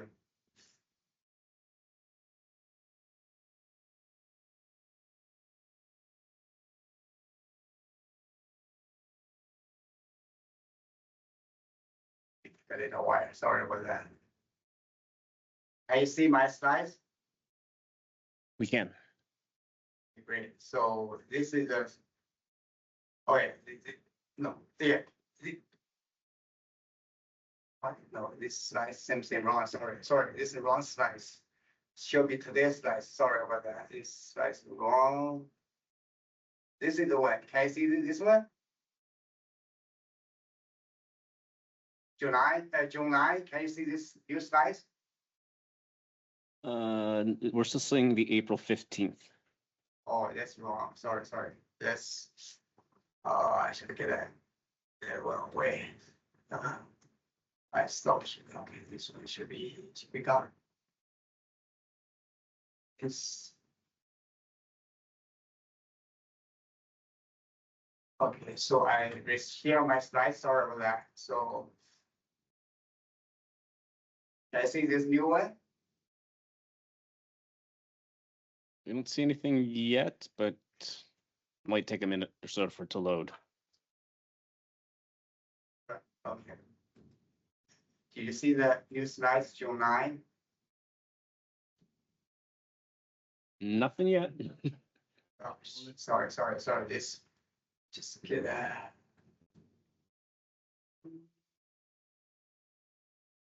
Sorry about that. So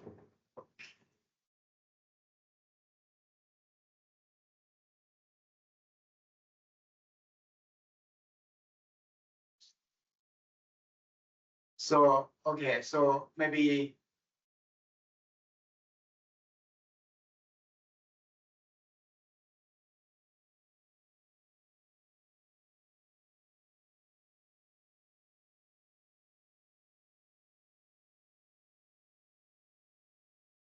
sorry about that. So my slides just maybe get all slides come out. So could you help me to share the slides? Otherwise, my screen seems they're stuck to the old slides, I guess. This.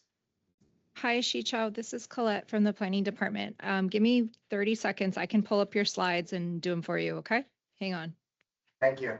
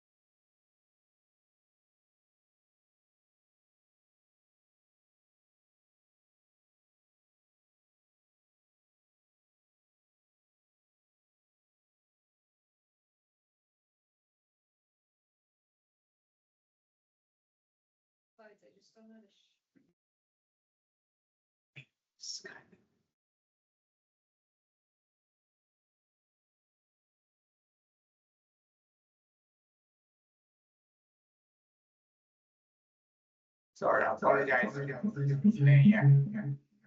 Okay, so.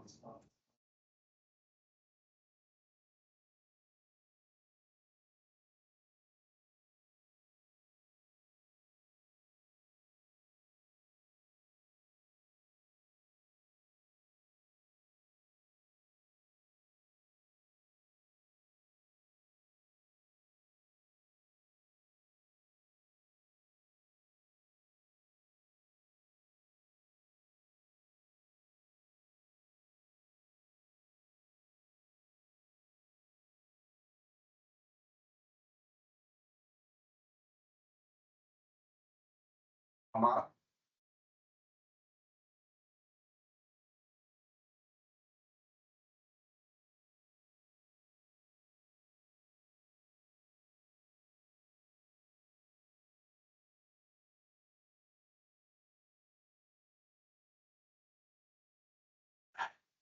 So, okay, sorry. Otherwise, Tara, could you go first? Then I second after you. Could you share the screen? Thank you. Our new planner coming, so maybe he can find the share slides, but otherwise get the old slides here.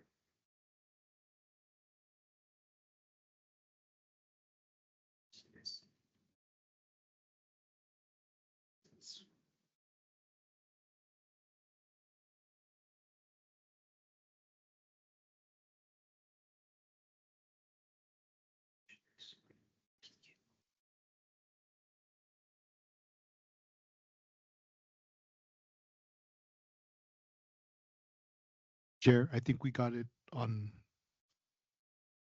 So if the presenter can just let us know, the SBCs has the screen up. Yep. Okay, thank you.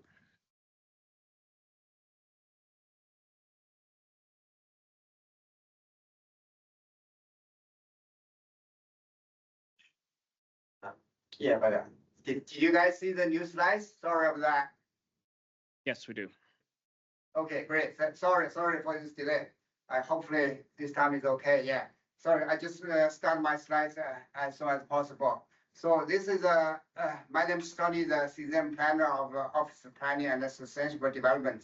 I try to show the context of the CZM program, much more related to SMA and shoreline setbacks. So National CZM Act start from 1972 is from the slides. See the timeline. For Hawaii, for SMA permit, we start from 1975, really before CZM law, chapter 1258 start. So chapter 1258 start from 1977. Then 1978, our Hawaii CZM program approved by law. Then for CZM program is a volunteer program with federal. So two incentive for Hawaii CZM program. One is the federal funding for this kind of program from federal. Then second one is the federal consensus review. When we have approved CZM program, then Hawaii has a chance to review federal action, like a federal permit project, federal funding project, and a federal agency action project. So this is the CZM program for Hawaii.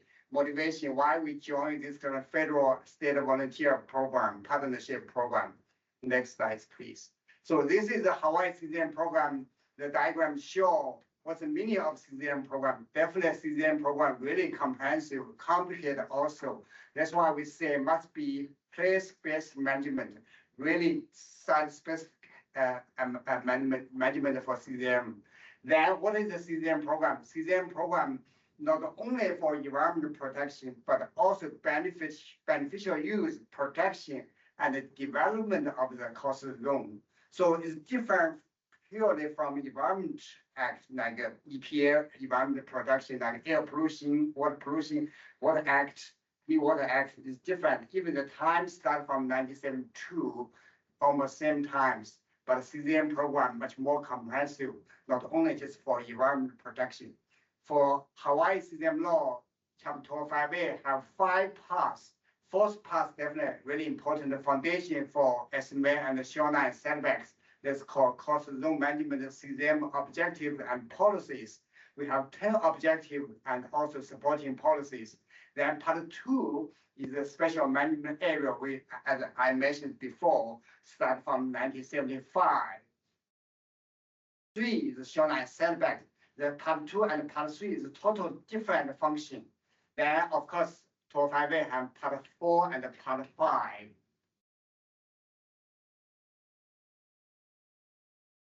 Then this diagram shows the special pattern of CZM area. CZM area for Hawaii CZM program is a whole statewide, not only just the SMA area.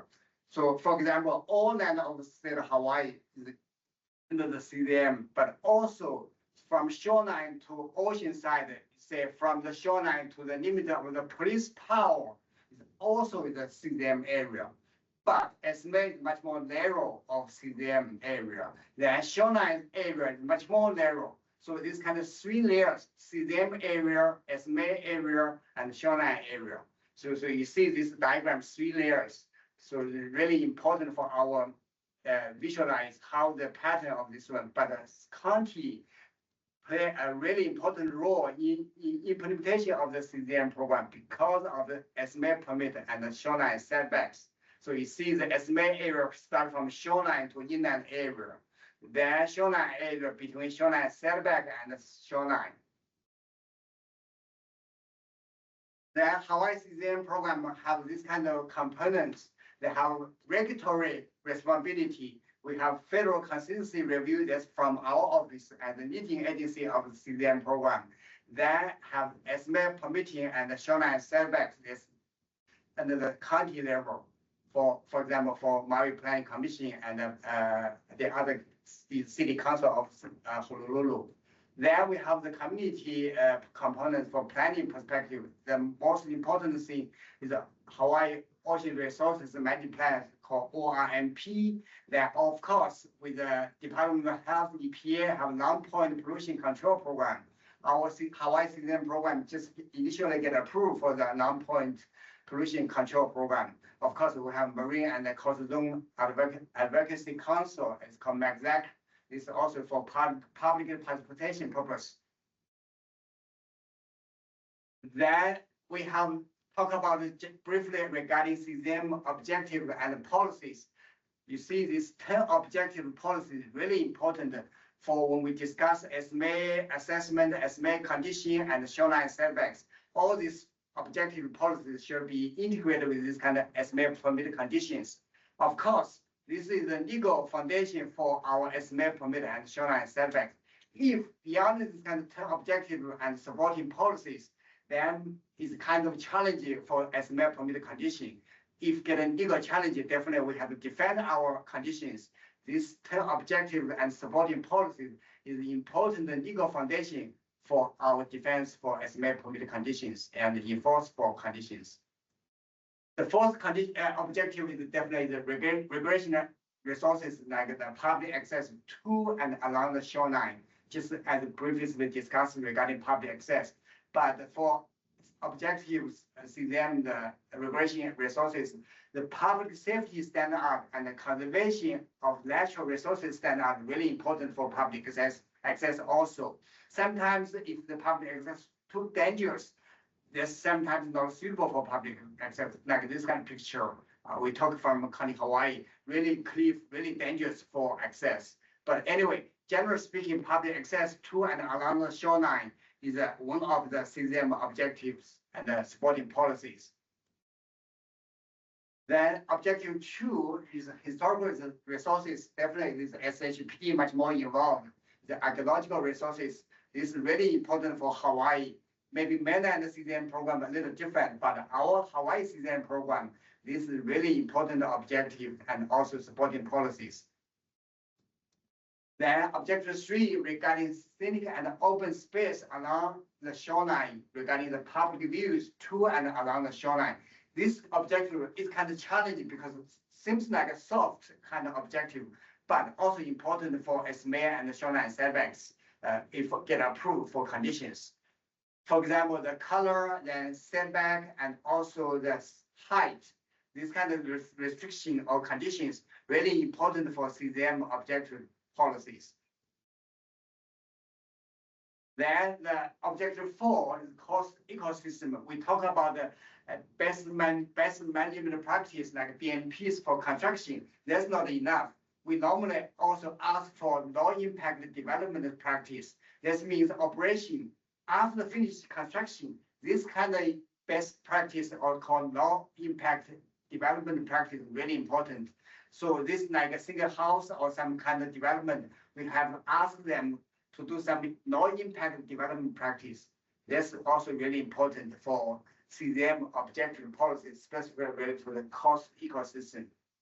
That economic use definitely is really important because CZM management not only for environment protection, but for economic use. This economic use for objective is direct the location and expansion of cost development to the areas designated and used for their development. This is much more related to land use policy also, like county zoning and also state land use policies, urban agriculture conservation, and the rural area. This kind of land use policy really important to support economic use for CZM objective policy. Sometimes when go to the SMA permit, it's kind of too late already because SMA permit we will discuss is allowable land use instead of decided land use policies. So SMA permit is not land use policy at all. We will discuss in much more details when we get an SMA permit. Then objective 6 is the cost hazards. Definitely this much more oceanfront property, much more related to this kind of cost hazards risk like tsunami, hurricane erosion specifically for Hawaii, for Maui, I would say. This really cause hazards become much more and more urgent because of sea level rise, climate changes. Then the beach protection and dome protection really important. For the time, the dome protection or beach protection for CZM program before 1990s, we didn't take really seriously because so many non-conforming structure right now. So for our CZM objective for beach protection, right now we only say locate a new structure inland, but how about existing structure is a kind of challenging, but sooner or later we maybe find a legal requirement, relocate existing structure to inland also, not only just for new structure. Of course, this will be based on the assessment and based on site-specific situation, but deal with the existing structure really, really important also. Therefore, Act 16, Section Law 2020, we prohibit construction of private shoreline hardening structure along the shoreline. That's the new requirement since 2020. Of course, minimize construction public shoreline hardening structure. This is the objective 9. Then we talk about estimate permit for the time being for Chapter 205A Part 2. This is related to Planning Commission duties. So estimate area is decided by the county level since 1977. Estimate area at the beginning is defined as CZM area. Then since 1989, CZM extended to statewide, not only just estimate area. But estimate area is really important to control development along the shoreline. Estimate area start from shoreline to inland area. There's much more defined for estimate boundary. You see this kind of area for Maui is just example to show how estimate boundary looks like. But the estimate area is not dependent on the parcel by parcel, but it's based on the regional area also.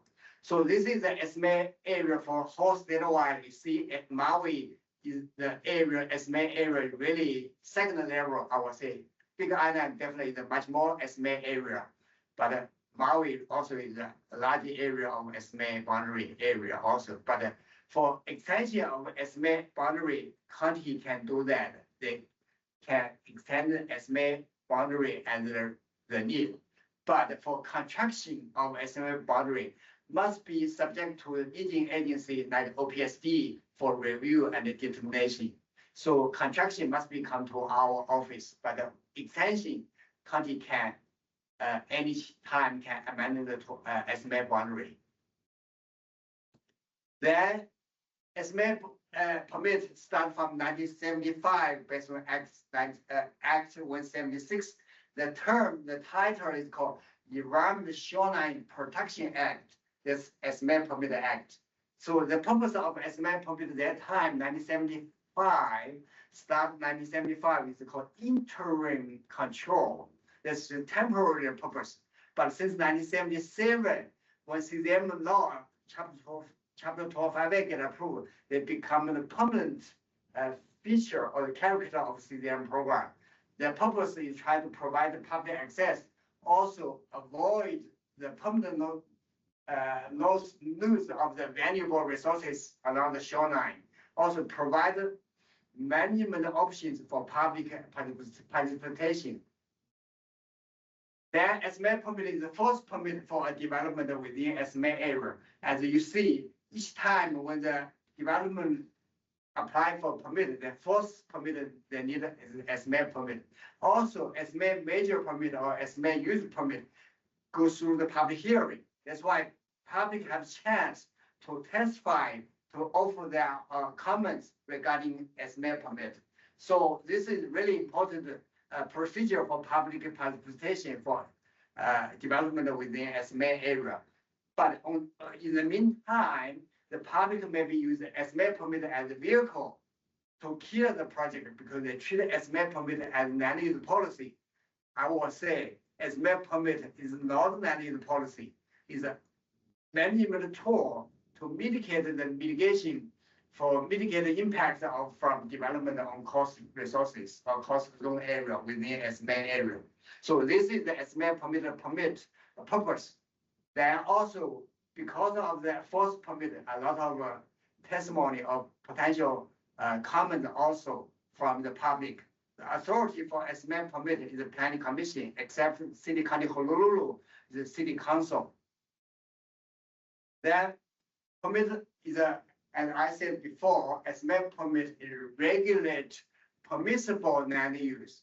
So SMA permit does not establish land use policy, does not determine land use. So this is a management tool to require mitigation measures to assure the development comply with CZM objectives and policies and the SMA guidelines. If mitigation measures cannot achieve the consistency with the SMA guideline and CZM objective and policies, then SMA permit will be denied. So this SMA permit will get an SMA permit assessment. Then fourth layer is development or not development. If not development, that means that will be exempt from SMA permit requirement. They decided by planning director.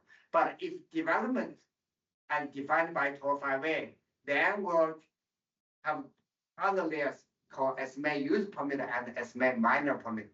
This picture for single family residency before Act 16, before Act 16, 2020, that time, the location is not a trigger for a single family residency. But when the shoreline parcel then become a trigger after the Act 16.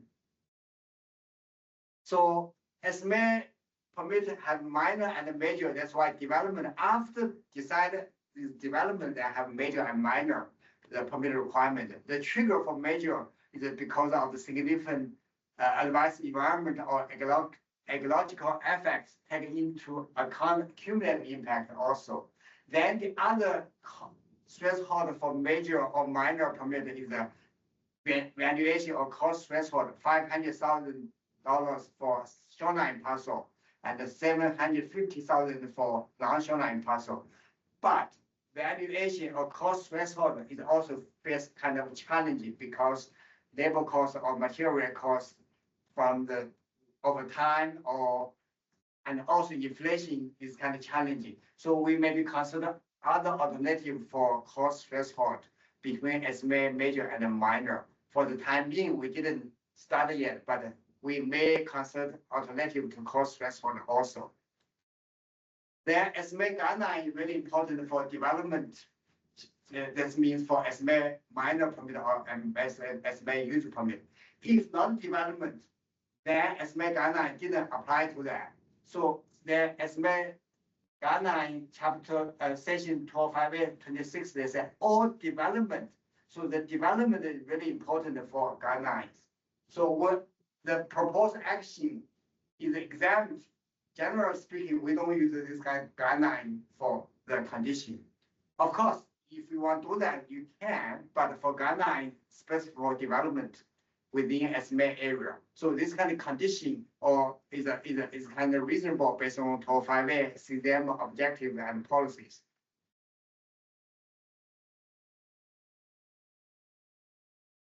Then we have questionable condition in SMA permit.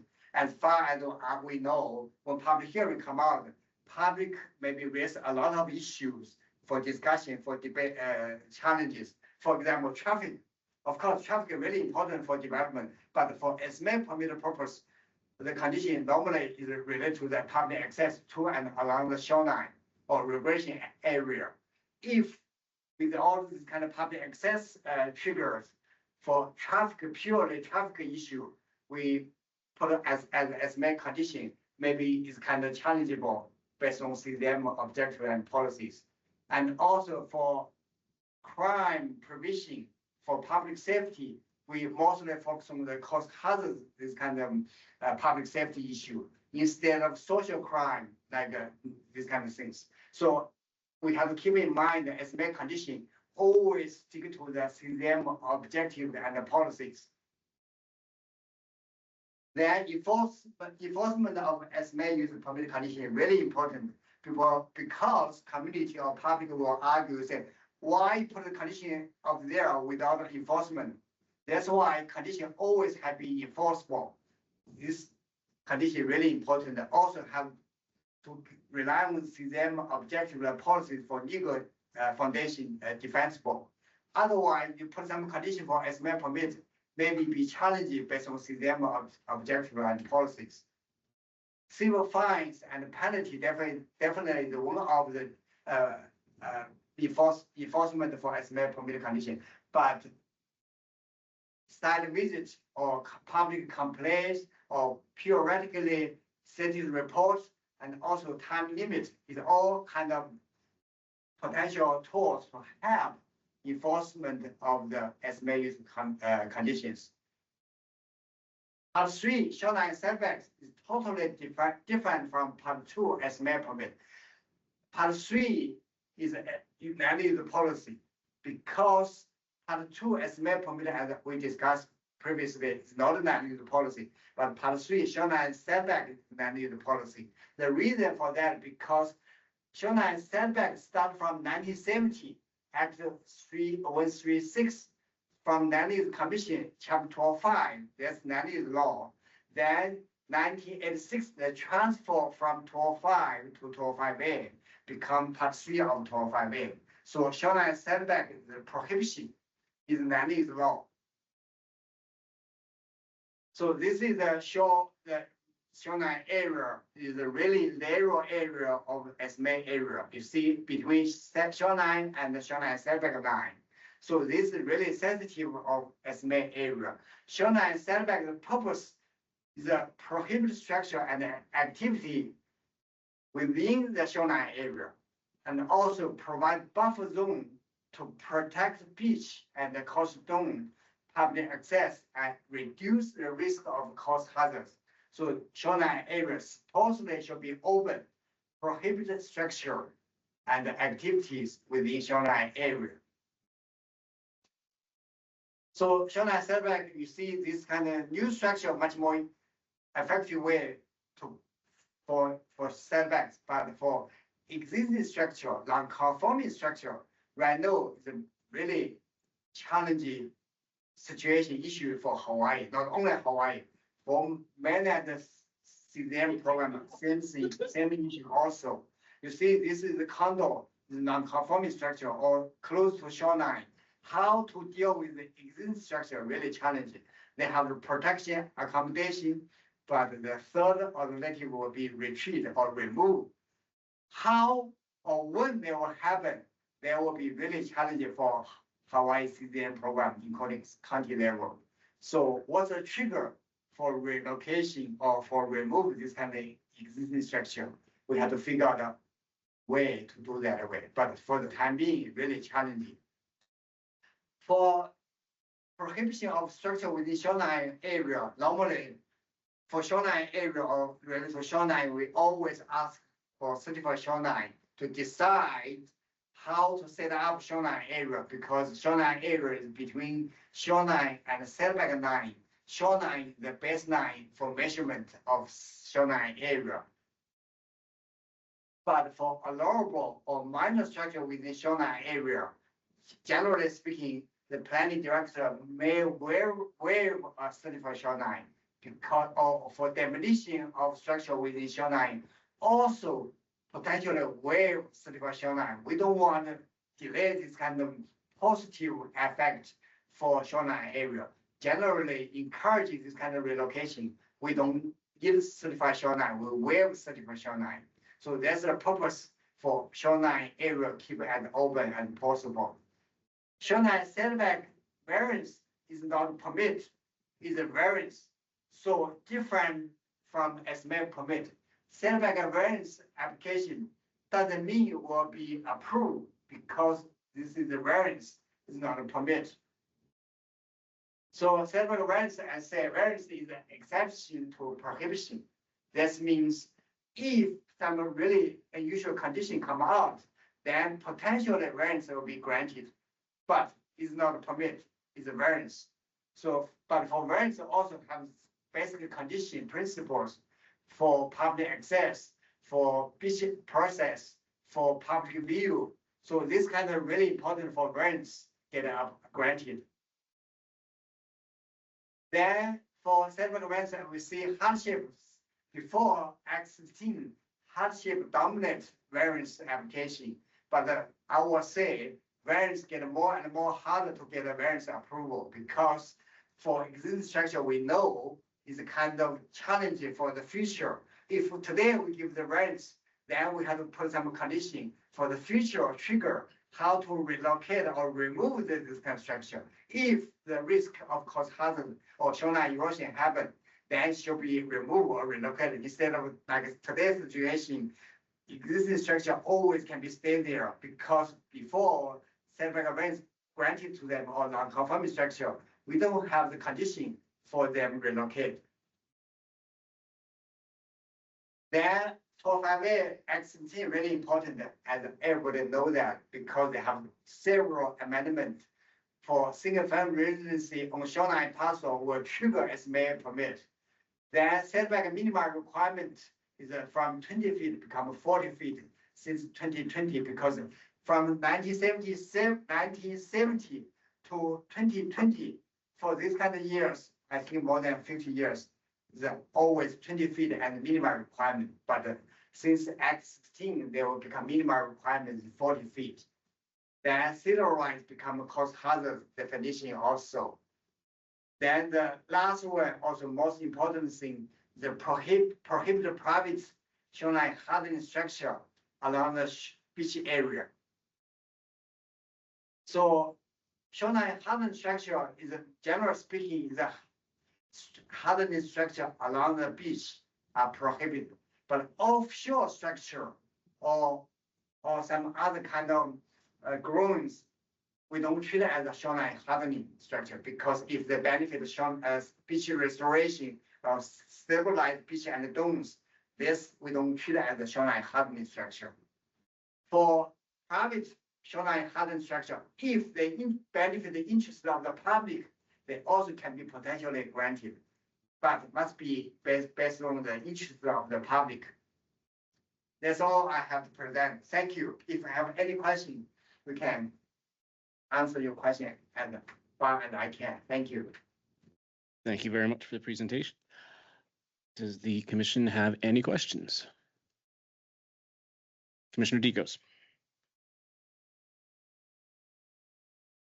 Thank you, Chair. Just one question. You had 2 slides ago, you talked about granting the easement. Can you explain? So we had I think at our last meeting, we had a parcel on Front Street that was burned in the fire, had a seawall, legally, well, probably a legal non-conforming seawall. And so the easement was granted. So it's a seawall basically holding up grass and dirt. And then 4 parcels down, there's a beach forming where the wall was removed. How does the determination of granting the easement made in that case? Does that make sense? Yeah, thank you for that question. For easement, for that kind of Front Street, I visited there twice, I know. Sometimes easement from DNR was there. Previously, they normally give 60 years, but right now, the short term, they become 25 years. For existing easement, if the structure already damaged, then maybe can be renewed or re-evaluated for easement purpose from DNR if they grant it. Doesn't mean that automatically keep the easement, I would say. Potentially have to ask DNR or CR for re-evaluating this kind of easement. Sorry, I'm not sure I got. So there's no house, there's no nothing, there's just the seawall, but there's an opportunity to rebuild. And so they're required to get a certified shoreline that shows the line is behind the seawall. So they got to go to BLNR and get an easement. BLNR has to decide, is it the public benefit to have the seawall removed and have the beach restored, or to protect whatever will be built there? How is that decision weighed in that case? I would say DNR was still a board of DNR will make a decision based on my understanding, if because the structure already damaged, right? After the easement. So the DNR will decide, we maybe coordinate with the county, either should make easement stop there, make remove the seawall, make a beach restoration come out instead of continue previous easement, maybe terminate the easement. I will say that way, potential. But doesn't mean that they just say, oh, easement already there, we just continue this easement. They have to contact with DNR, consulting with DNR for this kind of requirement, yeah. Okay, for pre-existing easement, but if there was no easement prior, does that change anything? If it's a brand new easement? They have to apply for easement from DNR, right? I don't think they can automatically think they get an easement because there's if encourage to stand that already, they have to get an easement approval from DNR. Yeah. Okay. Thank you. Thank you, Chair. Thank you. Any other questions? Okay, seeing none, thank you again for your presentation, and we will move on to our next one. Thank you.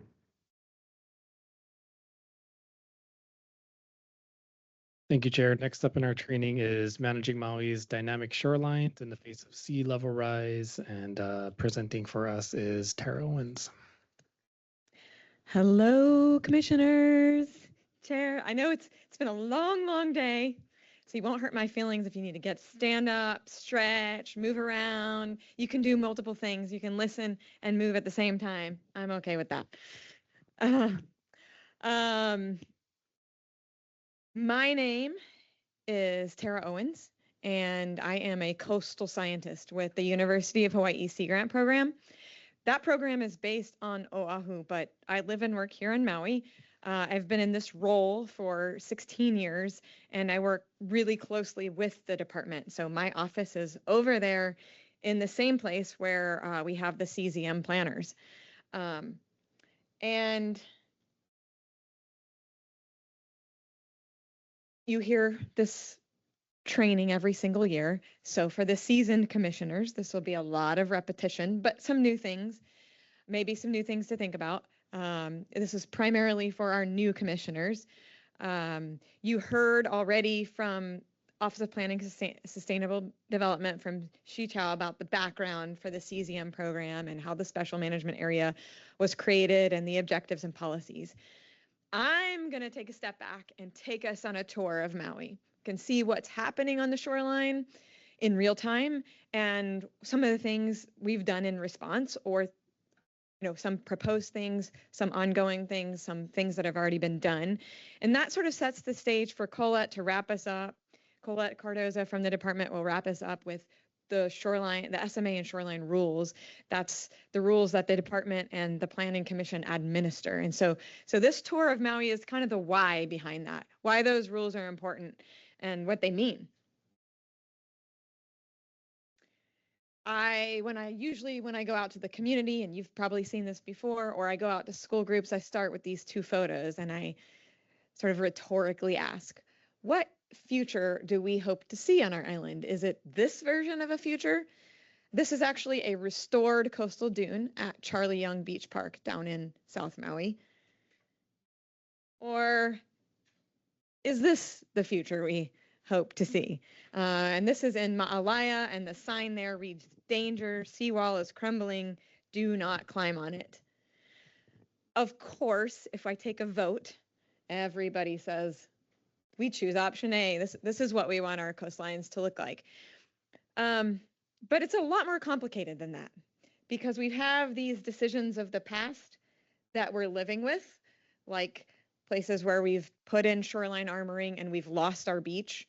How do we back up and extract ourselves from those situations? Or how do we avoid more of those situations in the future? And that's where it gets really complicated. There's a lot of social, legal, economic, physical, and environmental issues to consider. And there are different perspectives on which way we travel. So there's a lot of conversation. But this is a good example, because that picture you're looking at right now at Ma'alaya is from 2019. And then if you fast forward to 2024, this is one of those places where we had the opportunity to try to do something different. And the crumbling seawall was actually removed and the shoreline was renaturalized. And so you can see in the background, that's what it looks like today. And in the foreground, there's still remnants of the seawall from the neighboring property. We like to do this as often as we can. It's not, these opportunities don't always come up. In this case, this was possible because there was a vacant parcel. The original structure, the home, had been removed. And so the parcel was large and it was vacant, and removing that seawall didn't put anything in imminent danger. And so we had that beautiful opportunity. And we've had some others. I'll share some other examples toward the end. Okay, so this is a look at the Waiakoa Bridge in North Kihei. Notice the date of the photo. It was a summertime photo in June of 2025 last year. And the bridge is flooded, you can see, and we're looking toward the ocean in that case. This water is actually coming from the ocean. This bridge is being flooded simply from high tides. We're in king tide season now, so May, June, July, August, we get our highest tides of the year, and we almost see this annually. So actually there were photos from the same person, Vernon Kalanikau, is where these photos came from, and he took some just last week. Same situation, the bridge is flooding. You can look at photos sometimes and just understand what's going on, again, just by knowing the date and the season. So this was summertime. But it's a double whammy in many of these cases, because sometimes we have water coming from the ocean as well as water coming from the land. And you've seen that lately. This is a photo I've showed for many, many years of South Kihei Road. This is near the ABC store, the Suda store, and the youth center area. This was from 2017. And I would always say, we're really worried about what's going to happen to this road, because the shoreline's getting closer. You can see the high wash of waves relative to the cars running down the road. Sometimes the roadbed gets exposed, and we're really worried that it's going to get to the point where we have to start dumping rocks along the shoreline to protect the road, which then impacts the beach and leads to eventually the disappearance of the beach. And that is actually what we're doing in real time right now. It's a tricky situation because Public Works has to maintain the road and the access to it and the shoulders and the bike lanes. And yet the road is now almost annually being undermined in different locations along the same stretch of road. So this is that same area in last August, 2025. So again, a summertime photo. So the damage to the road you see here, where the shoulder has collapsed, is from high tides. Sometimes high tides combined with swells. But like I said, and you can see the water has been flowing over the road and depositing sand into the road. That's where the shoreline's going. That's where the shoreline wants to be.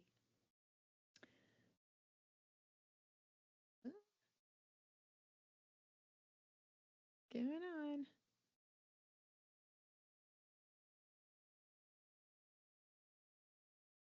This is more recently. This is a different section of the road down by Kamaole to Beach Park.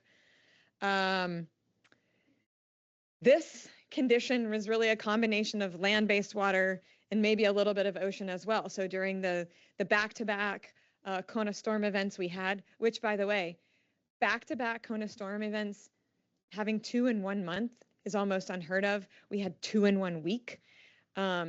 But that's sort of an indication of how climate change is affecting atmospheric conditions, and we're starting to get more frequent storms like that. And what happens in this case is the water is coming from the land, and it begins to waterfall over the edge of the road, and then it starts pushing the sand away and then cutting the sand and the road backwards in a landward direction. That's called a head cut.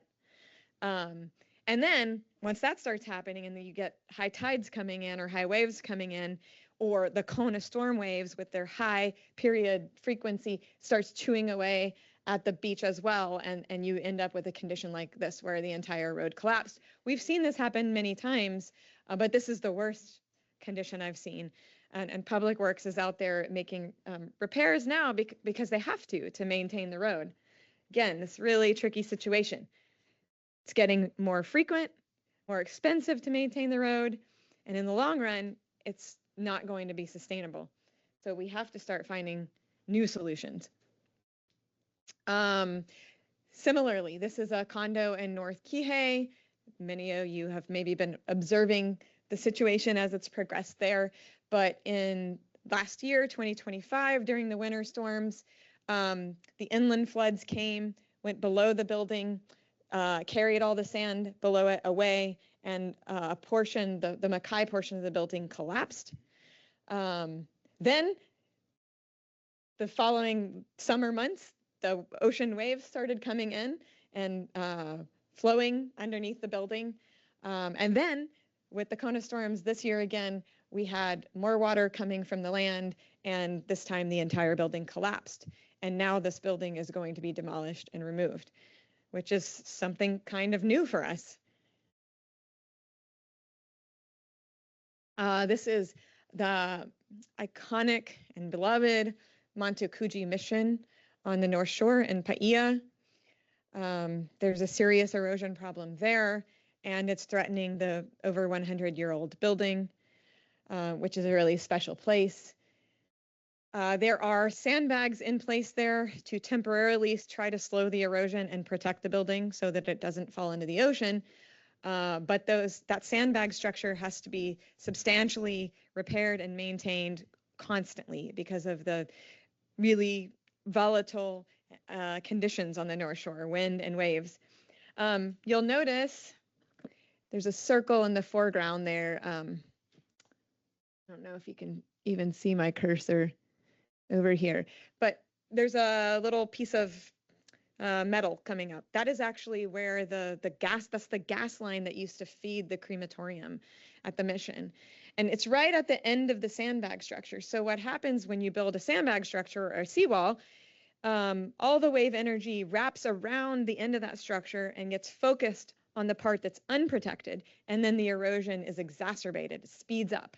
So fast forward a year later to the picture on the right-hand side, the yellow circle again is around that same gas line.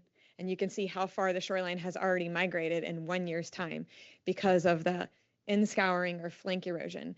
And that is one of the downsides to armoring a shoreline, whether it's a temporary armoring or a permanent one. And you know, more to come. I have some slides toward the end about what the solutions might be at the mission there.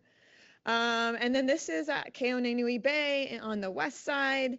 This is a project or a site that the Planning Commission has dealt with in the past. But let's see, in the left-hand image, the condo building farthest away in the background is the 12-unit building that was undermined by waves and erosion many years ago. The seawall was repaired 3 times, but it couldn't keep the water out. And so those 12 units are vacant. They've been vacant for something like 4 years because the building is collapsing into the ocean and it's no longer safe for habitation. But more recently, the building closer to us in that picture, you can see the large sinkhole forming in the lawn behind the seawall, and the building that you can't see in the background is now exposed to ocean waves as well. So you can see in the right-hand image that building, and it's sort of a cantilevered over the land, and the posts that are supporting that building are now hanging in air. And so some of those units are also being vacated because they're no longer safe for habitation.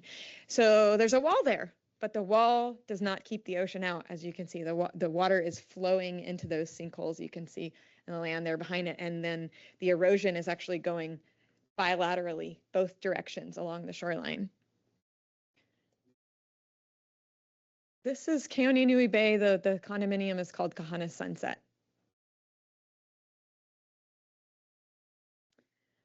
So we're seeing these types of situations all around the island, and these impacts that we see, of course, are driving our plans, policies, and actions, some of which the Planning Commission is a big part of. So we have, that's the left-hand side is Keonenui Bay again, Kahana Sunset, with just a typical seasonal wave reaching the building. Middle on the top there is the Baldwin Beach Pavilion, which has now been consumed by the ocean, and we're working on restoring dunes in its place. The right-hand image on the top, that's again South Kihei Road. Bottom left is Kaanapali Beach, or no, Colette. Bottom left, well, Kaanapali Beach Club. Right? yes, thank you, KBC, Kaanapali Beach Club. Mahalo. My mind lost itself there for a moment. Middle bottom is Kaanapali, a couple of summers ago during swell event and erosion event, and the bottom right is Honoapi'ilani Highway out to the west side, which is now in the process of being the planning process for realignment because of these issues with erosion and sea level rise. Okay, so there are several different contributions to what's happening with coastal flooding and erosion on the shoreline. Human impacts, so land uses, things like building very close to the shoreline, which was common in the 60s and the 70s, and even in the 80s, prior to setbacks. Seawalls, revetments, and some of our beaches were mined of sand for decades. So the human impacts. Seasonal waves and storms, these episodic events that come along, like the Kona storms we just had, or could be a hurricane. The challenge now is that sea levels rising, and we're going to talk about that, and it's sort of causing our beaches to drown or narrow. And so when we get these seasonal conditions, like a big wave event or a Kona storm, many times we no longer have enough natural buffer to provide that natural buffering capacity between the waves and the infrastructure. And so we're seeing more and more impacts. And then the third thing is sea level rise, which is sort of this long-term, slow-moving disaster. The ocean water is rising and the shoreline's getting closer and closer to the development. And we've been focusing a lot on sea level rise, but just real quick, that human impacts. Okay, so shoreline hardening, we've already seen this. This is just a well-known fact at this point that shoreline hardening has a lot of consequences, causes increased erosion to neighboring properties. In front of the hardening, we end up losing beach. You can protect buildings and infrastructure with shoreline hardening, but it comes at the loss of the beach and the access and all the benefits of that system. Seasonal beach adjustments, again, same thing. This is Kaanapali a couple summers ago during a seasonal wave event. That's all good as long as you have a nice, big, wide, healthy beach system with dunes and a dry beach and sand under the water in the wet beach. But as we build and remove those features, or as sea level rise is occurring and we're losing that natural buffering capacity, then we start having impacts, and the seasonal beach adjustments are damaging. And then finally, sea level rise. I think most of you are aware of the Hawaii Sea Level Rise Viewer that was created, legislatively mandated back in 2018. So you can zoom into any location throughout Hawaii and look at the projected impacts of sea level rise on properties. And those impacts occur 3 different ways. The first way is on the top there, high tide flooding. So just imagine, the ocean water is being raised up, and wherever the land is lower than the elevation of the ocean, it floods. Or it may be coming up through the ground in places where the ground is really low. So existing wetlands might get bigger, or some places might be new emerging wetlands because the water is coming up through the ground. That's high tide flooding. Now, if you add on top of that seasonal waves, annual high waves, that's when we really, a lot of times, start to see destruction. So fill up the bathtub and add waves on top, and we can have problems. And then the third way that sea level rise affects us is erosion. And that's not a type of flooding at all. That means we're actually losing land in the face of sea level rise. And it's really important to distinguish between these ways because how we respond to them may be different. If it's a flooding issue on a particular property, you might just be able to raise the property up or raise a road. But if it's an erosion issue, we're losing land.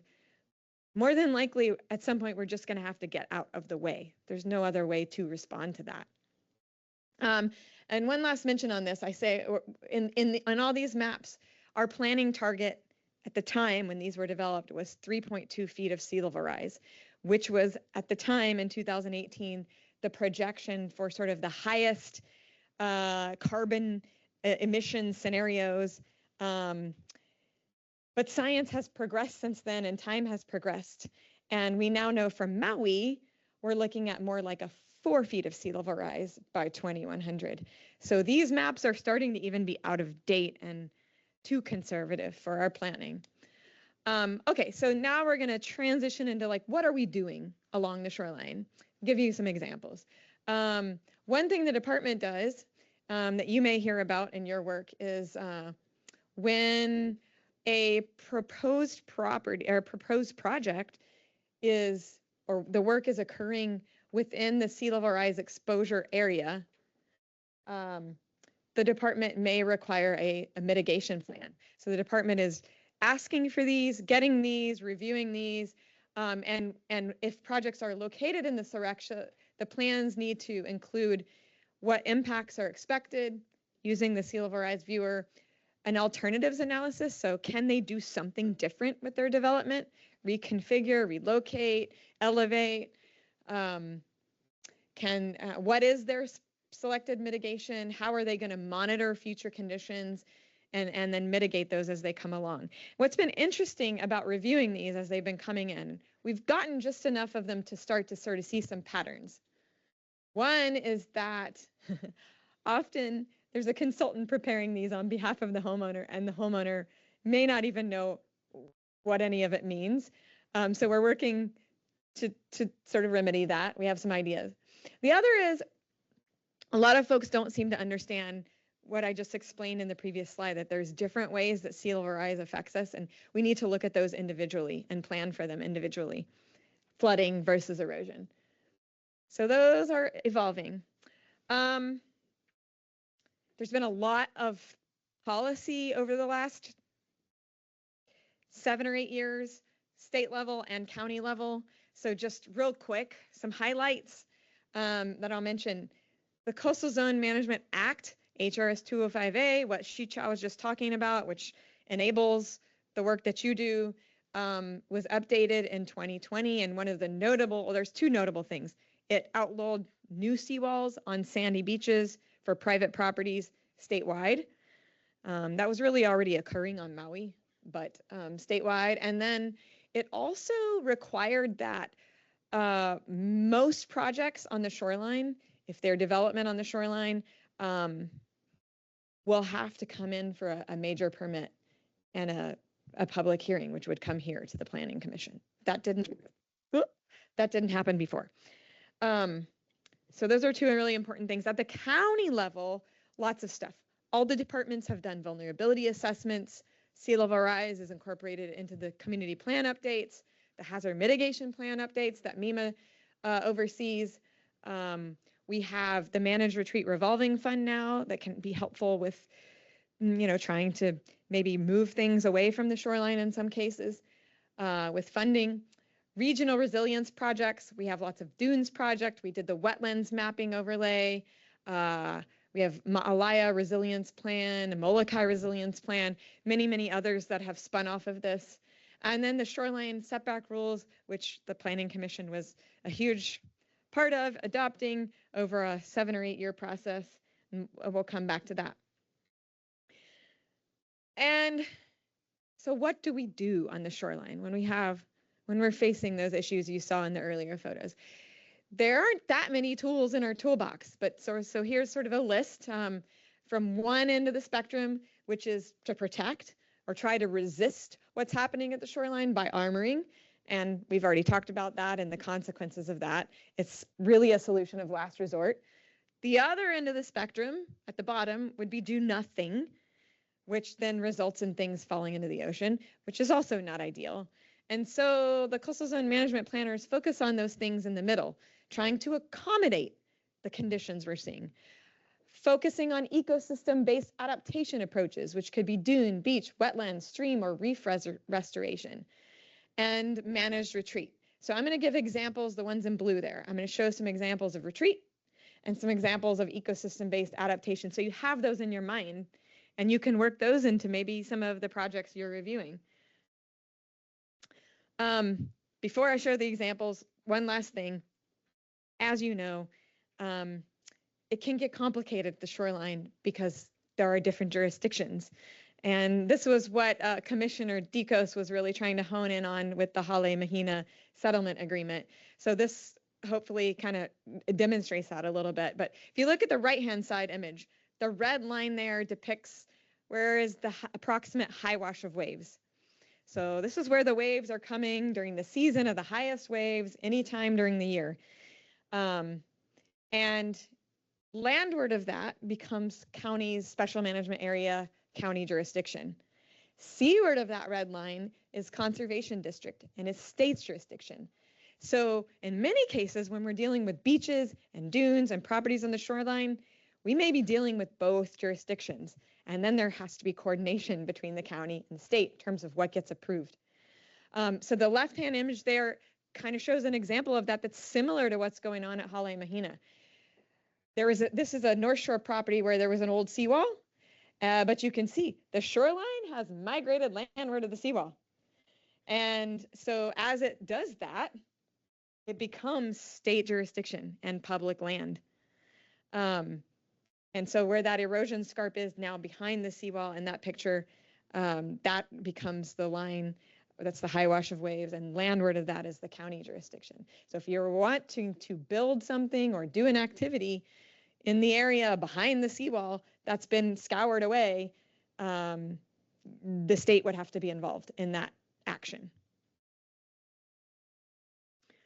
And that action and that state involvement would be triggered by a certified shoreline process that the county planners can ask for along as a part of a permit application. Okay, so now we're going in transitioning into the examples now. So examples of retreat. The shoreline rules that were updated in 2024 after something like a 7-year process with the community and the planning commission are an example of retreat. So we talked about, this is an excerpt or a screen grab from the sea level rise viewer. This is in South Maui, Akakū area. You can zoom in, you see the red line. The red line is the erosion hazard line. That's the projected erosion with 3.2 feet of sea level rise. In this case, you can see it's going right through some of the homes.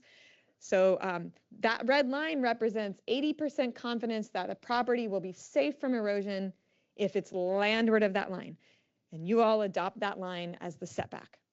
So if an applicant is coming in to build a new home, or maybe tear down an old home and build a new home, it would have to be sited landward of that red line.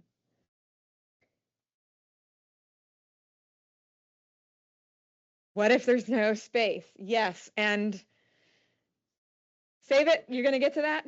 Okay. It's a good question, and we can answer it. Sometimes there's not. It's really actually dictating some of the potential rebuilds in Lahaina. Okay, another sort of type of example of retreat. Instead of setbacks, it's like, physically relocating structure. So we're looking at the Paia Youth and Cultural Center here. You can see the trees in the foreground. Those are old ironwood trees. The roots are completely exposed because erosion is happening and the shoreline's migrating landward. The building is right there behind it. During winter high waves, the waves roll inside the building and they have to push the sand out. So the youth center has been working with us and the community to prepare for this event, or to prepare for the eventual reality that their building is no longer sustainable. So you can see the green roof. Oh, for some reason, I can't bring my cursor. We actually just had this before us, and we'd approved it. Probably You had the EA, yeah. Okay, right. So then you're familiar. They are planning to relocate the building as far landward as they can up against Hana Highway. And so we're all championing this project and would like to see it come to fruition. Could be similarly possible we looked at the Montecuji mission earlier. You can see I've highlighted the 100-year-old mission in blue there on the left-hand side. They have done a study looking at the feasibility of relocating the mission building They've looked at the feasibility of other types of solutions that are ocean oriented, like doing beach renourishment or building structures or offshore reefs. So they're evaluating both, but the building could be relocated further landward on the property. There is some space. It wouldn't be fully landward of the erosion hazard line, but it would at least buy some time and protect the mission from falling into the ocean. So that's something that's possible that's being evaluated. Now moving from retreat into different types of restoration type projects. You may know from previous discussions here that there is a proposed beach nourishment project at Ka'anapali. So this would be looking at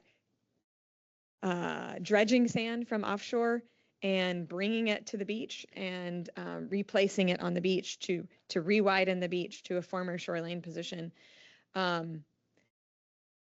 Beach nourishment can be a useful tool in the toolbox for the right circumstances, but it isn't without its own impacts, and it isn't without some concerns from our community.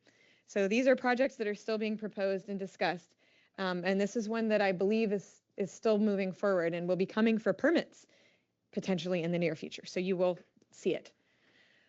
Similarly, at Kahana Bay, there's a proposed beach nourishment project. That's Valley Isle Resort there in the left-hand side. And there's like a 5-foot sliver of land between the ocean and that building. There, it's proposed to harvest sand from offshore, put it back on the beach, as well as build the groin structures, the T-head groin structures you can see in the image there. Both of these projects have been stalled by funding hurdles, as well as concerns from the community. Okay, one of the areas that my program focuses on is dune restoration, and this is the one, it's probably nearest and dearest to my heart and is a lot of bang for the buck. But if you have a healthy beach and you have a healthy dune, it's one of nature's best forms of protection for our infrastructure. And we can't do this everywhere, but there are plenty of opportunities for it. It's still an underused tool, a lot of bang for the buck. We have a Hawaii Dune Restoration Manual that captures a lot of our lessons learned over the years and provides recommendations for how to do dune restoration. But just a few examples. This is at Kapalua Bay. The photo you see there is from 2020. Merriman's is in the background. You can see the seawall and the hard infrastructure there in the foreground. That seawall, like many, had the waves going through it, getting a sinkhole behind it. Since it wasn't protecting any habitable structure, we had the opportunity to work with the Kapalua Community Association and remove the wall. One of those rare opportunities. And this is looking down the shoreline where that wall used to be. This was just from May 2026. The dune is looking good. The native vegetation is doing well. And one of our fellow planners, Jim Buca, always likes to make sure we highlight that right after we removed the seawall and right in the footprint of where the seawall was, a hawksbill turtle came up and nested. There had not been any nests in this area in 20 years. And a visitor captured the moment when the baby turtles came out of the nest. And I think there were 98 eggs that were counted that hatched there. So the removal of the seawall allowed, basically habitat restoration. So it's not just good for humans, it can be good for the marine environment as well. Yeah. So most often when we do dune restoration projects, the way we do it is we install drip irrigation and we temporarily irrigate it until the vegetation is established and then turn it off. It does look very good.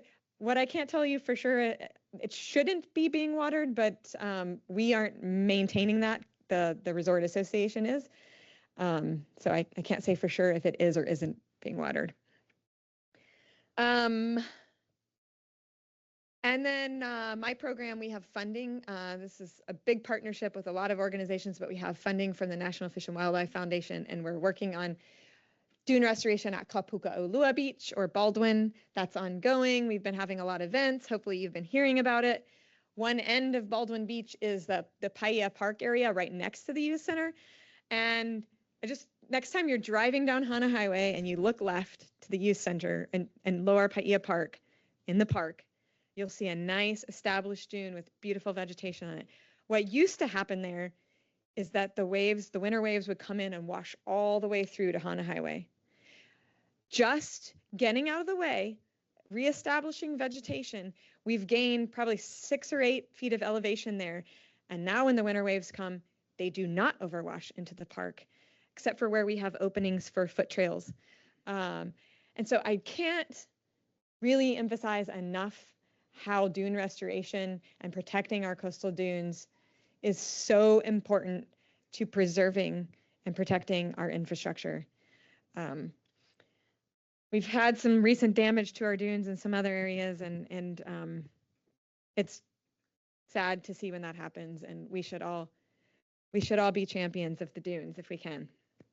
And then I'm going to wrap up with another example of a type of restoration. This is a Ma'alaya area. If you aren't aware, the county is actually looking at buying this 423-acre parcel here that's undeveloped right behind the condos of Ma'alaya Bay Beach. If we were successful in buying this property, we would be able to do some various conservation and restoration activities and maybe pave the way for the condos to eventually relocate back there. But one of the things we've done is we've done a study to look at restoring Kanayo Stream. So if you're not familiar, Kanayo Stream comes down from the upland area, hits the highway, not Hana Highway, North Kihei Road, and not North Kihei. It is Honoapiilani Highway right there. Yeah, thank you. In the old days, the ag days, it was diverted. And so there's a channel that goes along the highway that accepts the water and then takes it down and feeds it into a channel that goes through the condominiums. And so when there is a large enough rain event, it spews sediment out. And this reef is like the poster child for an almost totally collapsed reef. Between the sedimentation and the injection wells of the condos, the reef has collapsed. So what the department hopes to be able to do eventually is undivert the stream, put it back into the land, and then it would feed into Kalia Pond as it once would have done. And there's a huge story behind this area. The picture there shows you sort of the sediment-laden water being fed into the ocean. And we hope to be able to correct that some point in the future. And I will wrap up there and turn it over to... Yeah, sure.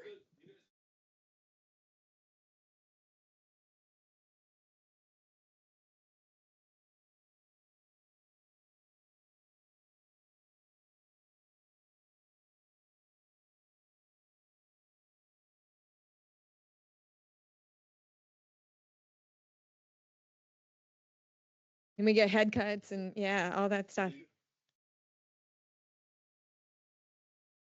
So that's a really good question, right? Because ultimately the solutions are Malcolm and Mackay, and we always talk about that. I don't know that we could say we've been successful at that so far. At least in this example, Kanayo Stream, the upper watershed area is now owned. Well, the county and the state bought it a few years ago, and the DLNR Department of Forestry and Wildlife is managing that land. They're doing grazing for wildfire mitigation, but they're also doing kipuka restoration. And so we've been talking a lot with them about if we were to acquire this land, how we can make connectivity there. So we think about those things very often. And I think there's more and more of those conversations. Yeah, good question. Any other questions? I'm getting begs and pleas for a quick recess for a bio break.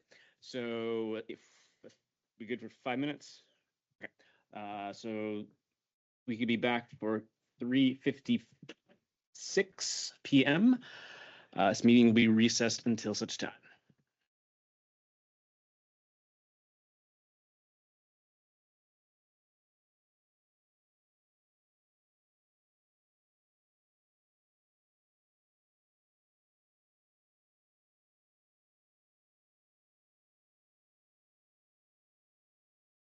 Planning Commission's meeting June 9th, 2026. I lost my date of the year there.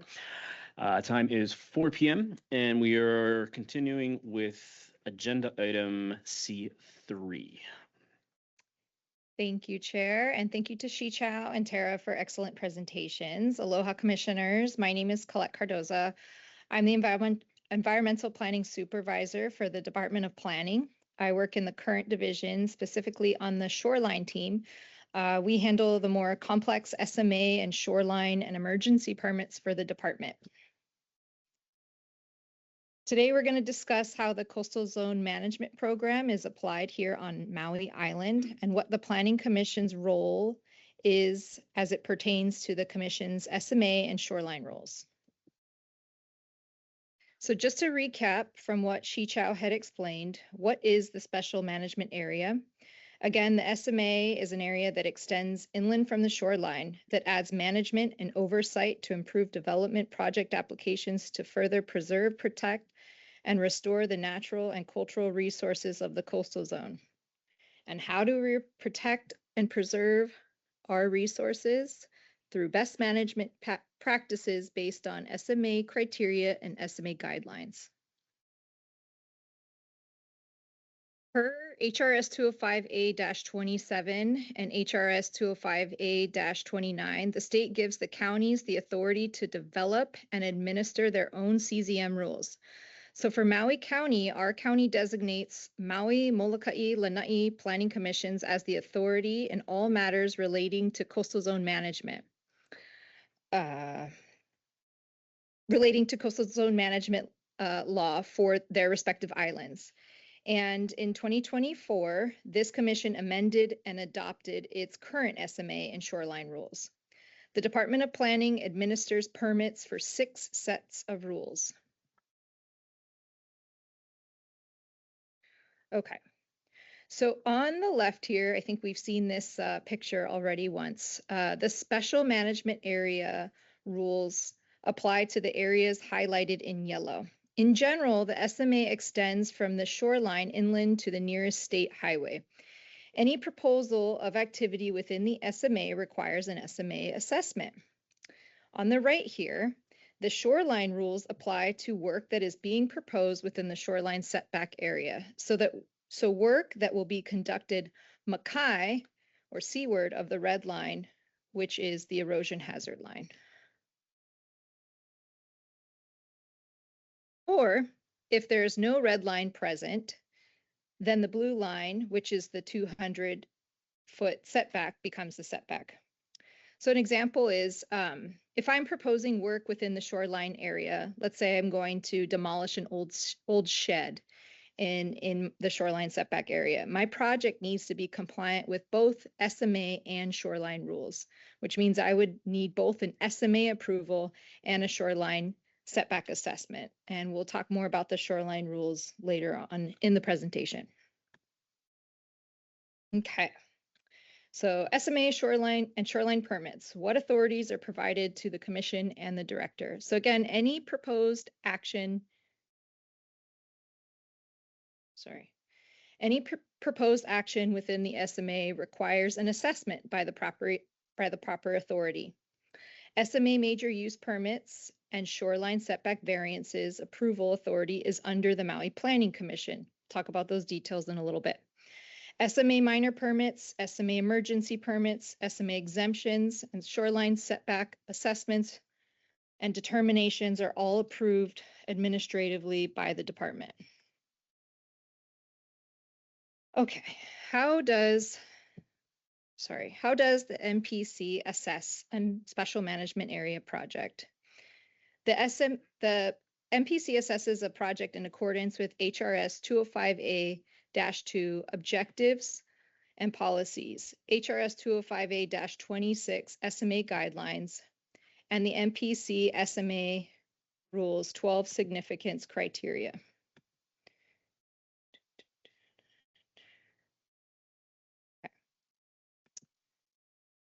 Just a little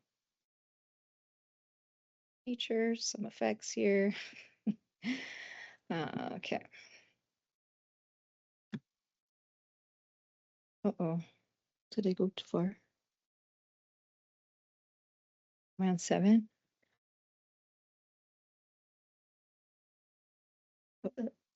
So, okay. Okay, so again, how does the MPC assess an SMA project? HRS 205A-2 objectives and policies. Development impacts available resources. We know that. And to minimize impacts to these resources, the CZM has established objectives and policies to minimize these impacts where possible. So again, these are objectives that all projects must be evaluated in comparison with. How does the MPC assess an SMA project? HRS 205A-26 SMA guidelines. These guidelines ensure that the proposed project has adequate access to public beaches, adequate and properly located recreation areas, impacts from runoff and pollution are minimized and adequately controlled, as well as minimize risks to development impacted by coastal hazards. Sorry. And lastly, the SMA criteria within our Maui Planning Commission SMA rules. Section 12-202, assessment and determination procedures. Section 12202-12E of the SMA rules requires that every proposed action, which means an SMA assessment and an SMA use permit application, must use this criteria. All projects are evaluated for significant effects that the project could have on the environment. So bottom line, the Coastal Zone Management Act through SMA objectives, SMA guidelines, and our Maui Planning Commission SMA rules seek to minimize where reasonable adverse impacts to the environment. So now let's go, we'll go over some the permit types under SMA rules. Okay, so any proposed development as defined by HRS 20, okay, sorry, this keeps popping up. HRS 205A-22 requires a special management area permit. So we'll go over the special management area major use permit. So far, you guys have seen, for some of you new commissioners, you've seen a few of these so far. So an SMA major use permit is for any proposed project that's deemed to be a development that is over $750,000 for a non-shoreline parcel, or $500,000 for a shoreline parcel. Requires a public hearing. The project is also, when received by the department, part of the department's job is to route out the project for agency comments. Another proponent of the application is that the owners within a 500-foot radius are notified about a public hearing. A public hearing is required, and conditions are always required in order to mitigate impacts. So again, the SMA major use permit, the MPC is the authority of this permit. An SMA major use permit application typically takes about a year from time of submittal to the department until it is agendized for your review and approval. It's always important to remember rational nexus when crafting conditions of approval. The condition must be logically tied to mitigation of a specific negative impact. Okay, next, minor permits. So minor permits are projects that are deemed to be also a development, but the valuation is threshold is much lower. So it'd be under $750,000 for non-shoreline parcels, under $500,000 for shoreline parcel. There's no public hearing. The department, again, processes these applications, and we approve them administratively, adding conditions always. Good example of this would be like someone proposing, a second, ADU or something of that effect on their property. All right. SM3s, the approving authority would be the planning director or the department. Some of the criteria is that the project or the scope has to have imminent or substantial harm to public welfare or to prevent substantial physical harm to persons or property. The director may give verbal approval, but must submit report to the commission upon final determination. So these SM3 emergency permits are always agendized. And then it's important to know that also the verbal approval is just like an email. It's more than just a verbal. There are very specific conditions. It also requires the applicant to come back within 60 days and apply for a regular permit. And then the SM3 would actually expire within 180 days. A good example of this would be like a condo building,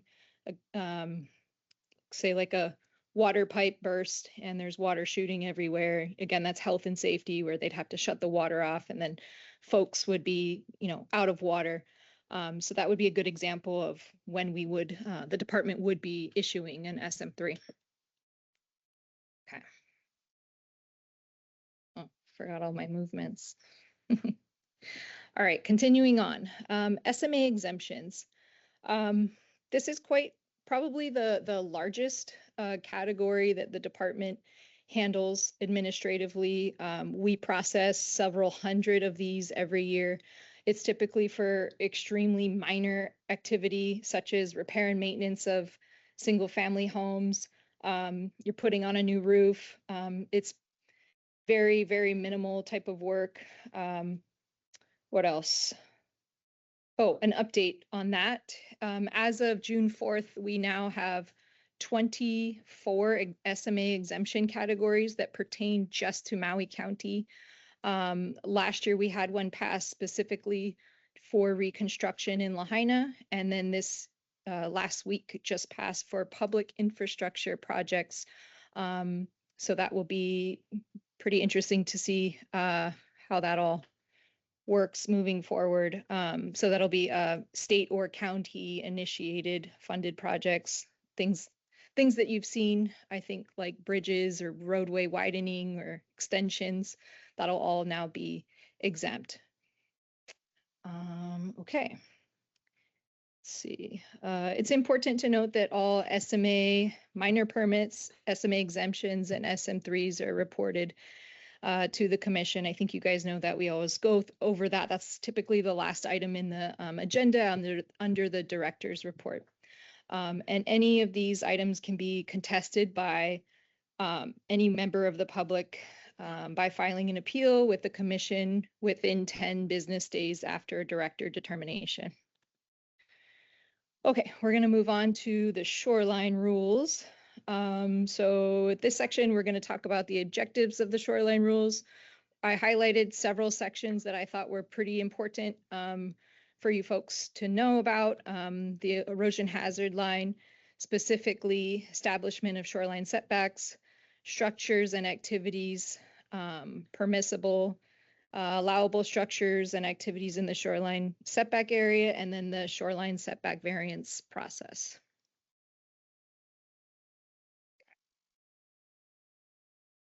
The purpose of the shoreline rules is to regulate the use and activities of land within the shoreline environment in order to protect the safety and welfare of the public. One of the most important and significant natural resources of the County of Maui is its shoreline environment.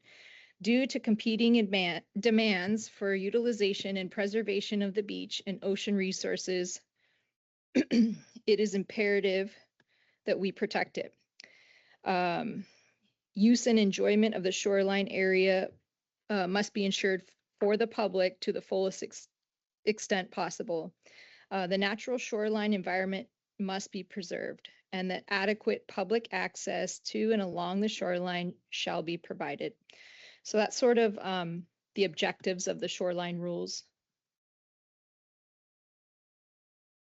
moving out of harm's way, planning the obsolescence of structures in the shoreline setback area, ensuring shoreline access, and limiting types of structures and activities within the shoreline setback area.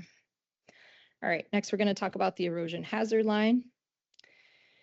So we'll go over the definition of the erosion hazard line. The erosion hazard line, and I believe Tara already showed you this slide, means the mapped 80% cumulative probability contour of the coastal erosion hazard zone with 3.2 feet of sea level rise.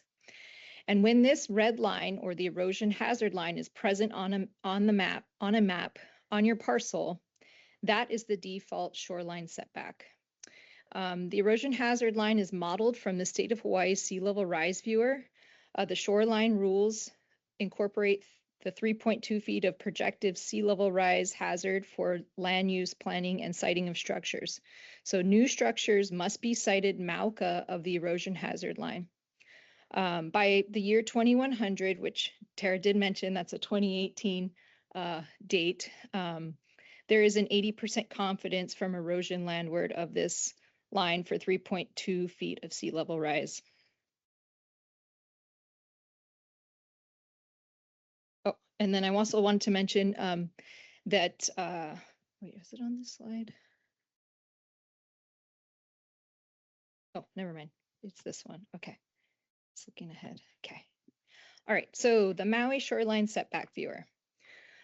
Historically, establishing the shoreline setback of a parcel was either done using a calculated lot depth based setback or an annual erosion hazard rate method using historical data, whichever yielded a larger setback. The shoreline setback for a property was never mapped.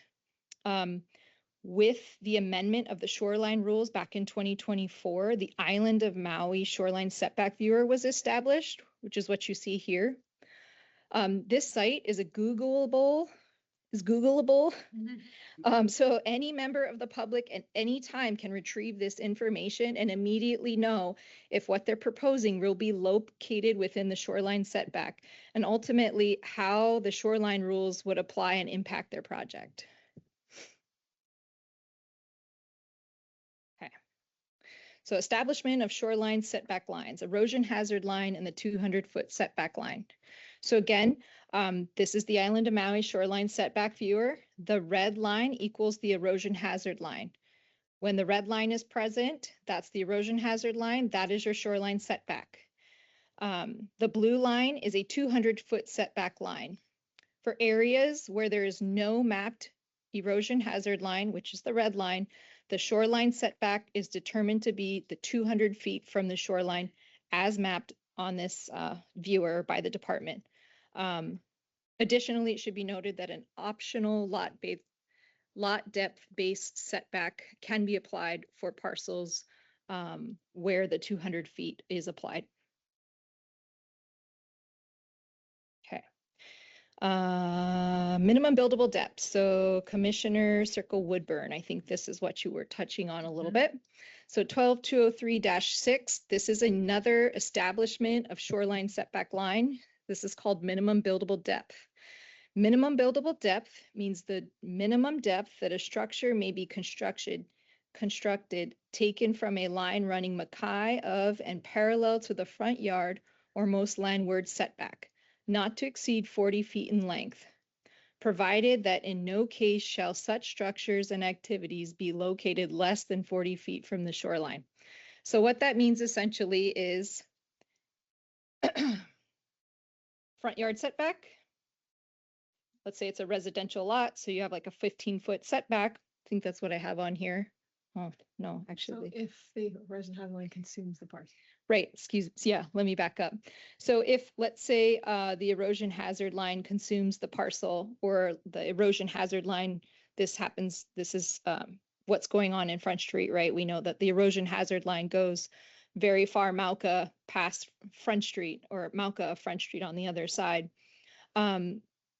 You have something called minimum buildable depth. So what these folks have is they have their front yard setback plus 40 feet. For residential or lot size, I believe it's 15 feet plus 15 or 15 feet plus 40. So essentially you would have 40 feet to be able to build a home or a structure in. Provided, yeah, exactly. Provided that intersection, that area, that minimum buildable depth does not intersect with the state's 40 feet. So the state, I believe Shi Chow talked about this, the state has a minimum 40-foot setback that's established for the whole state of Hawaii. Obviously, ours is much, much larger, right, with our erosion hazard line. But other counties adhere to the 40 feet.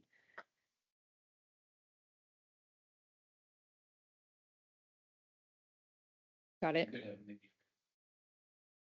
Mm-hmm. Yeah, a rectangle. Yeah, or trapezoid. You know, we're finding, you know, a lot of structures, or sorry, a lot of parcels on Front Street especially are not, they're oddly shaped, right?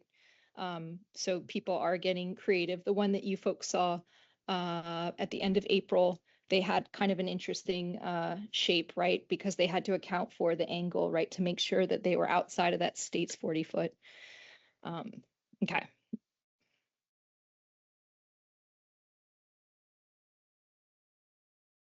Okay. Oh. All right, 12203-12. I highlighted this section because it is super important to know that there are things that you can do within the shoreline setback area. When the shoreline rules were amended in 2024 to accommodate setbacks for 3.2 feet of sea level rise, many existing structures now became non-conforming. So portions of these existing buildings and structures that weren't previously in the shoreline setback now were. So that's important to know. There's 28 allowable structures and activity, most of which are repairs and that sort of thing to existing structures. They're very, very specific language about seawall repairs and types of repairs based on you know, what the damage was caused by, whether it's coastal erosion or wear and tear, et cetera. Okay. Let's see. Okay, yeah, so the rules now accommodate for the shoreline setback, allowing 28 categories. These are all permissible and approvable by the department. So an applicant, if they are doing one of these, or property owner, if they're doing one of these activities in the shoreline, they would apply for a shoreline setback assessment, and the department could approve with conditions this activity. It is also important to know that there is a section in the rules called exceptions. It's 12203-10. These are very, very minor activities that are permissible in the shoreline area and do not require a permit or approval. However, an SMA assessment is still required. So there was a comparable section of exceptions in the SMA rules. I believe Brian Ward, you're probably the only one that knows about this, but the section was struck by a judge shortly after the approval of these rules. And we'll be receiving an update here pretty soon on the status of perhaps reinstating these. Hard to say, but we'll update you more on that later. Okay. All right, types of permits under the shoreline rules. Shoreline setback determinations and shoreline setback assessments are approved administratively by the department. It is important to note that proposing work within the shoreline area is a trigger for Chapter 343 environmental compliance, which means a property owner applicant would need an environmental assessment, environmental impact statement, or potentially the project could be eligible for an EA exemption. So yeah, the top two here, SSD and SSA, those are all approved administratively. And then the shoreline setback variance, that will be you folks, and I'll get into that in just a minute.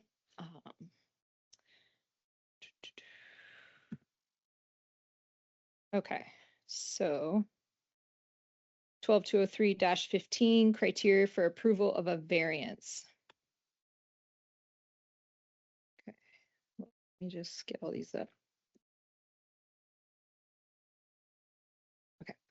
A shoreline setback variance is an official exception granted by this body that allows a property owner to build, alter, or repair a structure within a designated protected coastal zone where such activity is normally prohibited. A variance may be granted for a structure or activity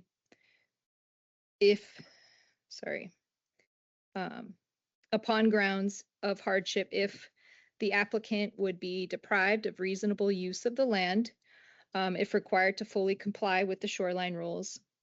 Number two, applicant's proposal is due to unique circumstances and does not draw into question the reasonableness of shoreline rules. And number three, the proposal is the practicable alternative that best conforms to the purpose of the rules. Before granting a hardship variance, the commission must determine that the applicant's proposal is a reasonable use of the land because of the dynamic nature of the shoreline environment. Inappropriate development may easily pose a risk to individuals or to public health and safety. For this reason, the determination of reasonableness of the use of land should properly consider factors such as shoreline conditions, erosion, surf, and flood conditions, and of course, the geography of the lot. For purposes of this section of a shoreline setback variance approval, hardship should not include economic hardship to the applicant, county zoning changes, planned development permits, cluster permits, or subdivision approvals after June 16th, 1989. If hardship is a result of actions by the applicant, such result shall not be considered a hardship for the purposes of this section. And lastly, mandatory variance conditions to be considered. No variance shall be granted unless appropriate conditions are imposed, such as requiring the owner to maintain public access to the shoreline, minimizing negative impacts on public views, requiring the property to remain ineligible for future shoreline hardening, like building a seawall, releasing the local government from liability for any future coastal property damage caused by coastal erosion or flooding. That's it. Thank you very much. Chair, quick question. Yes. Did you close public testimony? Because Kai Nishiki would like to testify. If you would like to reopen public testimony, I closed public testimony. would you be amicable to opening for Kai to testify? On section C3? Yes. Sure.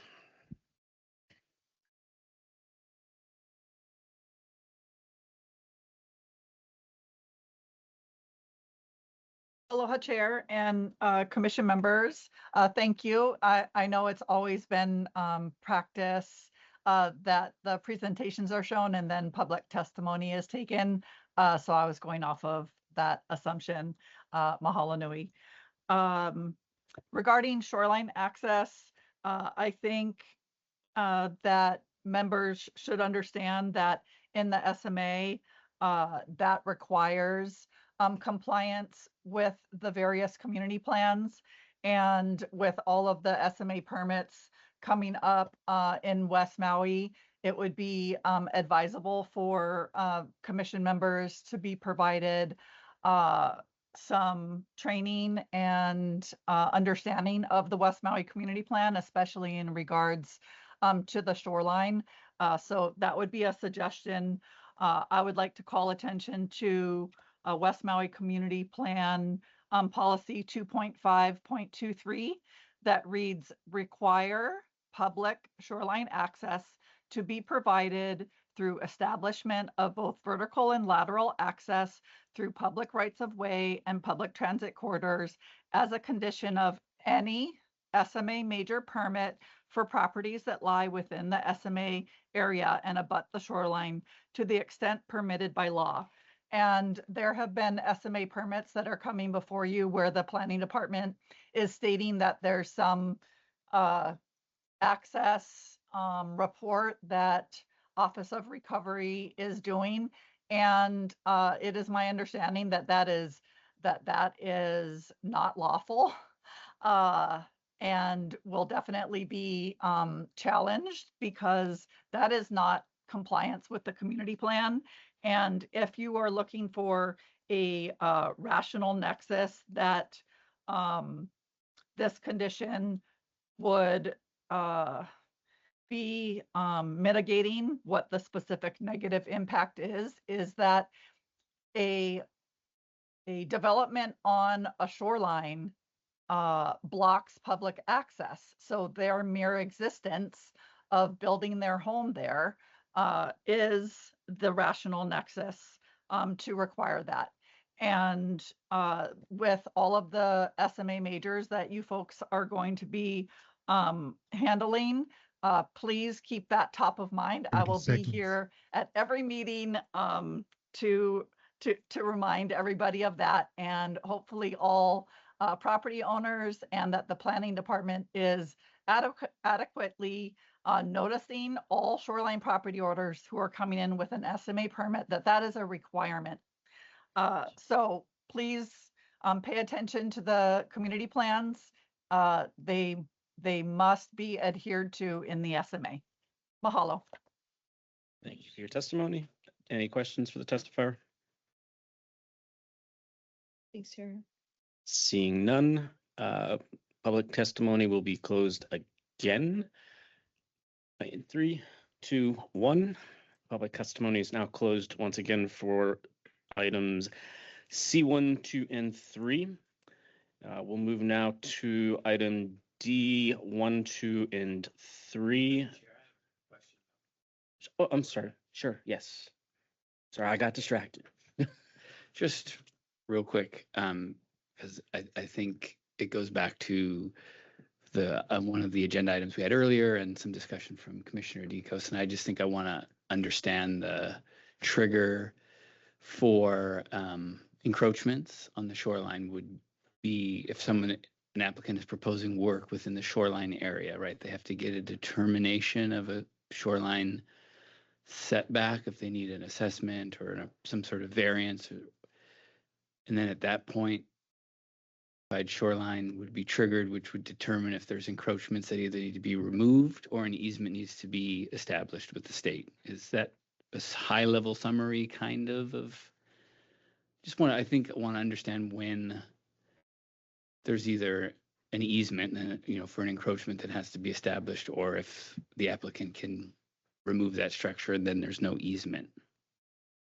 Yeah. Right. I suppose, yeah, high level, that's kind of accurate. It really depends on like what someone is proposing that dictates what will require.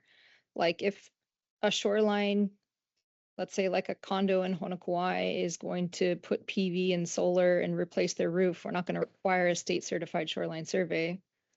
Right. But if there's potentially some sinkholes and they want to work on a seawall and we don't see any, history of much, we might require it. It's director determination. So that one example though, so it doesn't necessarily have to be work proposed in that shoreline area, or it does? Yeah. It does. I Okay. mean, Yeah. Well, no, because it's hard to say for specific. So Okay. it really depends on the scope of work that someone's coming in for. I'll just leave it at that. With regards to Lahaina, people are putting new development on the shoreline. I think that justifies asking for a state certified shoreline survey. But again, I'll use the example for repair and maintenance of a condo with a seawall. We typically maybe would not. It really depends on the scope of work that someone's coming in for. Okay. And the certified shoreline is what would establish or determine if there are encroachments Yes. or items that. Yes. Okay. Yep. Okay. Yeah. Thank you. Any further questions? Commissioner Dicos.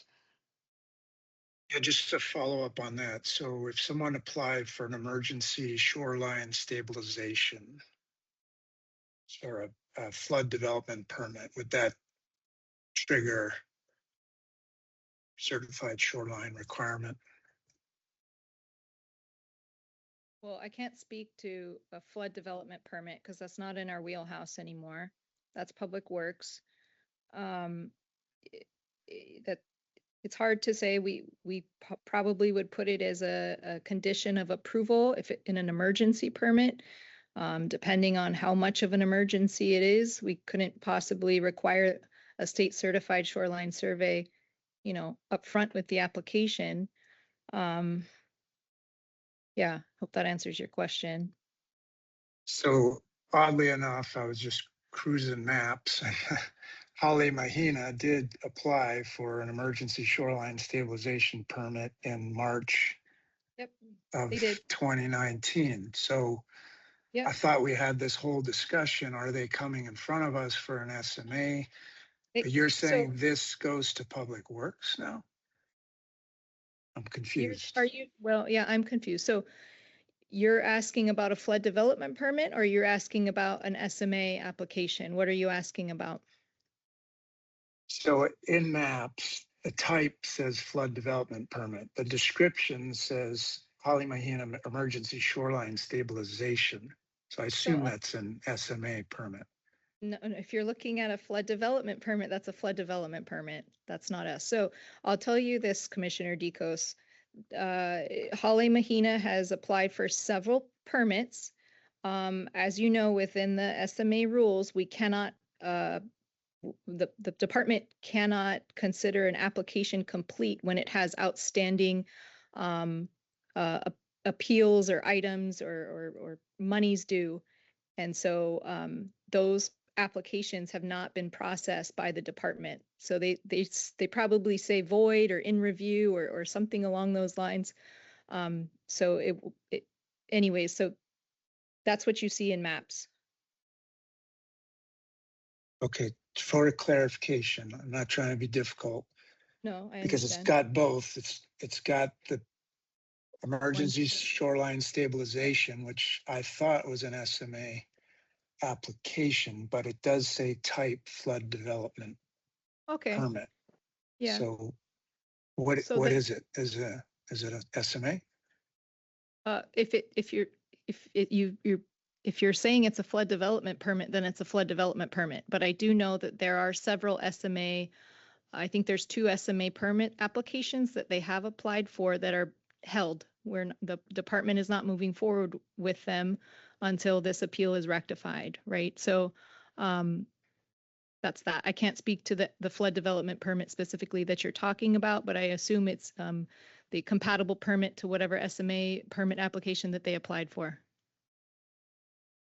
Okay, let me try one more time. I can give you the permit number, but the description is an emergency shoreline stabilization. When you hear that, does that tell you if it's an SMA or no? Yeah, it could. So that permit you're talking about, does it say FDP something something?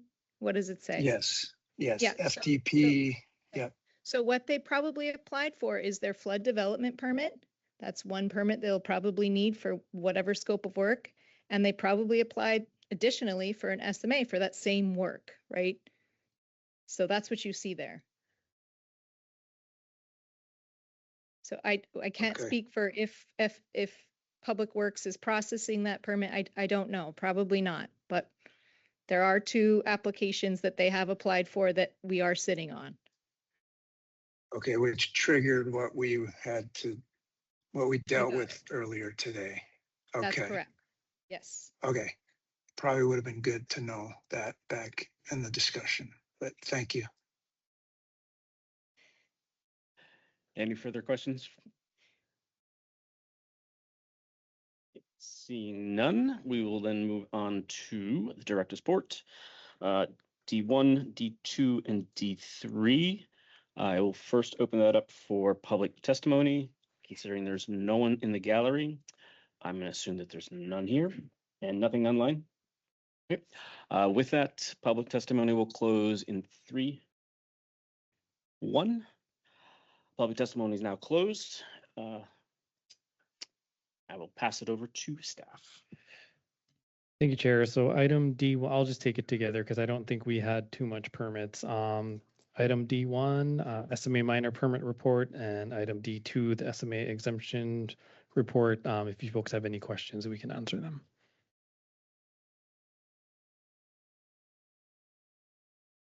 Do not see any questions. Okay, item D3, our next meeting is going to be on June 23rd. It might be a long meeting. The items that we have, it starts off with the State Parks Department proposal for McKenna State Park, various improvements, and just, you know, I've been hearing it's been kind of blowing up online, so we anticipate a lot of testimony. So there's that. Second item is various improvements to the Outrigger Kaanapali, formerly known as the Kaanapali Beach Hotel. And then the third item is a single-family dwelling in Lahaina. And I believe, Colette, are you assigned to that project? Yeah. So that's on Front Street, Shoreline. Yes, and that will be the very last SMA major use permit for reconstruction under the old rules. So that, That's good news. yes. So yes, Jared, those are the three items that we have scheduled for the next meeting. Okay. Any questions? Seeing none, I thank you everybody for your time. It was a long day, but I think we were quite productive, even though it was a little challenging to get to talk. But with that, I will adjourn today's meeting and see everybody on the 23rd of June. Follow.